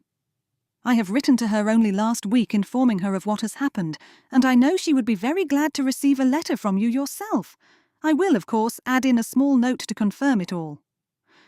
"The wedding is only a fortnight away, so it must go at once," Peter said slowly, seeing Lady Mayhew nod. "Will that be enough time? I am sorry I only thought of this recently." "More than enough time," came the reply. "Have no fear, Lord Denfield. You leave this all entirely to me." Peter rose to his feet. "Thank you, Lady Mayhew. I shall not take up any more of your time." "But of course." Smiling, she reached out one hand, and Peter bowed over it. I am very grateful to you for your consideration in all of this. I only want to make Miss Jennings as happy as she can be." Peter rose and stood tall. "Do excuse me. I must make my way into town. I have 1 or 2 errands which must be taken care of at once." Lady Mayhew nodded. "Of course.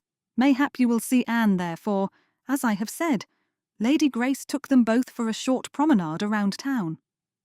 "Then I must hope that I shall," Peter answered, making his way to the door. "Good afternoon, Lady Mayhew." As Peter made his way from his solicitors, he could not help but notice the way his heart ached as he searched for Miss Jennings. The desire to see her, to be in her company once more, and to see her smile was so great, so overwhelming, that he could barely think of what it was that he had come to town to do. Yes, he had gone to see his solicitors, but was there not something else that he intended? Hearing 2 ladies laughing, he turned his head and, much to his delight, saw both Miss Jennings and Lady Grace emerging from the bookshop. His heart leapt, and he hurried towards them both, seeing how Miss Jennings's smile grew as he came closer to her. "Good afternoon, Lady Grace, Miss Jennings," he exclaimed, bowing quickly. "How wonderful to see you both here." "We were just in the bookshop," Miss Jennings told him, quickly taking his arm as Lady Grace's mother stepped out from the bookshop also, nodding and smiling at him, which he quickly returned. "Did you have business in town?" "I did."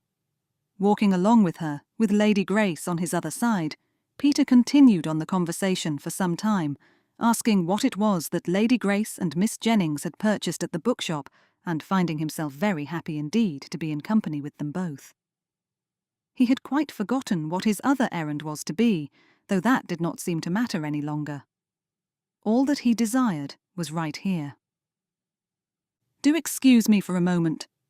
Lady Grace stepped back to speak to her mother, leaving Peter and Miss Jennings to talk together. "Are you to attend Lord Crestwood's ball this evening?" Peter asked, smiling warmly when she nodded. "And will you save me the waltz?" Miss Jennings's face flushed, though she smiled back at him. "Of course. I should be glad to." "Very good. I do very much enjoy dancing with you, Anne." The smile on his face grew all the more as her cheeks grew pink, delighted to see the happiness in her expression as she looked back at him. "My lord?" A voice interrupted his thoughts, and irritated, Peter turned his head to see none other than his brother's messenger standing there, though the man's head was bowed and his hands gripped tightly in front of him. "Not now," he stated tightly, turning back to see Miss Jennings frowning, clearly uncertain as to who this man was and what he was doing. "Now is not the time for requests." Gesturing to him, Peter began to explain to Miss Jennings who he was. "My brother has sent this man to me, as he often does, in order to gain something from me. No doubt my brother has got himself into some sort of difficulty, and though I have already stated that I will not continue to come to his aid in the way that he desires, he appears to be quite determined to continue to try me." "I see." Miss Jennings turned to look at the messenger, who now had a look of confusion on his face, perhaps uncertain as to what it was he was meant to do. His irritation growing, Peter turned more fully towards the fellow, letting out a breath of exasperation as he gestured to him. "You might as well tell me what it is that my brother has asked you to tell me, so that I might give you a response and send you on your way," he said, seeing the man nodding. "What is it?" The man harumphed, then put his hands behind his back, ready to begin. "Lord Henley begs £20 from you." Peter's eyes flared, embarrassment beginning to climb up his spine. "I beg your pardon?" The messenger shook his head. "I do not know what else to say, Lord Denfield. That is all that was asked of me." £20, Peter repeated, for though it was not a great deal considering how much he possessed by way of his fortune, it was a significant amount to ask for. "For what purpose, might I ask?" This made the man drop his head forward, so that his chin almost rested on his chest. "Lord Henley is presently engaged in a card game, Lord Denfield." Anger spiralled through Peter's chest. "Cards?" "Yes, my lord, and no doubt he has run out of funds." The man nodded. Yes, my lord. Rubbing one hand over his eyes, Peter took a moment to make certain his tone was measured before he spoke again, eagerly attempting not to lose his temper in front of Miss Jennings. He did not want to appear overly harsh, but his brother had to understand that this sort of thing would not be tolerated any longer. I have already told my brother that he is not to expect any sort of aid from me when he gets himself into these difficult situations, he said slowly, making sure to choose each word carefully. I am afraid I cannot, I will not, help him here. The messenger did not hesitate but hurried away at once, leaving Peter with a heavy heart as he turned back to Miss Jennings. How he prayed she would understand his actions, how he hoped that she would not think him harsh or cruel. My brother is... Julia, that is to say, Lady Symington already explained this to me. Miss Jennings put her hand back to his arm, her lips curving gently. Do not feel as though you have any requirement to explain, Lord Denfield. I quite understand. You do? Relief poured into him, and as she nodded, Peter's heart filled with a stronger affection for her than he had ever felt before. You don't know how much I value and appreciate that, Miss Jennings. I am doing what I feel must be done, while at the same time worrying about the consequences which will inevitably follow. Her expression grew sympathetic. It must be a heavy burden for you, Lord Denfield. It can be, he admitted, though to know that you understand and that you accept the situation, such as it is a great relief to me. That smile grew, but before she could say anything more, Lady Grace returned to them, and the conversation went in an entirely different direction. As they walked, however, Peter considered all that was in his heart, and in doing so found himself smiling, despite all that had just taken place with his brother's foolish request. Miss Jennings, Anne, was making a greater impression upon his heart than he had ever anticipated. There was nothing he could not share with her, nothing that he felt the need to keep back for fear that she would not understand. She was nothing but understanding and sympathy, and for that, Peter found himself nothing short of grateful. Chapter 17. Now, what do you think of it? Anne regarded herself in the full-length mirror, taking in what was to be her wedding gown. It was made of heavy silk, the gentle green pulling the green into focus in her eyes, and a severe amount of detailing and lace. This is the most beautiful dress I think I have ever worn, Aunt. Which is just as it should be, Lady Mayhew exclaimed, a laughing joy in her eyes. After all, you are only married once, are you not? How wonderful a day that is to be. Anne smiled and twirled gently, seeing her gown settling back into place, rustling softly as it did so. This truly was the most magnificent gown, and she was utterly delighted with it. Just as I am delighted with marrying Lord Denfield. The smile which spread across her face was so wide, and her joy so utterly complete, she could barely contain it. A lump rose in her throat, happy tears in her eyes as her aunt spoke quickly to the modiste, asking for a little more lace at the collar of Anne's dress. Silently, Anne composed herself, but began to consider what it would be like to stand by Lord Denfield, and to take his hand and promise herself to him. Would he be just as pleased as she to be wed? If you are worrying about what Lord Denfield will think, I can assure you that he will be overwhelmed by your beauty. Lady Mayhew turned back to her, as though somehow she had known what Anne had been thinking. You do care for him, do you not? A deep heat began to rise in Anne's cheeks as she struggled to look her aunt in the eye. I do feel something for him, I will admit that. Relieved that the modiste had stepped away for a few minutes, meaning that she was not to be overheard, Anne spread out her hands. I do not know what it is, Aunt, but I am glad to be in his company. As well you should. Clearly he is delighted to be in your company also, given the way that he was standing so very close to you at the dinner some evenings ago. A twinkle came into Lady Mayhew's eye, as Anne's face flushed all the more. Yes, I saw you standing together in what was very intimate conversation. I do hope you did not think me improper, Anne asked, suddenly a little afraid that her aunt was upset with her. I did not know what else to do, and to be truthful, I did not want to step away from him." "Of course you did not," Lady Mayhew exclaimed, laughing. "My dear girl, I did not think you improper in the least. Though I must say, I am glad to know that you do feel something for Lord Denfield. He does appear to be an excellent gentleman, and to see now that he cares for you in the way that you care for him does make my heart very happy indeed." Anne swallowed hard. "You think that he cares for me?" Lady Mayhew's smile grew tender. "I do not only think it, I know it," she answered gently. "I saw it in the way that he stood so close to you, in the tenderness that shone in his eyes when you both danced together. Yes, my dear girl, that gentleman is half in love with you, if not quite lost in love already." The thought of that was so overwhelming, Anne did not know whether she wanted to laugh or cry, such was the joy in her heart. The modiste returned, however, and the conversation was drawn to a close, leaving Anne to change into her old gown so that the wedding gown could be given its final alterations.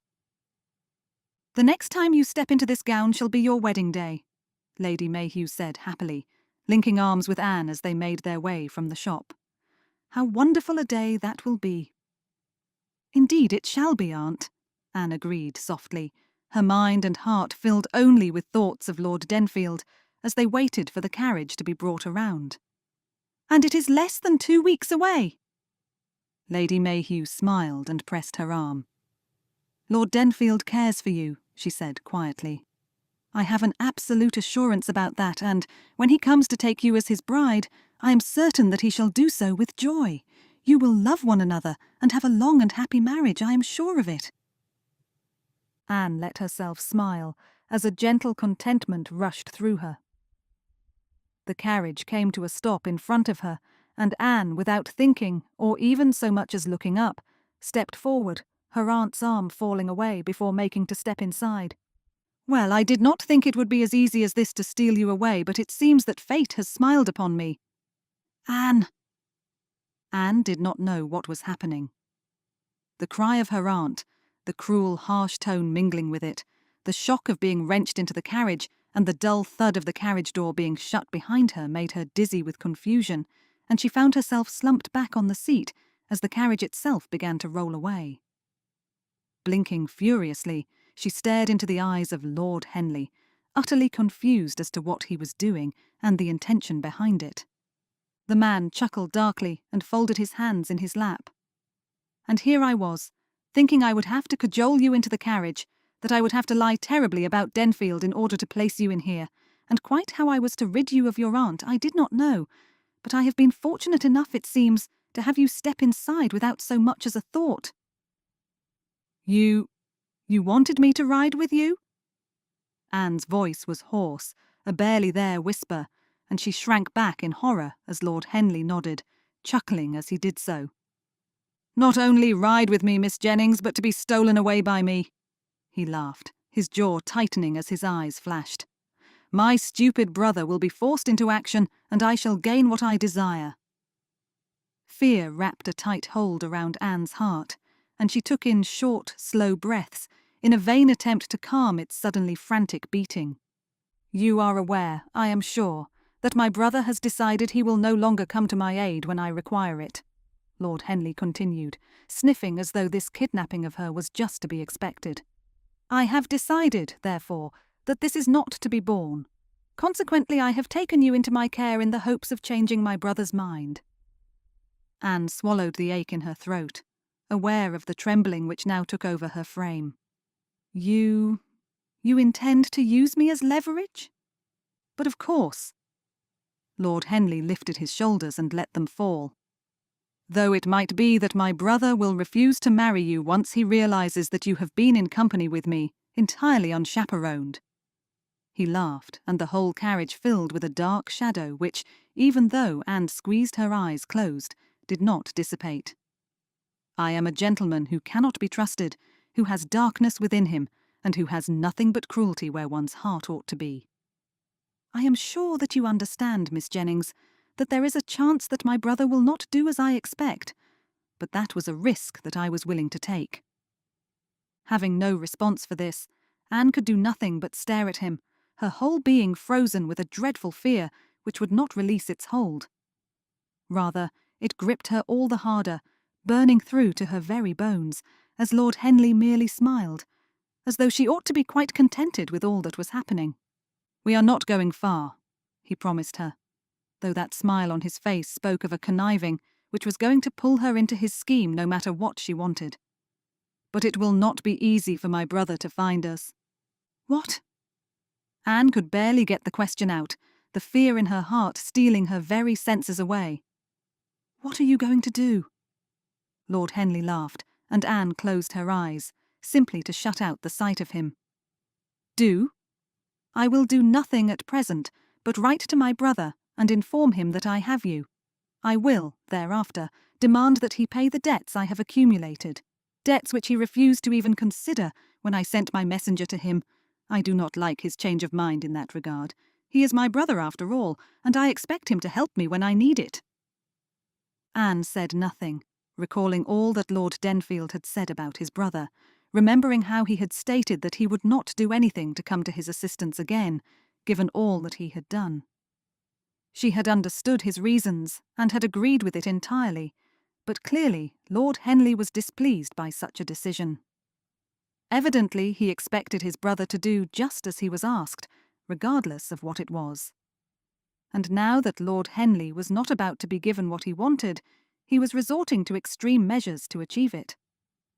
"Nothing will happen to you for the moment," Lord Henley finished, carelessly waving a hand as though Anne ought to be glad of such a mercy. "Though there is danger enough in being in the presence of a gentleman unchaperoned, is there not?" He laughed harshly as tears began to form behind Anne's eyes. "If the ton were to find out, then I do not know what would happen. Of course, there would be a good deal of gossip about you, and whether or not my brother would still marry you. Mayhap I should end up marrying you after all, Miss Jennings. What foolishness that would be." Anne let out a sob and covered her face with her hands, barely hearing Lord Henley begin to berate her for her tears. This was a dreadful circumstance, one that she had not even imagined, and yet here she was, sitting with Lord Henley and under great threat. Whatever was she to do? Chapter 18. "My lord?" Peter looked up at the footman. "Yes?" "Lady Mayhew." Before he could finish speaking, the lady in question rushed into the room, her face pale, her eyes wide and staring. "Lord Denfield!" "Yes, Lady Mayhew." Peter rose to his feet at once, putting the quill back in the pot, concerned at the fright he saw on her face. "Whatever is the matter?" "It is Anne!" she exclaimed, much to his surprise grasping his jacket with one hand, the other going to his arm. "He has taken her in his carriage." Peter frowned. "Who?" "Your brother, Lord Henley." Staring at the lady, his heart and mind filled with confusion, Peter blinked rapidly, only for the door to open and the footman to announce Lord and Lady Symington had arrived and were now sitting in the drawing-room waiting for him. Swallowing hard, Peter gave the man a nod, and then, with his breath wrapping tightly in his chest, turned to look again at Lady Mayhew. I was to take tea with Julia and Symington," he said hoarsely. "Might you join me? Whatever has happened ought to be told to them also." The lady nodded, her tight grip slowly releasing as she stepped back, though Peter caught the tears in her eyes. "A tea tray," he said tersely, as the footman nodded. "Please, Lady Mayhew, come this way." Walking with her, Peter kept her hand on his arm, a little concerned that she might be feeling faint or weak given what had happened. They walked in silence to the drawing-room, though the smile Julia sent them both when they stepped inside quickly faded away. "Whatever has happened?" she asked, hurrying towards them both, and taking Lady Mayhew's arm instead of Peter. "Lady Mayhew, please do sit down. Is there tea coming, brother?" Peter nodded, but instead of sitting, went to pour a small measure of brandy into a glass for Lady Mayhew, which she accepted without a word. Peter returned to pour one for himself and one for Lord Symington, just as the tea trays were brought in. Waiting impatiently for the servants to leave, he gave Lady Mayhew a nod, silently asking her to repeat her story again. "Lord Henley has taken Anne," Lady Mayhew explained, making Julia gasp in shock as Lord Symington frowned heavily. "We were coming out of the modiste and a carriage drew up. She closed her eyes, her breathing shuddering before taking another sip of her brandy. "We were waiting for my carriage, and I am sure that Anne thought the carriage ours. She did not look up, and I believe was deep in thought about the upcoming wedding, given that we had been at the modiste in preparation for her wedding day. I spoke too late, not realizing what was happening, until it was much too late." Peter began to pace up and down the room, his heart heavy with both grief and frustration over his brother's actions. "And it was Henley in the carriage?" "Yes." Lady Mayhew sniffed, and pulling out a handkerchief, dabbed at her eyes. He was clearly hoping that somehow he would pull Anne into the carriage and make off with her, though it must have been a good deal easier than he anticipated. "But why would he do such a thing?" Julia asked, shock filling her voice and stealing the strength from it. "Why would he take Anne from you?" "I do not know." Lady Mayhew's eyes closed again, and she wiped them with her handkerchief. "I do not understand. I thought that he had apologized to her, that he had made it quite clear that what he had done he was sorry for. Why then would he steal her away like this?" All eyes turned to Peter, but he could give no answer. His shoulders lifted and fell though he continued to pace, his feet heavy on the carpet, his shoulders low and expression heavy. Whatever his brother was doing, Peter had no understanding of either his actions or his intentions, though his heart burned with a furious anger over what he had done. "Is Anne well?" he wondered, suddenly a little afraid for her. What if Henley does something foolish? What if he demeans her in some way? "She is without a chaperone," Lady Mayhew cried, her heart clearly breaking for her niece. "If the Ton were to hear of this, then—" "The Ton will not hear of it." Peter continued to stride up and down the room, his expression set as he set his gaze to the floor rather than look at anyone. "None of the servants are present, and so they cannot whisper of it, and I am sure that none of us wish to say anything to anyone that might injure her further." There came a few murmurs of agreement, and Peter let out a slow breath, trying to dampen down his anger and instead replace it with calm thinking. It did not come easily. "What about the servants at the house?" Lady Mayhew asked, her voice still thin and quiet. "They will notice that Anne is away from home, that she does not sleep in her own bed, and that will cause them to whisper, I am sure. I will do my utmost to keep them from speaking so, but I am sure we all know what servants can be like." Peter scowled. No matter how firm a master or mistress might be, their servants could not be trusted. That was why he himself was determined to keep his staff away from this room and from the knowledge of Miss Jennings' disappearance. "You must say that Miss Jennings decided to stay with me for the night, or even for 2 or 3 if this goes on," Julia suggested, as Lady Mayhew turned watery eyes to her. "I will make a bedroom up and make it appear as though Miss Jennings has slept there." "But what about breakfast and the evening before?" Lord Symington asked, clearly not disagreeing with his wife's suggestion but pointing out a slight flaw in it. "The servants might very well step inside and realize that Miss Jennings is not in that room and has not slept in that bed." "I have it," Peter interjected, looking again to Lady Mayhew. "You may state that Miss Jennings is unwell and is unable to be entertained by friends or visitors. Keep her at your home rather than pretend she is at Julia's. Make a bundle of clothes in the bed and state that she is not to be disturbed." Lady Mayhew nodded slowly. "I can do that, but that does not give me any hope about finding Anne." "No, it does not," Peter admitted quietly. "But I must hope that soon something will occur. Maybe even a recognition from Lord Henley that he cannot continue to behave in this manner, and thereafter all will be well." He said this with more hope than he felt, but doubt surely lingered in his expression. "But that is no good," Julia exclaimed, getting to her feet and putting her hands to her hips. "We must do something." "What can we do?" Lord Symington asked, looking to his wife and spreading his hands. "There is nothing that we can do, save for sending someone to his house to see if he is present there, though I think that in itself is fruitless, given that he will certainly not be there. Peter nodded. I am inclined to agree, he said quietly, gesturing to Julia. Might you pour some tea for Lady Mayhew and yourself? That might be something with which we can begin, at least. Julia nodded, though Peter rang the bell, deciding to send someone to Lord Henley's townhouse in the faint hope that he might have been foolish enough to have returned there already. A knock came to the door almost at once, and a little surprised at the speed of the servant's answer, Peter called for the footman to come in, only for the butler to appear with a silver tray in his hand. And upon the silver tray was a note. My lord. The butler inclined his head and Peter took it, looking down and seeing the sign pressed into the wax, his heart thudding furiously as he took in his brother's seal. It is from Henley. Dismissing the butler, he waited for a few moments after the door closed before he broke the seal and opened the note, determined not to be overheard.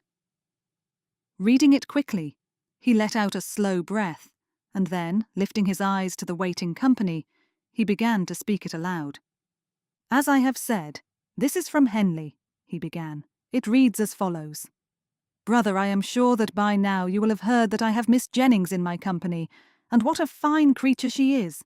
I am most despondent, however, that you have decided not to respond to my urgent requests for help these last few weeks, and therefore I have taken it upon myself to separate you from Miss Jennings. Separate? Julia repeated, her eyes wide and her face rather pale. For what purpose?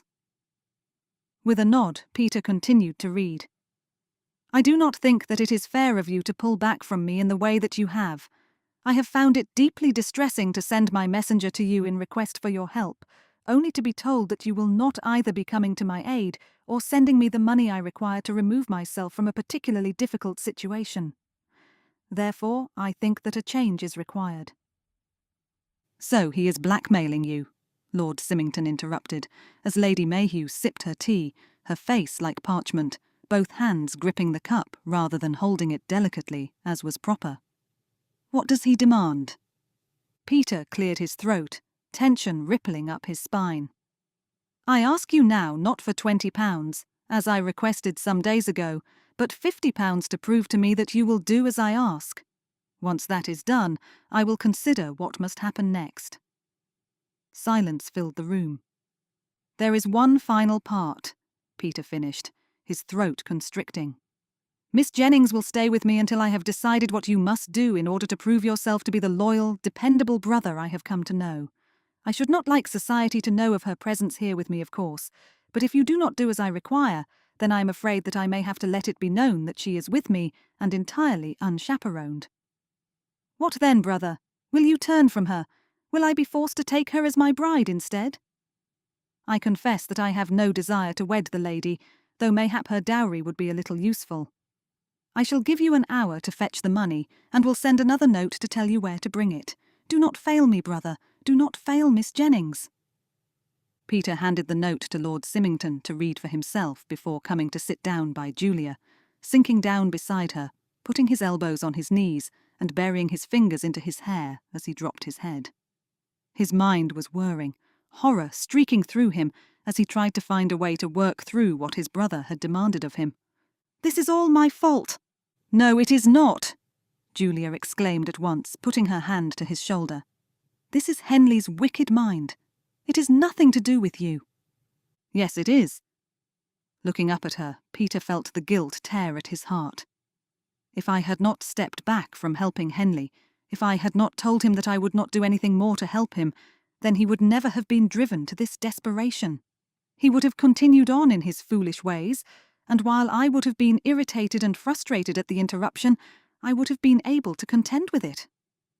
Swallowing hard, he looked to Lady Mayhew. Lady Mayhew, I am sorry for my part in this. Lady Mayhew studied him for a moment, then shook her head. I agree with your sister that this is not your doing, she said quietly. Anne spoke to me about this. She told me of your decision as regards your brother, and I quite agree with you that it was the right and the fair thing to do. This is not your fault, and certainly I do not hold anything against you in that regard. What we must decide now, however, is what is to be done. The guilt which clung to Peter was relentless, however, and though he understood what was being said, though he agreed that there was reason and purpose behind what he had done as regarded his brother, he could not help but feel responsible. "I will not turn from her, Lady Mayhew. I want you to understand that, to trust my word when I tell you that no matter what happens, I will never turn my back on the lady. I have come to care for Miss Jennings a great deal, and I confess that to you willingly, so that you might be convinced of my regard for her." Despite the tension in her expression, despite the fear which lingered in her eyes, Peter saw the way her lips curved gently, reassuring him. "I quite believe that, Lord Denfield," Lady Mayhew said quietly. "I have no doubt in my mind that my niece's future is quite safe with you." "It is." Lord Symington cleared his throat. "Will you give your brother the £50? "Of course I shall." "Knowing that he will continue to make demand after demand of you," Lord Symington continued, his eyebrow lifting just a little. "I am not saying that you ought not to do so, of course, for Miss Jennings's safety must be guaranteed, only that there must be a plan that comes with that decision. We must find a way to stop your brother as well as secure Miss Jennings." Feeling a little helpless, Peter looked back at his brother-in-law. "What is it that you would suggest?" Lord Symington took a breath, and then, after a moment, shook his head.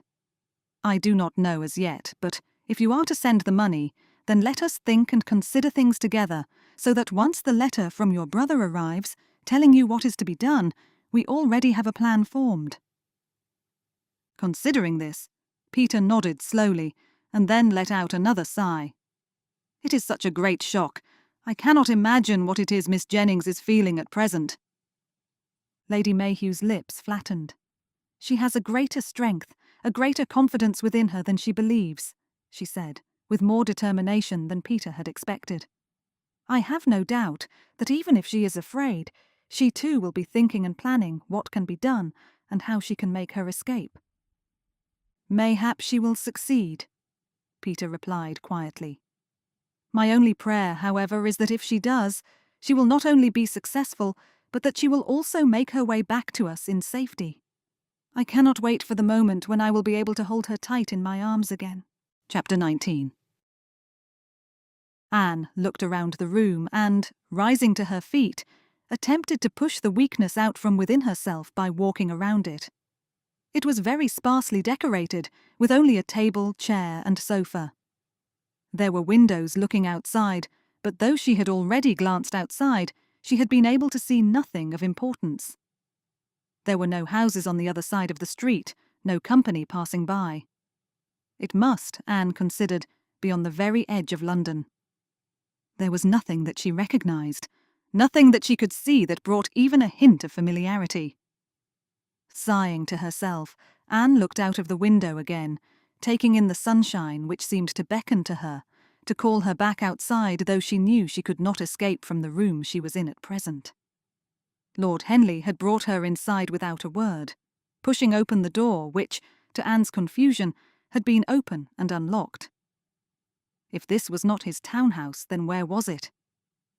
She had tried to ask him, had tried to find the words to demand an answer from him, but Lord Henley's hand had tightened around her arm, as he had angrily told her to remain silent. No questions were to be asked, and even if they were, no answers would be given. Without another word, he had pushed her into this small room, and, leaving it, had locked it behind him. Anne had tried to open it, had searched for another key hidden somewhere within the room itself, but had eventually been forced to give up. The tears had come then. She had not held herself back, had not forced herself to keep the sadness and the tension inside. Her handkerchief had been quite damp by the time she had stopped shaking, and though she did feel a little less strain, there was still a good deal of fear clinging to her. The sound of a key scraping in the lock had her starting in fear, and with hasty feet, she hurried to sit on the sofa, making it just in time as the door opened and Lord Henley entered. "I do not want you to become weak and faint," he said crisply, making it quite clear that the reason he had set down the tray with some food upon it, followed by a tea tray, was only for his benefit rather than her own. "I should not like to have to revive you, so eat, drink."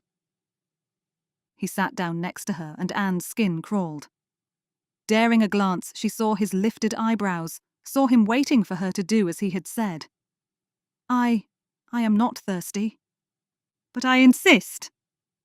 Seeing that she was to have no other choice, Anne poured herself a cup of tea, added a little milk, and then brought it to her lips. Despite the fact that she had told him she was not thirsty, the tea was marvellously refreshing. Eat. Seeing there was no point in arguing, Anne picked up a honey cake and dutifully ate it, though it did not taste of sweetness, but rather it felt as though ash was in her mouth. Swallowing it, she sipped her tea again, and watched Lord Henley rise to his feet, a calculated look in his eyes. "Very good. I expect you to have eaten a little more and have drunk that pot of tea by the time I return." "Return?" Anne could not help the word that slipped from her mouth, and Lord Henley, who had pushed himself up out of the chair, froze, and then slowly sat back down.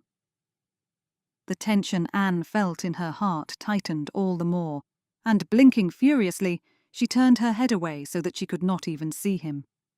"You are, I suppose, wondering what it is that you are doing here, and what my intentions are," Lord Henley said, slowly, though his voice was cold, his words clipped. "I have already told you. I intend to use your presence here to make certain my brother does what I want him to do. Now, I have written to him, and expect his response very soon." Anne did not see him, but rather heard him rise fully from his chair, his footsteps making their way to the door rather than drawing closer to her. "I am sure that my brother will have done what I have asked of him," came his voice, forcing Anne to turn her head to glance at him, hearing the smile in his voice and not understanding where it came from. "He cares far too much for you, Miss Jennings. He cares so much that it is utterly foolish, utterly ridiculous, and to my mind, utterly repulsive." He put one hand on the door handle, ready to pull it open and step out, and, in that one moment, an idea came so quickly into Anne's mind, she found herself speaking without thought. "Why is it repulsive?" Lord Henley blinked, and though Anne trembled inwardly at the darkness in his expression and the anger in his eyes, she did not flinch but held his gaze with as much firmness as she dared, silently praying that what she hoped for would come to pass. Lord Henley turned back towards her, though one hand still lingered on the door handle, pulling the door open but not stepping out through it. "It is repulsive, Miss Jennings, because my brother has turned away from family and his responsibilities. Instead of doing what he has always done, instead of coming to my aid to help me whenever I ask him, he has decided to stop doing such a thing and remain at home. I have been waiting for his help, finding myself in difficult situations, and expecting him to appear so that I might find relief and hope, but instead, there is nothing. My messenger returns with a note or a message to say that he will no longer come to help me, that he will not even send funds when I require them. And that is solely because of your presence, Miss Jennings. He has no thought of family anymore, but instead has thoughts only about you and the future you shall share together." A knot tied itself in Anne's throat, but she forced the words out anyway. "You cannot expect Lord Denfield to change and return to how he once was because of this, Lord Henley. Even if you ruin me, even if he steps away from me, can you truly believe that he will go back to the way he used to be?" Lord Henley shrugged. "One way or the other, he will do as I ask, Miss Jennings. And if he permits you to be ruined, if he is contented to step back from you, then I shall hope that he will return to family and his previous way of life." Growing louder as he spoke, Lord Henley began to gesticulate with his free hand. "And if he does continue on with this fanciful connection to you, then regardless, he will return to how he once was with me. I shall have the help from my brother and the coin that I expect." Without another word, he turned and pulled the door tight shut behind him. It was a loud slam, and made Anne jump with fright, though she stared at the door, her heart pounding in her chest, as she prayed he would forget to lock it behind him, such was his fury.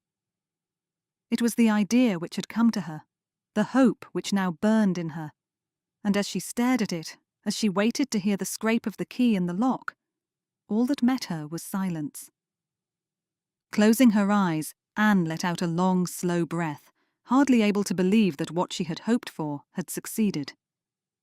Lord Henley's anger had burned through him, had frightened her, yes, but had prompted him to storm out of the room, to leave her behind, and to forget to lock the door. She could make her escape. Blinking rapidly, Anne rose from her chair, and on tiptoe for fear that Lord Henley would realise what he had done, and would return. She dared not go near the door now, did not think that she could rush away from the house for fear that he was still present and would see her. And besides which, she did not know who else was in the house. Looking out of the window, she watched for some minutes until, much to her relief, Lord Henley emerged from the house and walked down the street without so much as a glance behind him. She shrank back for fear that he would turn to look at her again, but after a few moments saw him hail a hackney and, stepping inside, made his way around the corner. Closing her eyes, Anne tried not to let the tears of relief which pressed behind her eyes escape, curling her hands into fists as she forced herself to take in long, slow breaths to steady herself. She had no knowledge as to where she was, had no coin by which to pay for a hackney or a carriage, and did not know whether or not she was alone in this house, and could, in fact, make her escape from it. "But I am determined." Opening her eyes, Anne lifted her chin and tried to encourage herself with silent whispers, telling herself that since she had already managed to manipulate Lord Henley into leaving the door unlocked, she could also find a way to make her escape. Somehow she would find her way back to Lord Denfield. Though quite whether her reputation would be intact, she could not say. "I must hope that he will accept me still. Regardless," she thought to herself, slowly making her way to the door on silent feet, still afraid that there was someone else in the house. "I must hope that all Lord Henley said of him and his affection for me is true. For what else do I have to cling to except him?" Chapter 20. "You have the money?" "Of course I do." Peter scowled and ran one hand through his hair. "Though there is not yet another note from him to tell me where I am to take it." "Yes, there is." Peter turned at once, seeing Julia hurrying into the drawing-room, with Lady Mayhew only a little behind her. "A man delivered this only a few minutes ago, though the butler said he ran from the door the moment it was delivered. No doubt paid well to do so." Irritated, Peter took the letter from his sister and broke the seal. Opening it, he read it aloud. "Take the money to the Birdcage Walk in St. James's Park at 3 o'clock. There you shall see a gentleman standing with an empty birdcage in his hand. Ask him no questions, but place the money in the birdcage, and then return to your carriage. Once you have returned home, another message will be sent. Oh, it is truly dreadful to think that our brother has concocted these dreadful things." Julia pulled out her handkerchief, just as her husband came into the room, one arm going around his wife's shoulders as he sent an inquiring look towards Peter. Handing Lord Symington the letter, Peter drew in a deep breath. "I have no doubt that the gentleman with the empty birdcage in his hand will be one of our brother's acquaintances." "Who I shall follow, of course." Lord Symington looked down at his wife. "You will remain at home, Julia." "I most certainly shall not." Julia's chin lifted, the tears in her eyes sparkling with indignation. "I am not about to step aside and wait for my brother and you to take action. No, I shall walk with my friend Lady Grace and—" "Why do not you and I walk together, Lady Julia?" Lady Mayhew stepped closer, putting an end to Peter's intention that both the ladies would remain at home together. "Yes, your husband is to follow this gentleman, whoever he is, and Lord Denfield will have to return home, for I have no doubt that he himself will be watched, to make sure that he does as is asked, but we have no reason to hide ourselves away. We could walk from the opposite direction, though we should have to leave almost at once." Julia nodded eagerly, though Peter shared a despairing look with Lord Symington. His brother-in-law only shrugged. "Yes, you and I could walk from one end of the park while you, brother, walk in from the other side," Julia exclaimed, as Lady Mayhew turned her gaze towards him, clearly expecting him to agree. "I have every expectation that Henley will be expecting some of us, but he surely cannot have brought many of his friends into this plan. There will only be 1 or 2, or maybe, at the very most 3, and that means they cannot keep an eye upon all of us." It would help, I suppose, Lord Symington agreed slowly. It would mean that they might be able to spy whoever is pursuing you, Denfield. It might even be your very own brother, watching you to make sure that you return to your carriage and thereafter to your townhouse. As he has said, he will not send another letter to you until you are safely back at home, which must mean he will be watching you in some way. Seeing that there was sense in all that had been said, Peter nodded his agreement. Very well. Then might I suggest, Julia, that Lady Mayhew and you depart almost at once. I must linger for another 15 minutes or so before I make my departure, just so that I can be there on time. But please, he finished, reaching to catch Julia's hand before she stepped away, do be careful. If there is even the smallest hint of darkness pursuing you, return home at once. We shall, Lord Denfield, Lady Mayhew promised solemnly. I shall watch Lady Symington as though she were my very own. Peter released Julia's hand, thanked Lady Mayhew, and watched as the two made their way from the room, his heart sinking lower and lower as the door closed behind them. The shame he felt in knowing that his brother had done such wickedness was almost overpowering, cowing him, pushing him low as he hung his head, the letter still in his hand. We shall overcome this. Lord Symington put one hand to Peter's shoulder, clearly aware of what he was feeling. You will succeed, Denfield. One way or another you will have Miss Jennings back safely. Though at what cost? Peter asked, the question unanswered as Lord Symington shook his head, unable to say anything in response.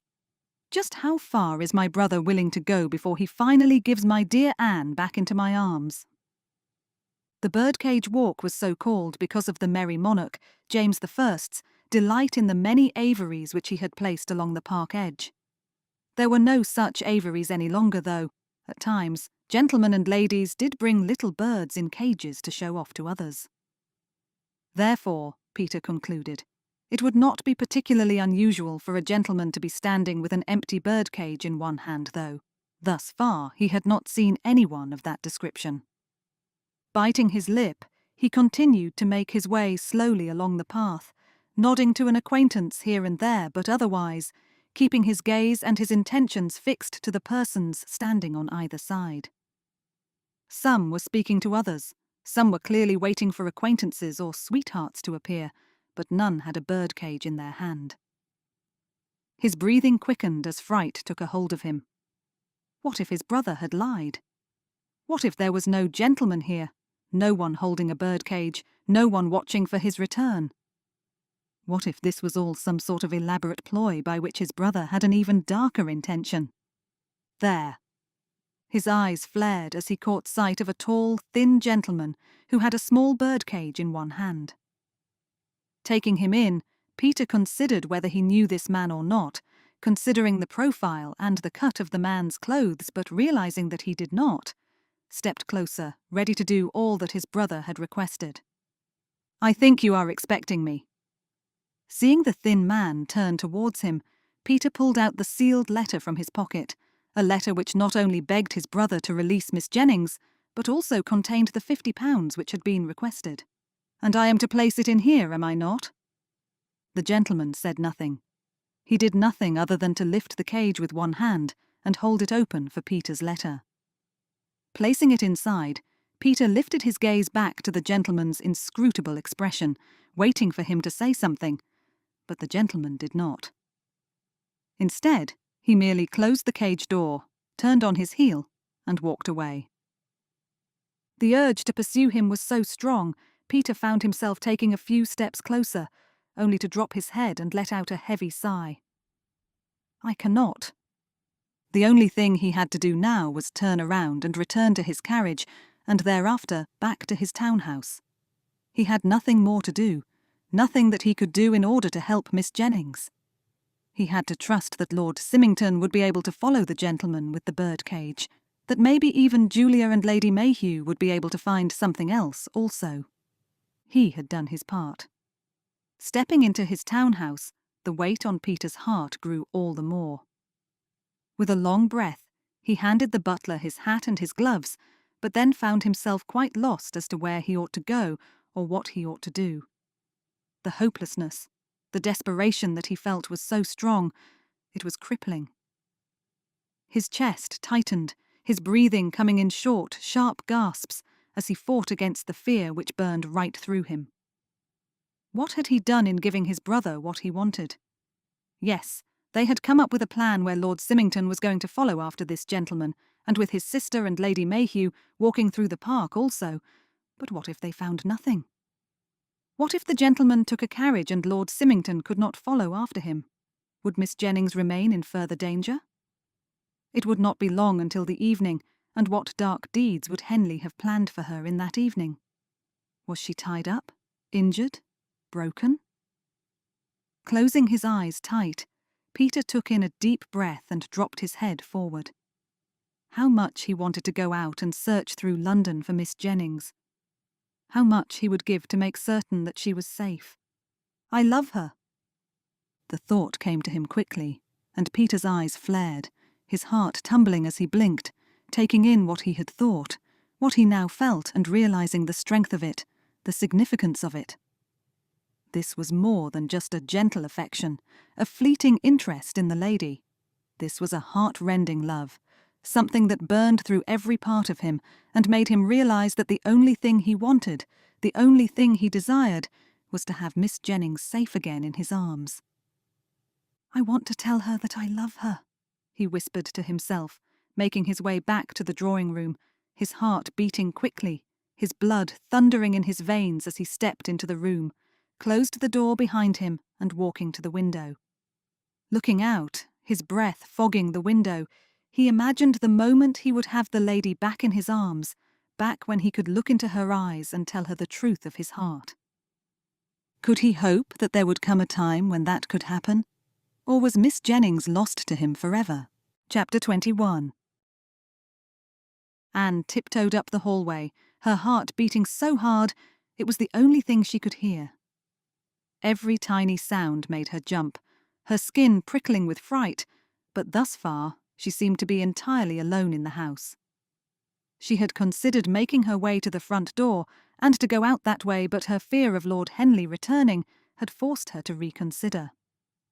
Thus she was now in search of the servants' staircase, hoping beyond hope that the house would have no servants within it, and that she, consequently, would be able to remove herself from the house without any difficulty.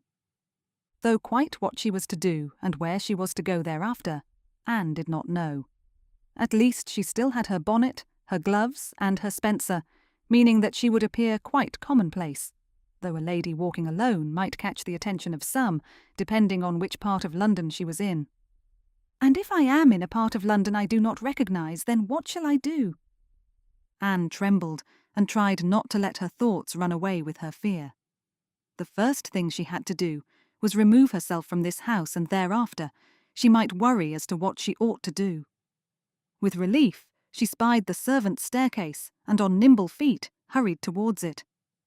The sound of a key in the lock echoed towards her, which was swiftly followed by the door itself opening. Anne's whole body went cold, but she did not hesitate, hurrying down the staircase and into the darker, shadowy rooms of the servants. She had no doubt that Lord Henley had returned, that he had come back from whatever it was he had gone to do, and would soon find her missing. Her panic began to grow as she tried to find the door which would lead her outside, only for another thought to give her pause. If she escaped from the house, would not Lord Henley see her? Would he not spy her rushing from him? What then was she to do? A loud shout caught her ears, and she pushed open the door that led outside without hesitation, desperate to remove herself from the prison where Lord Henley had thought to keep her. The air was fresh and sweet, but she did not even notice it, hurrying to one end of the path and looking this way and that for fear that she would be discovered. Surely he will not snatch me from the street. Swallowing hard, Anne took in a deep breath and, steeling herself, hurried up the path and around the side of the house that led to the street. She stayed back a little, hiding herself from view should Lord Henley look out of the window.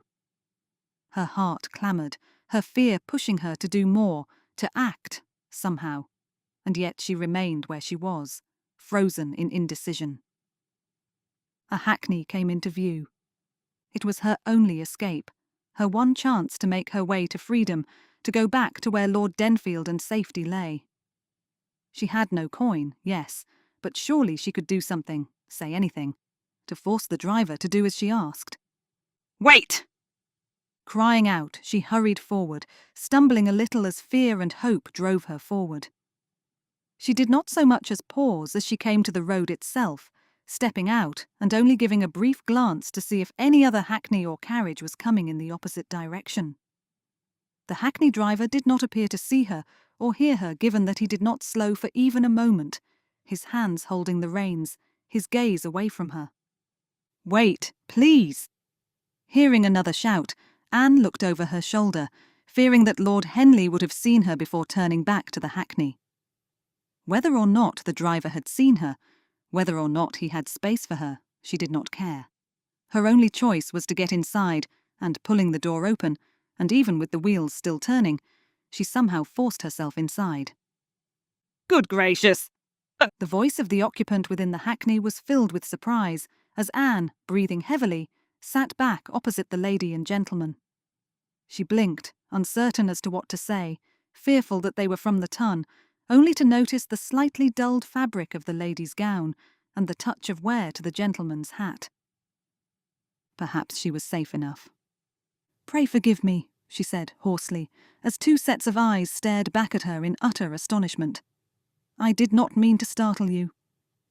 "You have climbed into our hackney, which we have already paid for, might I add, and seated yourself opposite us without even a word of explanation," the gentleman exclaimed, as the Lady Anne, presumed to be his wife, nodded fervently, though her lips quirked just a little, betraying, perhaps, a gentle hint of mirth.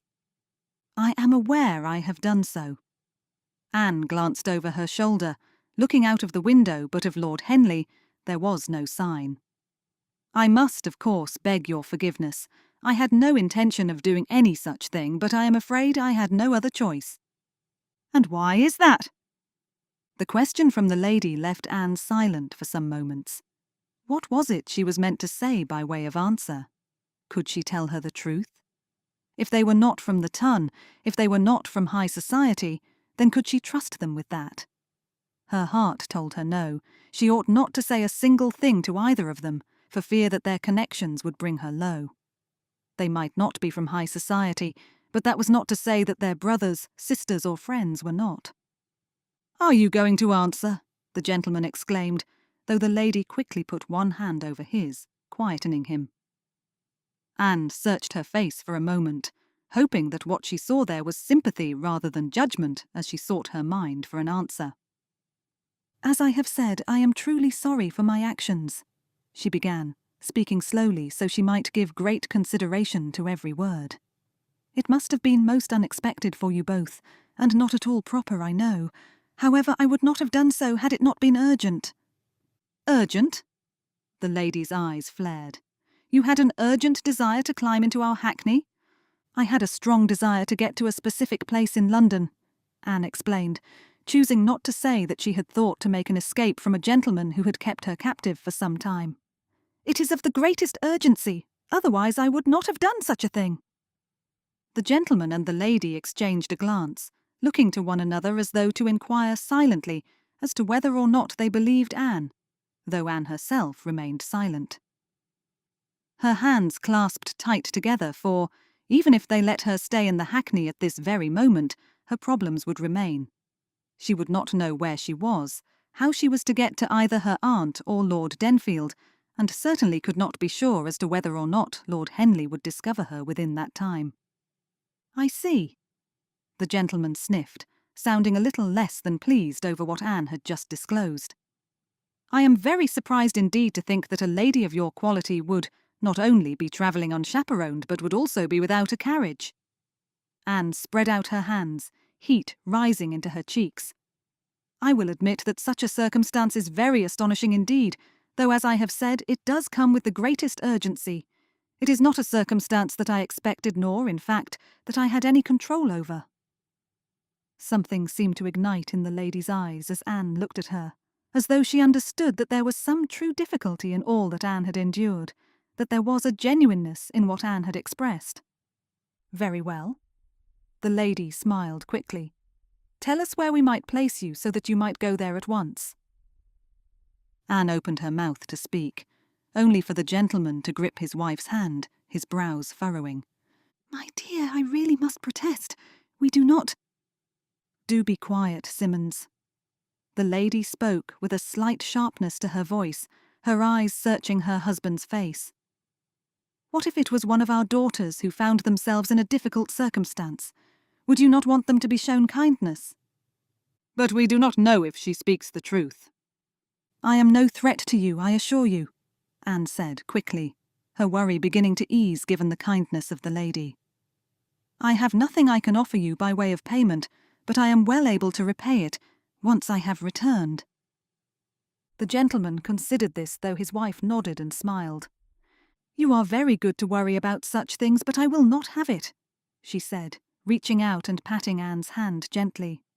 "I can see there is worry in your eyes, and whatever it is that troubles you, I will not further your concern by demanding that you repay us.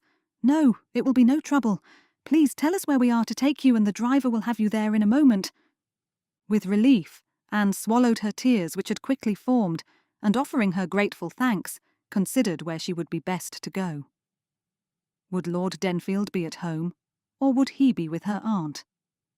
Deciding on the former, she gave them the address for Lord Denfield, and, within a few minutes, the hackney driver had been informed of his new route, and they were safely on their way. Anne could not help the tears then. She was safe, it seemed, from Lord Henley's clutches, and would soon be back with her aunt and her betrothed. The kindness of strangers, despite the gentleman's uncertainty, had relieved her of all her worry and anxiety, and within a few minutes she would surely be safe again. "I am sorry for whatever it is that has troubled you so," the lady murmured, looking at Anne with concern in her expression, as Anne pulled out her handkerchief and dabbed at her eyes. "It is clear to me that you have endured a great deal." I have, though it came at me entirely unexpectedly," Anne admitted, making sure not to say anything specific for fear that they might know Lord Henley and would spread news of her situation throughout London. Somehow she had managed to escape from him with her reputation intact, and did not want to ruin it now. "Though your kindness and generosity have saved me from a great deal more difficulty, so pray do accept my gratitude once more." The lady frowned and exchanged a look with her husband, who merely shrugged, clearly aware of what it was his wife was thinking, even though she herself did not say a single word aloud. With a small nod, the lady looked back at Anne and then offered her a warm smile. "We will not say anything of this to anyone, I can assure you. We are not as high in society as you, I dare say, but I am still very aware of the difficulties that gossip can bring. Let that not be another worry upon your mind. We will not ask your name nor seek out the owner of the house you step into. I hope that will bring you a little relief, my dear." Anne dabbed at her eyes again, nodding and saying nothing, given the tightness in her throat. She could not even find the strength to say thank you, could not tell them how grateful she was to them for their willingness to abstain from gossip. When the carriage drew up to the house, Anne swallowed her tears, pushed her handkerchief back into her pocket, and looked at her two saviours, one after the other. "I do not think I can express my gratitude," she whispered, her voice still filled with overwhelming emotion. "I thank you both, from the bottom of my heart." The lady smiled, the gentleman barely nodded, and Anne, after only a moment longer, pushed open the door of the hackney and stepped out onto the street. Without looking back, without hesitating, she climbed the stone steps and rapped on the front door, which was opened after only a few moments. "Miss Jennings!" The butler's face was one of astonishment as Anne stepped inside, suddenly weak with relief and fatigue. "Oh, my dear lady, do come in. Please, let me take your bonnet and your gloves. You there? Go to fetch Lord Denfield at once." Seeing the maid scurrying away, Anne undid the ribbons of her bonnet as the butler shut the door behind her. She had only just handed the butler her bonnet and gloves when the sound of running feet met her ears, and as she lifted her head, found herself caught up in Lord Denfield's strong arms. Chapter 22. "My lord?" Peter glanced at the maid. his fingers running over his chin as he fought for clarity, for even a moment of peace. "Miss Jennings is here." It took Peter a moment to comprehend what was being said to him. The maid held his gaze for a brief moment and then looked away, leaving him to stare at her as the understanding of what she had said finally made sense. Without a moment of hesitation, he ran to the door, flinging it open and hurrying out into the hallway. The sight of her standing there, handing her gloves to the butler as though she had just come for an afternoon visit, gave him pause, but only for a moment. His feet propelled him forward, his heart pounding as he raced towards her. She turned to him, her eyes widening, and then he caught her up in his arms, hardly daring to breathe as he held her tight against him. "Anne," he whispered, his voice muffled against her shoulder. "Anne, you are safe." She let out a choked sob, her arms tight around his neck, her feet off the floor, as he held her all the more tightly. He could not say anything else, could not even think. All he could do was hold her close. "Oh, Denfield." Miss Jennings sniffed, and slowly Peter put her down, fully aware that he had made an overly affectionate gesture in front of his staff, but caring very little. After all, she was to be his wife very soon, and he did not care whether or not his staff realized how much he cared for her. "I was so very afraid," she whispered, her eyes shimmering with tears as he cupped her cheek, searching her face. "But I did what I could to escape from your brother. I only hope you have not been forced into something truly untoward?" "Not in the least," he promised, squeezing her hand gently. "Come now, you must be exhausted." Looking to the butler, he gave him a nod. "Refreshments to be brought to the drawing-room at once. Lady Symington and Lady Mayhew will return very soon, I hope, as will Lord Symington, so you may prepare for them also." The butler nodded and stepped away, leaving Peter to lead Miss Jennings back to the drawing-room, though he slipped one arm around her waist as they walked in order to both support her, but also to keep himself close to her. "I will hear all that you have to tell me, but only once you are rested," he murmured gently. "You are not to tire yourself out any more." "I am not unwell, just a little weary." Peter guided her into the room, setting her down onto the couch and quickly coming to sit beside her. "I am not at all surprised you are weary." His heart was still pounding furiously, his eyes taking her in, hardly able to believe that she was with him, but yet, as he ran his thumb over the back of her hand, he slowly began to feel a sense of calm. His brother had no hold over him now. There was nothing that he could do any longer to attack Miss Jennings, nothing that he could threaten Peter with any longer. Miss Jennings was safe. She was here with him, and she was safe. "You were worried for me." Miss Jennings looked up at him, her eyes melding to his. "I was." "Of course I was." Peter leaned a little closer, his other hand reaching out to touch her cheek. "You are so very dear to me, Anne. I confess that I have looked into my heart and realized just how much affection I have for you." A tiny smile flicked up the corners of her mouth. "Truly?" "Truly," he promised, his hand going to the nape of her neck, aware of the growing desire to bring his lips to hers, but fearing that now was not the right moment for it. She had already endured so much. He ought not to be pushing himself forward any more. "We can talk of this later, but—" Before he could finish, Miss Jennings leaned closer, and before Peter knew what was happening or how he ought to respond, her mouth was on his, and they were sharing a kiss. A swell of desire ran right through him, one arm going around her shoulders, pulling her closer, hearing the gentle sigh escaping from her as he broke the kiss for only a moment. He let himself kiss her again, turning his head just a little so it might deepen. And then the sound of approaching voices forced them apart. "Anne!" The door flew open and Lady Mayhew rushed in, hurrying towards Anne, her eyes wide. "Anne, you are quite all right." "I am well, Aunt."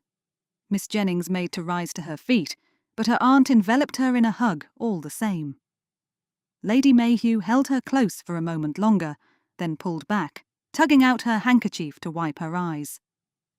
Please sit here, Lady Mayhew. Peter got to his feet, even though he would have much preferred to stay beside Miss Jennings. Julia, thank goodness you are safe. Coming over to his sister, he embraced her and then stepped back. What happened? Julia looked at him, her eyes wide with surprise. Wait a moment before I answer, Denfield. Did you find Miss Jennings? Did you not return home? No, I made my own way here. Miss Jennings spoke just before Peter had opportunity. I have not told Lord Denfield as yet how I made my escape, but I have every intention of doing so. I thought that could wait until some refreshment had been brought in, Peter added quickly. It should be coming in just a moment. I am afraid that we discovered nothing. Coming over to Miss Jennings, Julia reached down to embrace her. Though I am so utterly delighted that you have returned to us, we have all been so very worried. Miss Jennings's gaze went to Peter's, and he nodded, though a faint flush crept up into his cheeks. Had their kiss not been interrupted, he would have told her about how he had come to realise that he loved her. Lord Symington has not returned as yet, Peter told Julia, seeing her frown gently. I do hope he will appear soon. As do I, though perhaps with a better result than Lady Mayhew and I, came the response. We did not even see the man with the bird-cage. The man with the bird-cage? Miss Jennings repeated, leaving Peter to quickly explain what it was that had taken place. Miss Jennings's eyes grew round, though, after he had finished explaining, she frowned hard, her lips pursing. Mayhap it is that this gentleman, the one with the empty bird-cage, was the one who owned the townhouse Lord Henley took me to, she said slowly. It was not a house I recognised, and when I made my escape from it, it was not in a part of London I knew. The door opened and Peter looked up, ready to give a sharp word to whichever servant had come in without knocking, only for Lord Symington to make his way inside. He was beaming, perhaps having been informed by the butler that Miss Jennings was safe, for he went straight to the lady, and taking her hand, bowed over it. How delighted I am to know that you are well, he said, as the servants came in behind him, setting down trays of food and another of tea and coffee. I was informed the moment I stepped inside. Utterly marvellous, I must say. I thank you. Miss Jennings smiled and sat back. I am very relieved to be here. You said you made your escape, Julia said, as she rose to start serving the tea. What sort of house was it? Was it not a gentleman's house? Miss Jennings considered for a moment, then shook her head. No, I would not say it was not a gentleman's house. It certainly was, though it is situated in a part of London I do not know, as I have said. Perhaps a slightly lower situation, then? Julia set the tea in front of Miss Jennings as she nodded. It was certainly a little smaller than the townhouse of my father, Miss Jennings replied slowly. Lord Henley locked me in one of the rooms, but the second time he stepped away, after providing me with something to eat and drink, he forgot to do so. Forgot? A slightly shy smile crossed Miss Jennings's face. I may have made him very angry indeed, and in his fury he forgot to do as he intended. That was my hope and my intention, I confess, and it was successful. He did leave without locking the door, but then I became afraid that someone else was in the house. Julia sat back down. Because of what he had brought you, did you perhaps think that there would be a servant? Precisely, but there was not. In fact, the whole house was empty. I made my escape down the servants' staircase, and from there, outside, though I was very afraid that I would be discovered, for at the very time I was about to hurry out of the house, Lord Henley returned. Peter shook his head. I am sorry that he did so much wrong to you.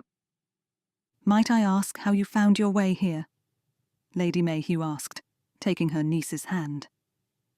You did not know where you were, so... I forced my way into a hackney where, much to my relief, I found a very kind lady and her husband. I did not tell them who I was or what had happened for fear of my reputation, but the lady in particular was most generous and did not press me. Instead, she took me to where I requested to go, did not demand payment for the fare, and I was able to return here. How very generous of them. Lady Mayhew closed her eyes. I dare not even let myself imagine what would have been had they not been so kind." A slight shiver ran down Peter's spine. "Nor I." "In which case, do not," Julia said firmly, "so Henley knows you have made your escape." "And he only has the £50 you gave him," Lord Symington added, though Miss Jennings's eyebrows lifted at this. "There can be nothing else to concern us now, surely." Peter chewed on the edge of his lip for a moment, and then, with a sigh, shook his head. "I do not think it will be as simple as simply putting this behind us. My brother is clearly quite determined to do whatever he can to force my hand, to do as he demands, and simply because Miss Jennings is safe with us now does not mean that she will continue to be so." "I would agree," Lady Mayhew replied softly. "Even if you are wed, there is still enough reason for him to do the very same thing, should he be given opportunity." "Which he would take, I am certain of it." Julia handed Peter a cup of coffee, having just placed a cup of tea on the table in front of Lady Mayhew. "We must do something, brother." "But what?" Frustrated, Peter thought desperately of something he might enact which would stop Henley from behaving in such a way, from being such a threat to his own and Miss Jennings's happiness, but nothing came to mind. "I do not know what I am to do." Looking to Lord Symington, he lifted an eyebrow. "Did you have any success in pursuing that gentleman? Is there a faint hope there that we might know who it is that is aiding him?" After a few moments, Lord Symington nodded slowly, though his expression remained a little grim. "It is not entirely certain, though there is reason enough to think that the name I was given for this gentleman is correct." "The name you were given?" Julia asked before Peter could do so. "What do you mean?" Lord Symington quickly explained. "I followed the man with the birdcage, though, after he glanced at me for the third time, I realized that he knew I was following him. I fell back, frustrated, understanding now that the man himself would be doing all he could to make certain I could not trail him to his destination, no doubt to give the £50 to your brother Denfield. To my relief, however, I saw an acquaintance I knew stopping to greet the man, though he was ignored, and therefore I took my chance and asked that acquaintance who the gentleman was." "And?" In answer to Peter's question, Lord Symington smiled briefly. "My acquaintance stated that he believed it to be Lord Munslow, Baron Munslow to be exact, though he said he could not be certain, given the way he was ignored." Another brief silence filled the room before Miss Jennings finally broke it. "If it was Baron Munslow, then might that be the reason for the slightly reduced townhouse? Could it be his townhouse I stayed in?" "It could very well be." Lady Mayhew took her niece's hand. "You have done very well, Anne, but I insist that you rest now. You have endured a great deal, and you must be exhausted." Miss Jennings smiled quickly and confirmed that yes, she was fatigued, but it was not without a slight worry flickering in her eyes. Peter pressed his lips together, seeing the way Julia fixed a fervent gaze upon him, realizing that he was expected to either do or say something. "Might I suggest that everyone resides here overnight?" he asked, looking back at Julia and then over to Lady Mayhew and Miss Jennings. "I feel it would be safest for everyone to do so, and if you stay here with Miss Jennings, Lady Mayhew, and my sister and Lord Symington do also, then the servants will have nothing to gossip about, though I fully intend to make certain that they do not gossip regardless. That is, if they want to keep their positions." Miss Jennings nodded so quickly, and with such fervency, it was clear that the thought brought her a great deal of relief. "Yes, I should like that very much, Lord Denfield. It is not to say that I would not feel safe back at home, but given that my brother is unpredictable and has already done something dreadful, you fear that he might attempt to do something even more wicked," Peter finished for her, seeing the slight glistening in her eyes and recognizing the worry there. "I shall have rooms made up at once. Perhaps by tomorrow morning we will have come up with a plan to stop my brother from pursuing this dark path." Seeing the doubt in Lord Symington's eyes and the way his sister bit her lip, Peter spread out both hands. "We can only hope." Chapter 23. Anne sighed and swung her legs over the side of the bed. It had been a long afternoon, and she had been glad to go and rest, but now that the dinner gong would soon be called, she had a desire to rise and be in company again. The few hours she had spent under Lord Henley's power had been more than enough, and the joy and relief that came with being back in Lord Denfield's arms and in the company of her aunt was almost overwhelming. "You are awake." Looking up, Anne smiled as the door was pushed all the way open and her aunt came inside. "Yes, aunt. I had a restful sleep and feel a good deal more refreshed."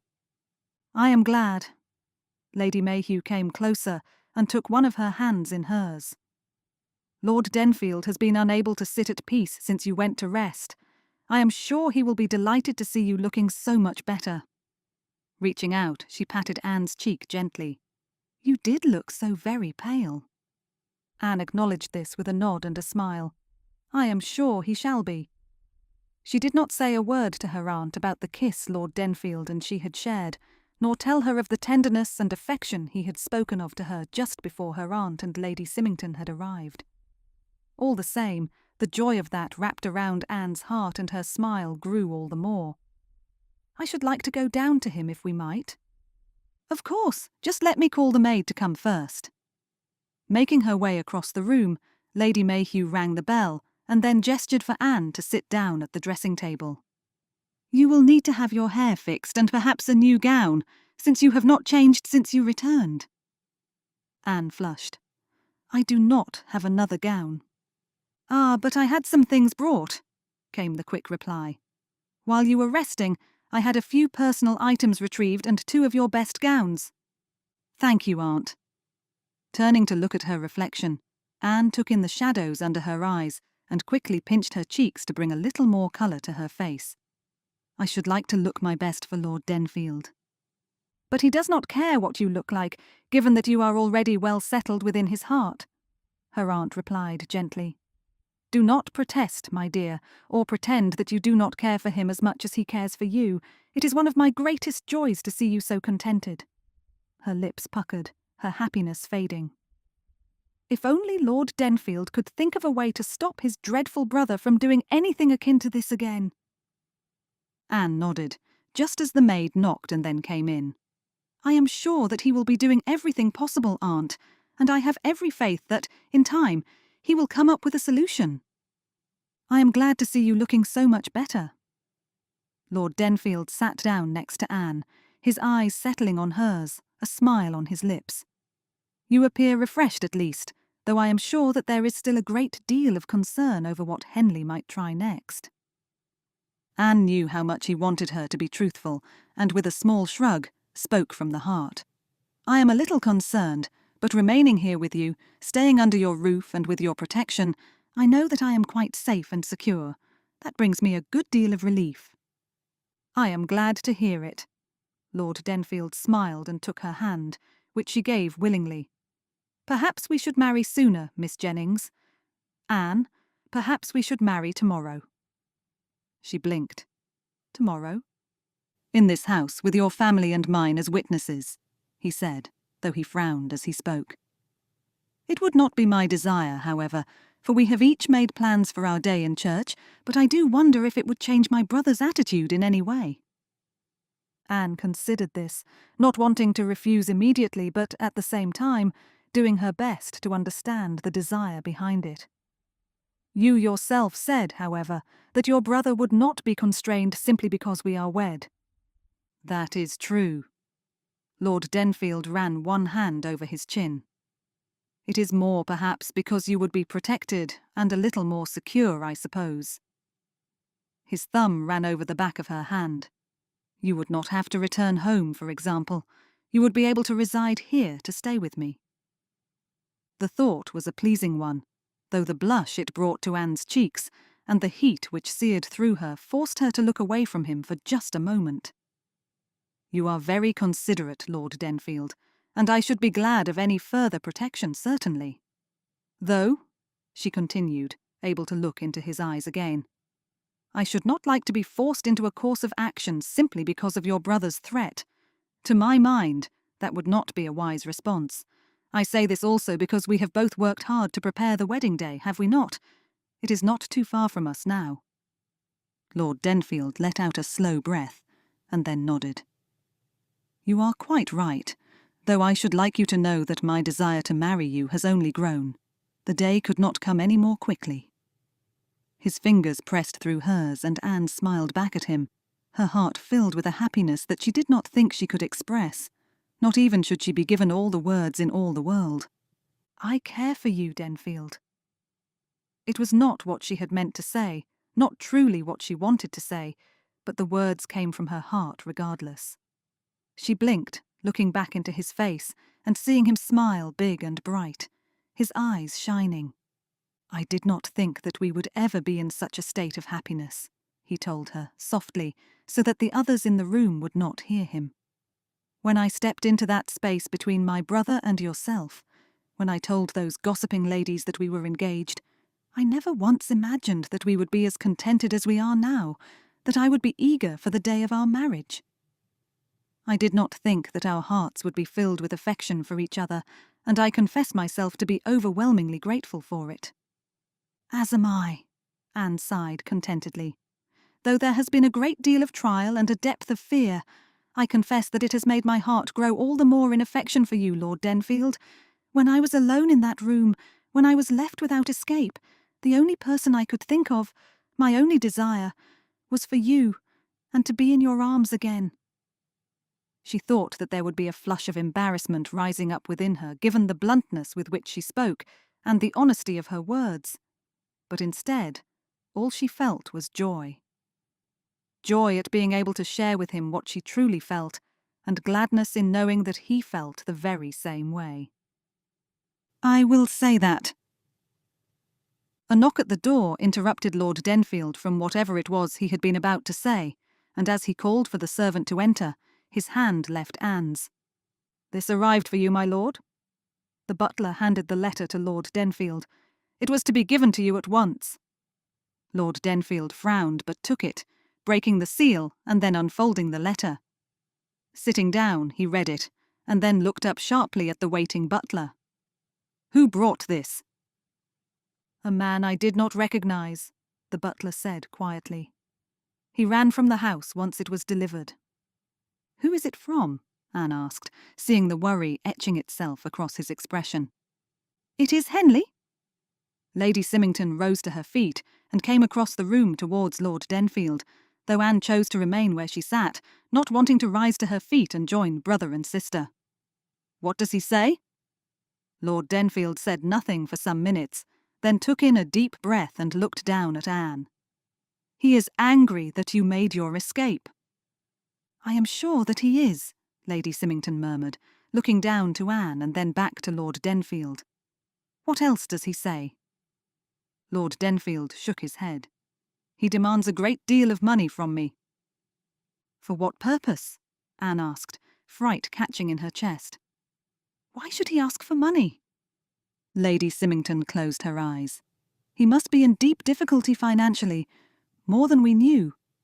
He states that it must be paid, otherwise my bride-to-be will be prevented from reaching the church on the day of our marriage." Lord Denfield let out a long, slow breath, though Anne saw how one hand curled up into a tight fist. Clearly the man was angry with his brother, angry with his demands, but he was doing his utmost to keep his temper. "Then we do as you suggested," she said quickly, though Lord Denfield quickly shook his head. "No, my dear Anne," he said, coming to sit back down beside her, reaching to take her hand again. "No, we cannot. Even if we were to marry tomorrow or the day after that, I am sure that the threat my brother presents will never cease.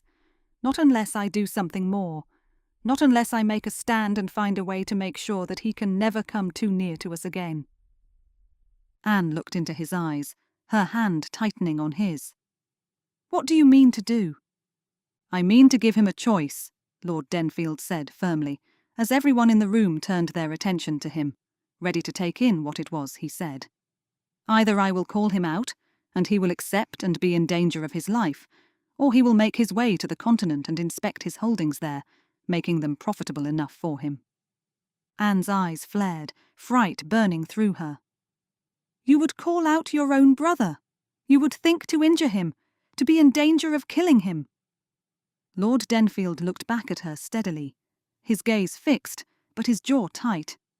"I swear," Should he accept, I will do my utmost to make sure that I only injure him, but he has to understand that this cannot continue. I will not simply accept his threats and presume to do as he asks. I have to draw a line, Anne. I have to make him understand that you will be the one I defend. You will be the one I will protect. I will not be swayed. I will not be coerced. I will not be pushed one way or the other by my brother's hands. No, I will stand up for what is right, for what I know I must protect, and I will do it willingly. I will be your second." Lord Symington rose to his feet and walked across the room to stand beside his wife, one arm going around her waist as she set fearful eyes to him. "I quite agree with you, Denfield. Tell him also that Lord Munslow should be his second. Show him that you know of his ploys. Force must be used, be it either verbal or physical. It cannot be any other way." Anna swallowed hard, wishing that there could be another way, but realizing that what Lord Denfield had decided was right. If force was to be the only way that Lord Henley would change, would stop him from this pursuit of both his brothers and her wealth, then so be it. "I do not want to be so close to you, so near to being your wife, only to lose you," she whispered, her voice shaking with emotion as she looked into his eyes. "I am afraid of what will happen if you do this." Silence rang around the room for a few moments, only for Lady Symington to smile, and coming closer to Anne, to settle one hand on her shoulder. "Do not fear," she said quietly. "My brother Henley is a gentleman who lacks bravery. He has not shown courage in any way thus far. He has had his friend do his part in collecting the first lot of money from my brother. He has hidden you away, a young lady without support, and has done nothing other than write a few letters to Denfield. I feel quite confident that, should this be written to Lord Henley, he will show no courage and will turn away from this entirely." Anne felt the comfort from Lady Symington and saw the reassurance in Lord Denfield's eyes, and slowly her worry faded just a little. "Very well," she said softly. "Do what you must, Lord Denfield, but I pray that you come back to me safe and well, for I could not bear to be parted from you again." Chapter 24. Peter finished writing his letter, and with a scowl made to seal it. Melting the wax, he considered what his brother had written, the demands he had made, and found his heart sinking with despair. Was this truly who Henley had become? A man who was so inclined towards selfishness that he would do whatever he could to gain what he wanted? That was not the brother that Peter knew, and it was certainly not the brother that he wanted. "Am I being too harsh?" Lord Symington pushed open the door to Peter's study just as Peter spoke aloud. Hearing it, he quickly shook his head. "No, you are not being too harsh. This has to be done. I am giving him a choice between losing his life or saving it by leaving England and going to the continent. Both of them push him away from me." "Which he has brought upon himself," Lord Symington reminded him, walking across the room to pour himself a brandy, and then another measure for Peter. "You have always been a very caring, considerate, respectful, and kind-hearted gentleman, especially when it comes to family. You have spent the last few years pursuing your brother, coming to his aid and sorting his difficulties for him, both in the hope of making him consider his actions and in protecting your family name." Handing Peter the glass, he lifted his shoulders and shrugged. "That has changed. It is difficult for you, yes, but it must be done." Peter nodded and pushed his ring into the wax, sealing the letter.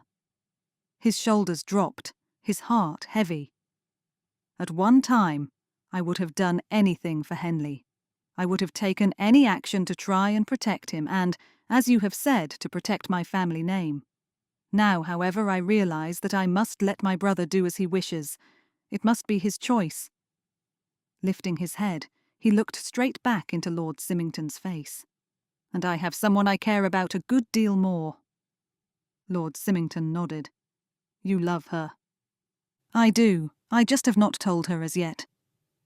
Picking up the letter, he walked across the room to ring the bell. "I must hope that Henley will take the latter option, though I am not certain." "Let me take it." Lord Symington stepped forward and reached out one hand to take the letter. "I will take the letter to Henley, make certain he reads it and find out what it is he will do. Thereafter, I will make certain of it, even if I have to follow him down to the docks." Peter hesitated. "That is a lot for you to do. I should not like to put you in danger." "I do not fear your brother, and indeed, I should be very pleased, glad even, to do this for you. It will protect you, Miss Jennings and Julia. Please, let me do this."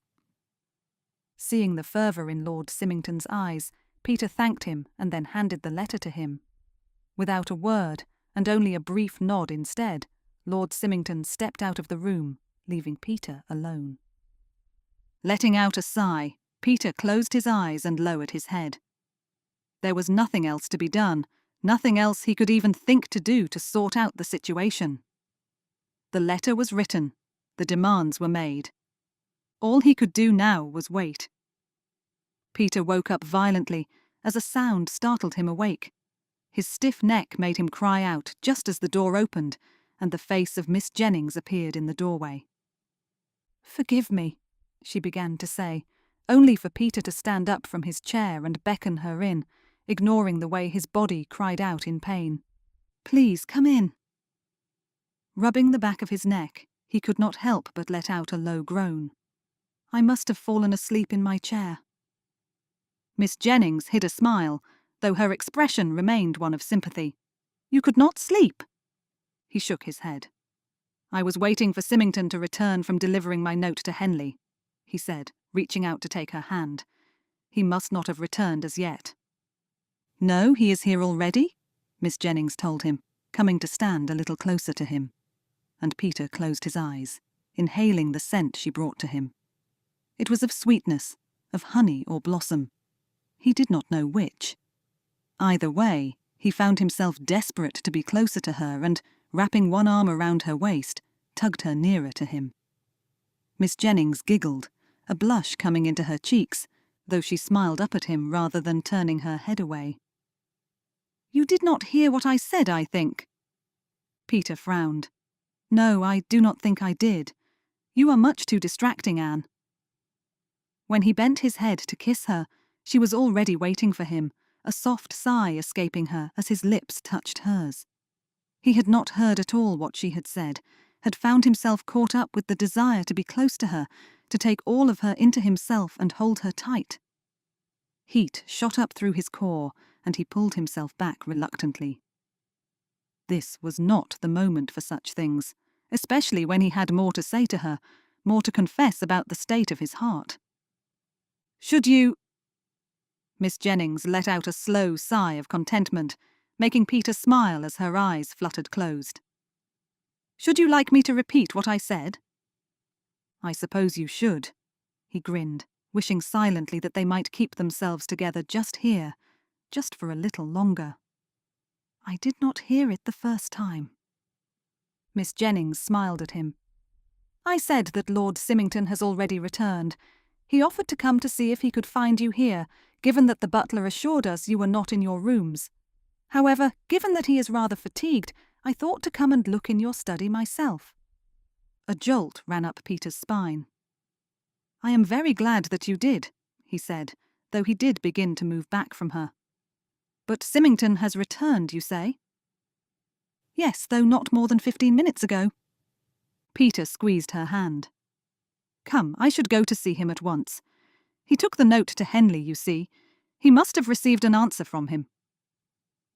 Miss Jennings's smile froze to her face, her eyes rounding. "Lord Symington took the note directly?" "Yes, he did." Coming close to her again, Peter smiled gently. "Have no fear. He will not have come back without an answer from Henley." Battling down his own anxiety, his own nervousness, he tugged her carefully towards the door. "Come now, let us see what it is that Symington has to tell us." They walked together in silence, albeit comfortable silence, until they reached the dining room. Stepping inside, Peter walked immediately to the table, his eyes fixed to Lord Symington's rather pale, tired face. "Symington? You look exhausted. I pray you were successful, however?" Lord Symington took a quick sip of his coffee, and then nodded. "I was." Peter led Miss Jennings to a chair and then sat down beside her, though he barely took his gaze from Lord Symington. "What did you discover?" "That your brother is an arrogant fool," Lord Symington replied sharply, his brows furrowing as he looked away from Peter for a moment. "Forgive me for saying it so bluntly, but I must be honest." "I quite understand." Lord Symington's gaze returned to him. "I told you I would not return without an answer, and he has given it." "Oh?" Lord Symington lifted his chin. "I accompanied him in the early hours of the morning down to the docks. I watched him purchase his ticket, and I remained at the port until the ship taking him had departed."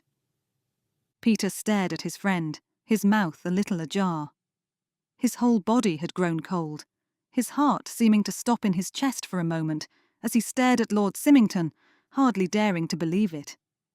"He was so incredibly arrogant when I first arrived," Lord Symington continued, evidently seeing Peter's shock and realizing that he ought to explain.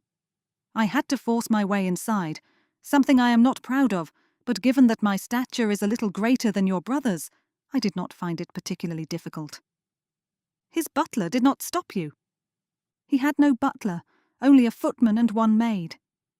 Lord Symington's eyebrows lifted. "It appears that Lord Henley has been a little more out of coin than he expressed to us."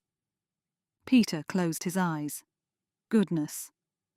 "As I said, he mocked me and you and did not believe the contents of the letter. When I made myself very plain, telling him that I expected to return to this house with news of who his second was, he slowly began to realize the gravity of the situation. When I mentioned Lord Munslow, he then realized that we knew all who had been involved with him, and that there was no means of escape. Thereafter, he slowly began to sink into his chair and looked so utterly overcome, I believe the shock of your letter finally began to take hold." "And therefore he decided to go to the continent?" Lady Symington asked as her husband nodded. "Just like that?" Lord Symington's lip curled upwards just a little. "I did make it plain that I would forcibly drag him to the grounds for pistols at dawn if he did not make a choice, and that seemed to put an end to it. He packed a few things, under my supervision, of course, for I did not want him to make his escape, and then we departed for the docks. It is done, Denfield. Your brother is gone to the continent, and whenever he should have the funds to return, I think he will be a very changed man. He sees that you are no longer the brother he once knew.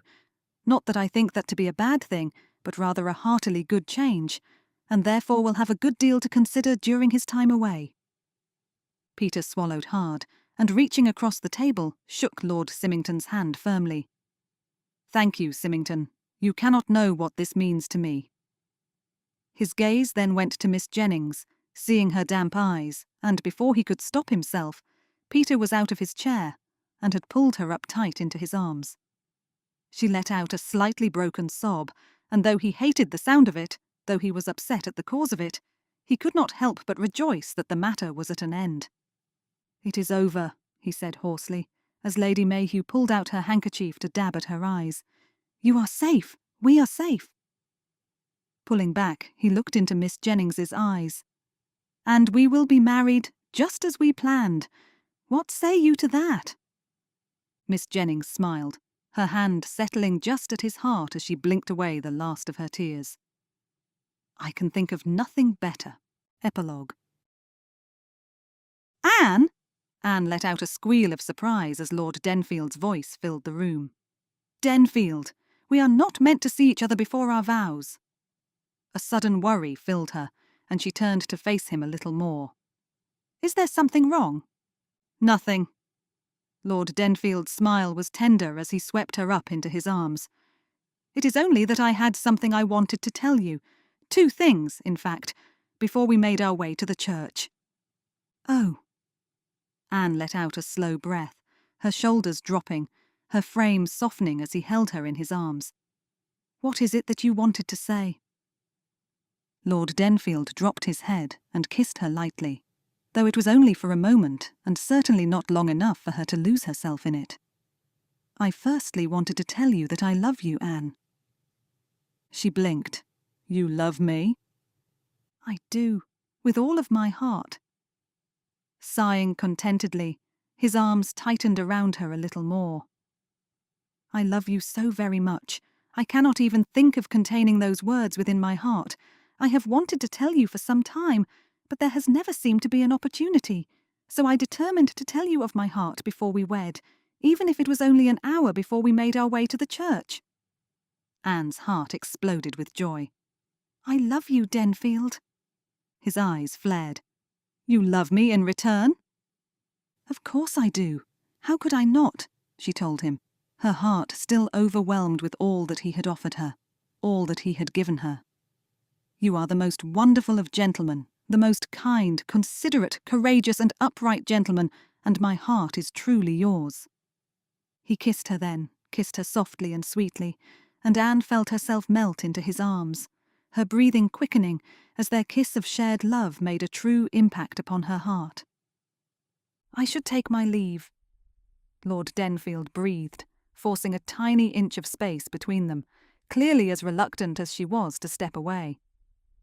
"I suppose you must if we are to wed," she answered, a quiet laugh in her voice. "Though, Denfield, was it not that you had 2 things you wished to share with me?"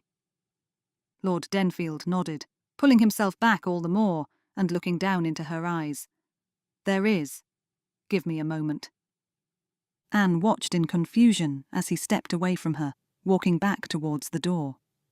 Opening it, he went through it and stayed away from her for some moments, though his hand remained on the door handle. Anne was about to step closer, about to find out what it was that he was doing, when the door opened and he came back towards her. "I wanted to do something for you," he told her, taking her hand in his again. "I wanted to make sure that your happiness was complete on our wedding day." Looking into his face, Anne fought to understand what he meant. "I am already happy."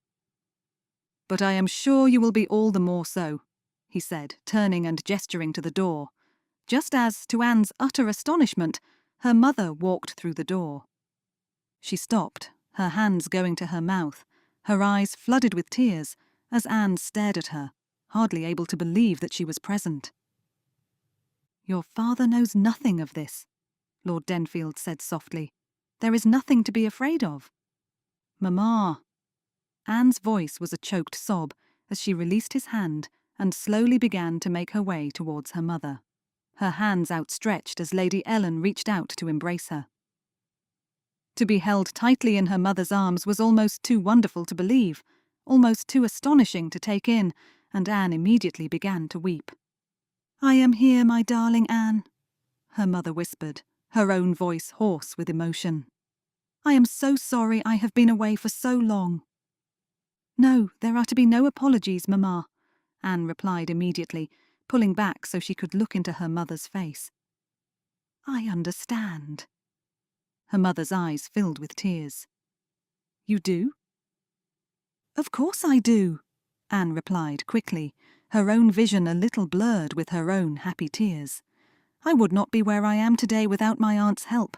I understand why you have had to stay away." "But she is here now."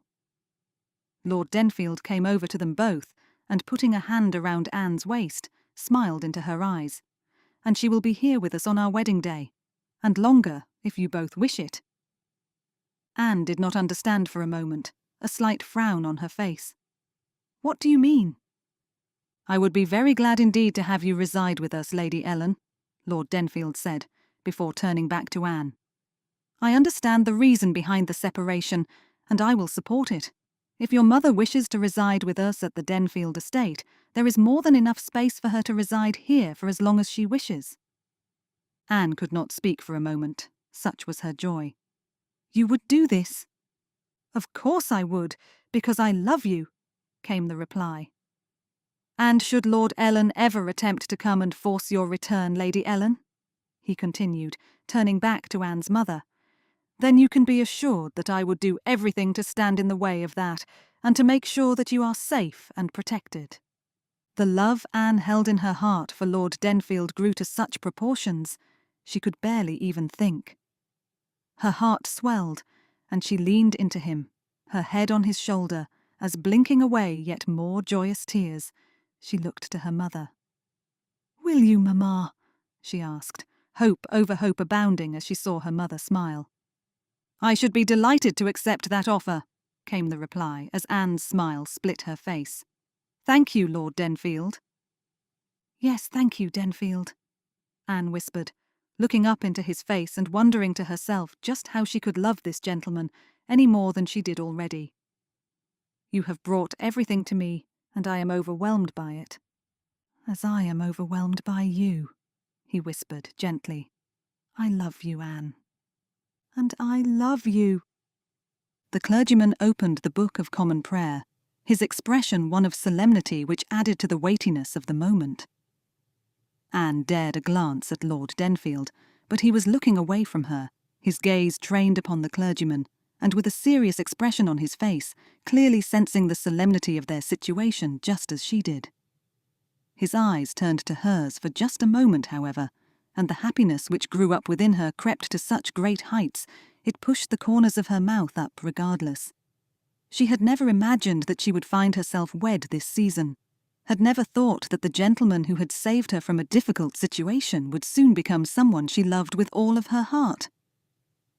The clergyman cleared his throat, looked first to Lord Denfield, then to Anne.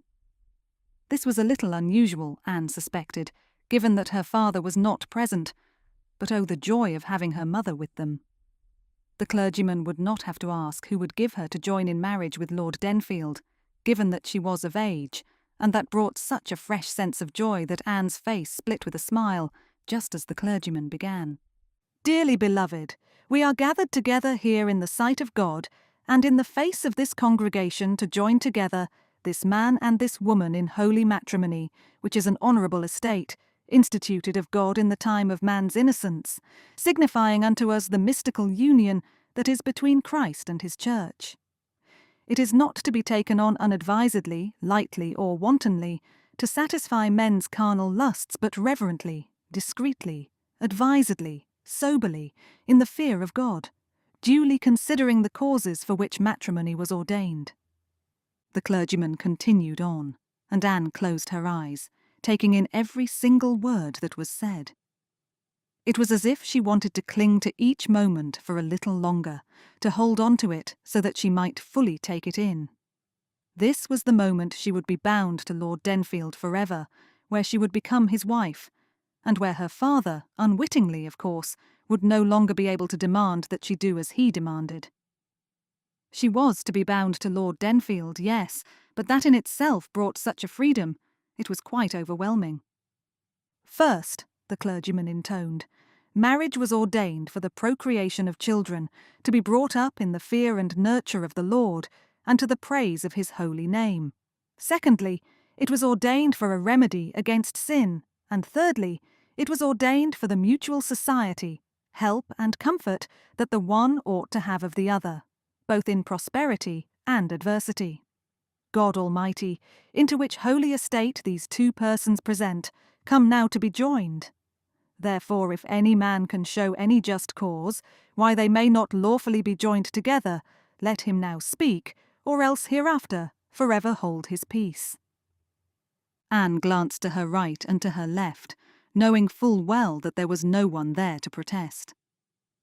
All the same, a little bird seemed to flutter in her heart, perhaps fearful that her father had somehow found out and would throw himself into the church and demand an end to this union. Though that soon faded away, as silence met the clergyman's words.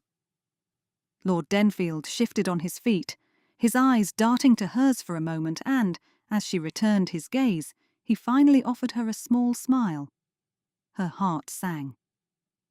The clergyman looked to them both again, clearly satisfied that there was no protestations and that the marriage ceremony could continue. "I require and charge you both, as you will answer at the dreadful day of judgment when the secrets of all hearts shall be disclosed, that if either of you know any impediment why you may not be lawfully joined together in matrimony, you now confess it. For be you well assured that so many as are coupled together otherwise than God's word doth allow are not joined together by God, neither is their matrimony lawful." Anne looked steadily back at the clergyman, nothing in her heart or mind that might bring any guilt to her conscience. Lord Denfield too remained silent, and with a nod, the clergyman looked back to the Book of Common Prayer again. Lord Denfield, will you have this woman to thy wedded wife, to live together after God's ordinance in the holy estate of matrimony? Will you love her, comfort her, honour, and keep her in sickness and in health, and forsaking all other, keep yourself only to her, so long as you both shall live? Lord Denfield looked to Anne, that tender smile spreading right across his face now. I will. The clergyman did not smile, however, keeping his expression serious as he fulfilled his duties.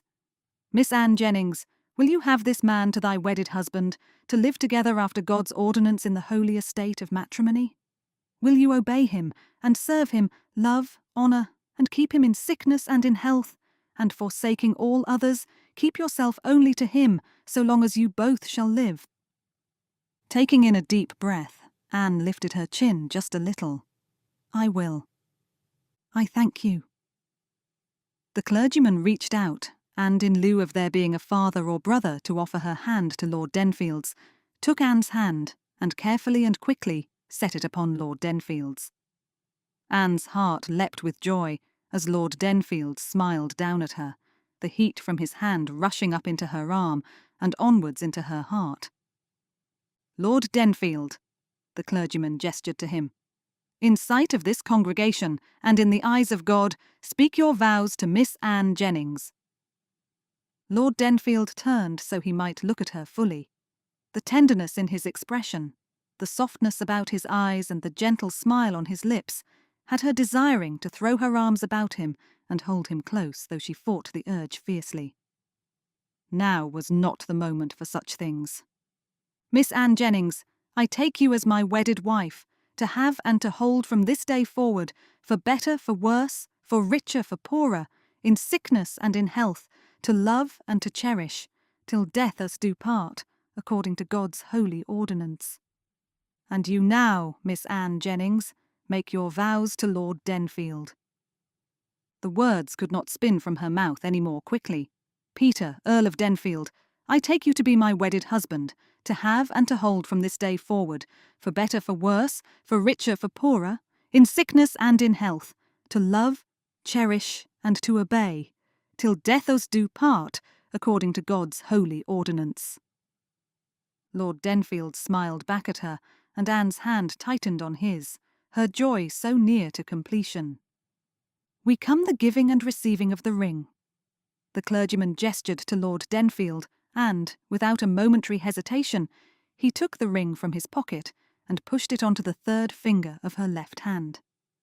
Miss Anne Jennings, he murmured quietly, with this ring I thee wed. With my body I thee worship, and with all my worldly goods I thee endow. Anne looked down to their joined hands, taking in the gold ring which now sat on her finger. It declared that she was bound to Lord Denfield and he to her. It was a reminder of the promises they had made to each other, both before the congregation and before God. How much she would cherish it! How much it represented! Lifting his hand by way of a blessing, the clergyman led them all in a final prayer. Eternal God, Creator and Preserver of all mankind, Giver of all spiritual grace, the Author of everlasting life, send thy blessing upon these thy servants, this man and this woman, whom we bless in thy name, that as Isaac and Rebekah lived faithfully together, so these persons may surely perform and keep the vow and covenant between them made, whereof this ring given and received is a token and pledge, and may ever remain in perfect love and peace together, and live according to thy laws, through Jesus Christ our Lord. Amen. Amen, she whispered, just as the clergyman put his hand on top of hers, as it rested on Lord Denfield's. The final moment had come. Those whom God hath joined together let no man put asunder, the clergyman finished, raising his hand to gesture to those sitting in the congregation. Inasmuch as Lord Denfield and Miss Anne Jennings have consented together in holy wedlock, and have witnessed the same before God and this company, and thereto have given and pledged their troth either to other, and have declared the same by giving and receiving of a ring, and by joining of hands, I pronounce that they be man and wife together, in the name of the Father, and of the Son, and of the Holy Ghost.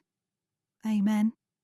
Anne wanted to let out a cry of delight and happiness, but there was nothing but silence to greet her.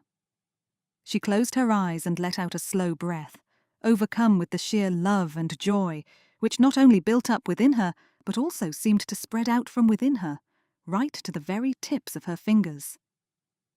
She looked up at Lord Denfield, seeing how his eyes shone with gladness, and felt her own heart leap. "Your marriage lines," the clergyman murmured, gesturing for them to follow him through to a quieter room to the back of the church. "And then you will be able to greet your friends and family." Anne permitted Lord Denfield to lead her away, casting a quick glance over her shoulder to where her mother was sitting, Lady Mayhew on one side and Lady Symington on the other.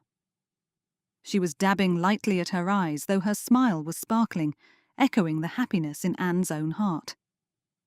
The kindness of Lord Denfield in even thinking to arrange her mother's presence here was something she could still not fully take in, wondering at the sweetness, the tenderness of his heart towards her. "Just in here, Lady Denfield." It was the first time she had ever been referred to by her new title, and it took Anne a moment to realise that the clergyman was speaking to her. With a gentle laugh, she looked up at Lord Denfield. "I quite forgot that I am to be Lady Denfield now." "You are," he replied, a gentle gleam in his eye as he pulled her tight against him for a moment, though she was quickly released given the clergyman's presence.